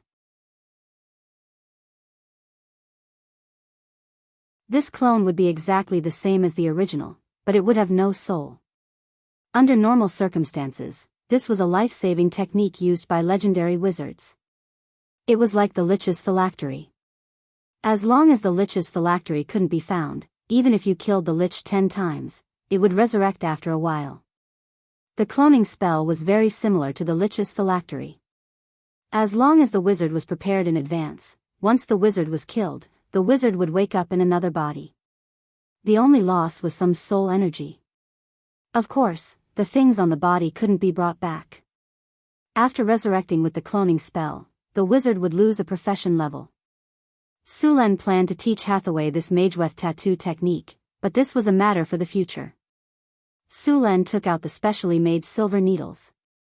On the table next to him was a magic solution used for tattooing. This magic solution looked very colorful and emitted a faint magical glow. After summoning 2 mirrors, Sulan began to use the wizard's hand to engrave magewefts on his body. This was the first time Sulan was doing this, so he wasn't very fast. The spell he was going to engrave was the energy field deflection spell, which was a defensive spell. However, it wouldn't directly block the opponent's attack. Instead, it would envelop the caster with a deflection force field, diverting all kinds of attacks towards the caster. This spell was very effective against arrows and other long-range spells. For example, the fireball spell. Even though the target was clearly aimed, when the attack was about to hit, a strange force would suddenly appear and divert the fireball spell to the side. For example, an arrow's force field energy was about 1 to 3 points, a crossbow's force field energy was 3 to 6, and a ballista's force field energy was 10 to 15. A fireball's force field energy was about 10, and the upper limit of this spell was 50. As long as the energy didn't reach the peak in one go, this spell would continue to exist until the energy was exhausted. The energy shield spell was another type of defensive spell. The energy field deflection spell, to put it bluntly, relied on evasion, while the energy shield spell relied on brute force. The energy shield spell's defense was 200 points, and a fireball spell's attack was 50 to 80 points. This spell could be resisted 3 to 4 times. Sulan used the mirror image spell to control the wizard's hand to engrave the magewef on his body. Engraving the magewef required a lot of mind power because there couldn't be any mistakes during the process. Once there was a mistake, the magewef would have to be re-engraved. Curved magewefts continuously appeared on Sulan's body under the control of the wizard's hand. The magewefts were linked to each other and finally formed a spell. The moment the spell was formed, the surrounding elemental energy began to gather. This elemental energy would attach to the magewef and store it until it was instantly released when it was activated. After the magewef was completed, it gradually disappeared without a trace. It could only be seen with a special method. When the magewef was activated, it would reappear. Phew! After completing the first spell, Sulan let out a sigh of relief. The first spell was the deflection force field. This spell didn't occupy a large area and only covered the shoulders and arms. Next, Sulan engraved the energy shield spell. This spell was Sulan's backup. Compared to the shoulders and arms, the back was more difficult to engrave. Fortunately, with his previous experience, Sulan already had some experience with this kind of engraving method. After familiarizing himself with it for a while, the speed of engraving sped up a lot. The energy shield spell was easier than the deflection force field spell. Sulan engraved the magewef very quickly. Moreover, because it was a temporary magewef, Sulan didn't engrave it very small. That kind of micro-engraving was more used on permanent magewefs. After all, this kind of temporary magewef could only be used once, and micro-engraving was too tiring. Next, Sulan engraved Greater Haste on the legs. This spell was used very frequently and had very good effects. Compared to the previous defensive spells, Greater Haste required more magewefts to be engraved. After all, this spell was also very difficult to cast. As for Bear's Tenacity, Sulan engraved it on his chest. This spell's difficulty was average, but because of the large area on his chest, Sulan also engraved Draconic Strength. Draconic Strength could increase strength by 6 points and had no upper limit. It was much more effective than Bull's Strength. After spending a day, Sulan finally engraved 5 spells on his body. As long as he wanted to, he could cast these spells with a single thought. Moreover, they didn't need to consume mana, just like magic scrolls.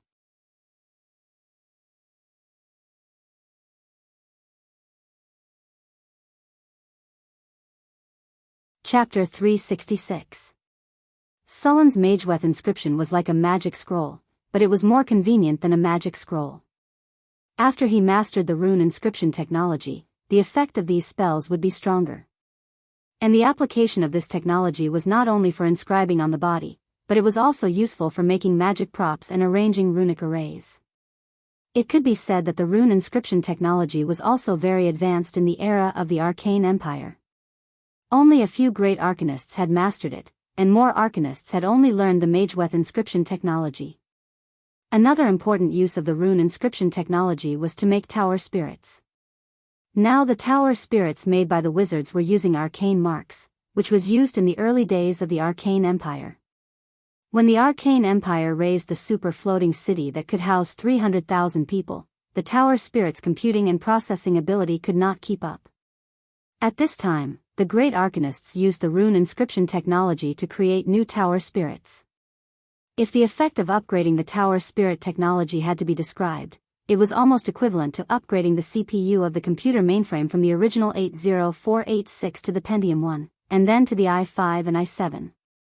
The current tower spirit technology was basically equivalent to the Pentium 4, which was developed from the early tower spirit technology of the Arcane Empire. The technology was also advanced, but it was not as good as the tower spirit technology used in the super-floating city of the Arcane Empire. In the era of the Arcane Empire, the number of super-floating cities was also very rare. This level of tower spirit was basically an i7 6-core, 12-thread processor. The tower spirit that Su Lin reactivated in the secret realm belonged to the early tower spirit technology of the Arcane Empire. After all, managing a secret realm did not require a high-end tower spirit. Of course, another reason was that the cost of this level of tower spirit technology was too high. After inscribing the runes on his body, Su Lin got up from the experiment table. To be honest, under the general situation of inscribing the Mageweth on the body, women had more advantages. After all, they had more flesh on their bodies, which was incomparable. Shaking the pendulum clock, Su Lin made 2 poses in front of the mirror. Who is this handsome guy? After admiring himself in the mirror for a while, Su Lin put on his clothes. Leaving the laboratory and seeing the sun again, Su Lin stretched out with great enjoyment. During this period of inscribing the Mageweth day and night, he stayed in the laboratory for several days. The concentration of elements in the secret realm was very high, and the Mageweth on Su Lin's body was quickly replenished with energy. Su Lin closed the door of the laboratory and left. When his figure appeared in the living area, the cheerful figure of the Harpy Queen Alex appeared in front of him. Su Lin. You're finally out. Alex's tall and slender figure circled in the air before landing beside him. What's the result? Perhaps because they understood the relationship between Su Lin and Alex, the elite Harpies were no longer as wary of Su Lin as before. Harpies were grade 2 creatures. In fact, they were not stronger than the leader of the Harpies. Apart from some differences in appearance, there was a difference in intelligence. The Harpies would no longer be driven by their instincts to capture other males for mating. At this stage, they would also be able to distinguish the appearance and strength of males. More importantly, the Harpies had evolved into a new species through bloodline evolution. The children they gave birth to would no longer be Harpies. This was also why the Harpies were also known as the Winged People. Look! My tribe has a few more children. Alex pointed at the Harpies and said with a smile. It won't be long before the Harpies become the Winged People tribe. Su Lin was very happy about the increase in the Winged People. To put it simply, there were more workers to exploit. Thinking of this, Su Lin smiled. He raised his hand and greeted the Winged People in front of him. Hi. Hello. However, something awkward happened. The Winged People did not respond to Su Lin's greeting. Well, they only obeyed their queen. Furthermore, the Winged People were a matriarchal society. In their eyes, Su Lin was just the queen's consort. Although they did not know that Su Lin would let their queen carry him on her back at night and call him daddy. Oh, right. Su Lin seemed to have remembered something. I brought back a gift for you. An exquisitely crafted gold and gemstone crown appeared in his hand. It's so beautiful. Alex let out a cry of surprise, and then couldn't wait to throw herself into Su Lin's arms. She reached out to grab the crown in her hand and kissed Su Lin's face with her delicate red lips. Mwah! It was the kind with sound effects. Thank you, Sulen, Alex said excitedly. Come, I'll put it on for you, Sulen said with a smile. Alex's previous crown was made by the harpies. The workmanship was very poor. Now, the crown was made by a few master craftsmen that Sulen invited. It was gorgeous and beautiful. More importantly, the crown was a magic equipment. An energy shield spell was engraved on it. Su Luen took off Alex's former crown, and then picked up the new crown and put it on Alex's head. Alex, who got the new crown, flew in the sky excitedly, while the harpies followed her around. Seeing Alex's excited look, Sulen continued to walk toward the living area. On the way, he met Grace and Karina. One was a half-elf and the other was a drow. They were still secretly competing. However, in Sulen's opinion, Karina was big and sexy, while Grace was fair-skinned and intellectual.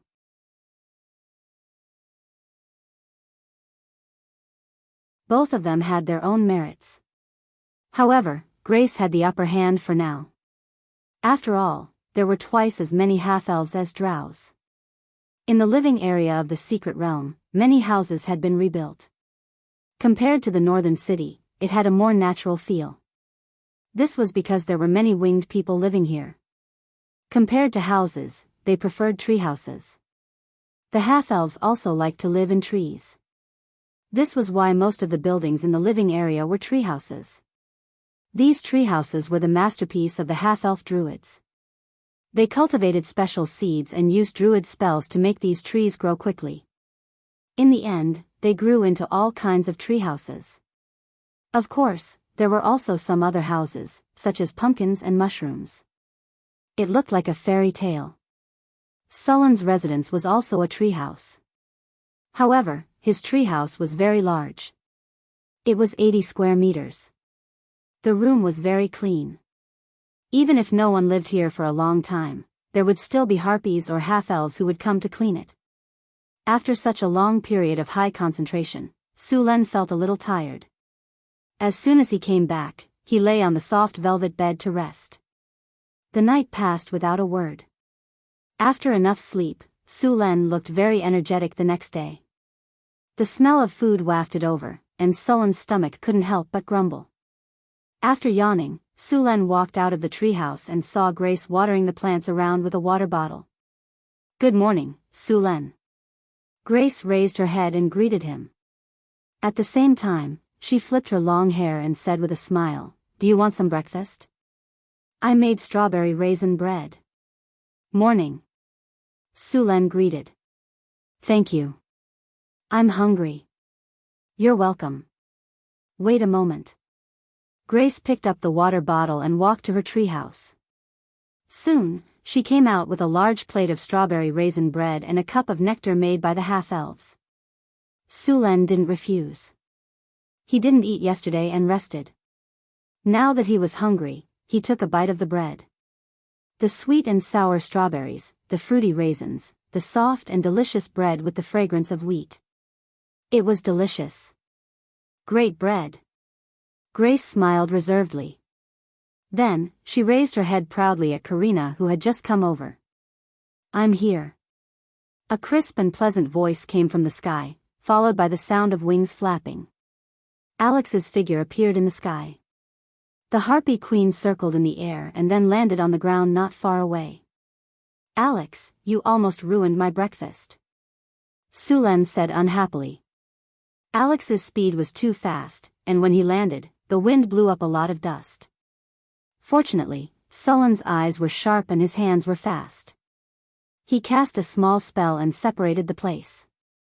Otherwise, his bread and drink would have been added. It's strawberry raisin bread. I want to eat too. Alex saw the big piece of white bread beside Sulen and his eyes lit up.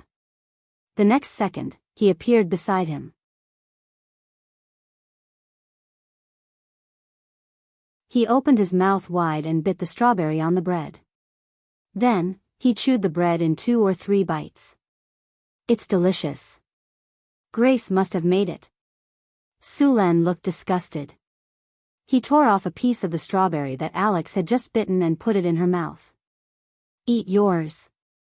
I have barbecue here. Does anyone want to eat? Karina said while holding a plate of fragrant barbecue. I want to eat, I want to eat. Alex held the bread in one hand and eagerly grabbed a piece of barbecue with the other. Sulan also picked up a piece of barbecue with his chopsticks. He had a big appetite now, and a piece of bread was obviously not enough. Morning. Everyone is up. The door of the mushroom house opened. Witch Hathaway yawned and walked out lazily. She looked like she hadn't woken up yet. During this time, she had been busy building the ecological garden in the wizard tower. Sulan greeted her and asked Grace to get some breakfast. The ecological garden in the wizard tower is not finished yet? Sulan looked at Hathaway, who looked like she was sleepwalking. Hathaway glared at Sulan. It's such a big project, and I'm the only one doing it. What do you think? Don't you have them to help you? Sulan pointed at Karina, Grace, and Alex. Hathaway rolled her eyes. A sorcerer, a druid, and a half-baked wizard.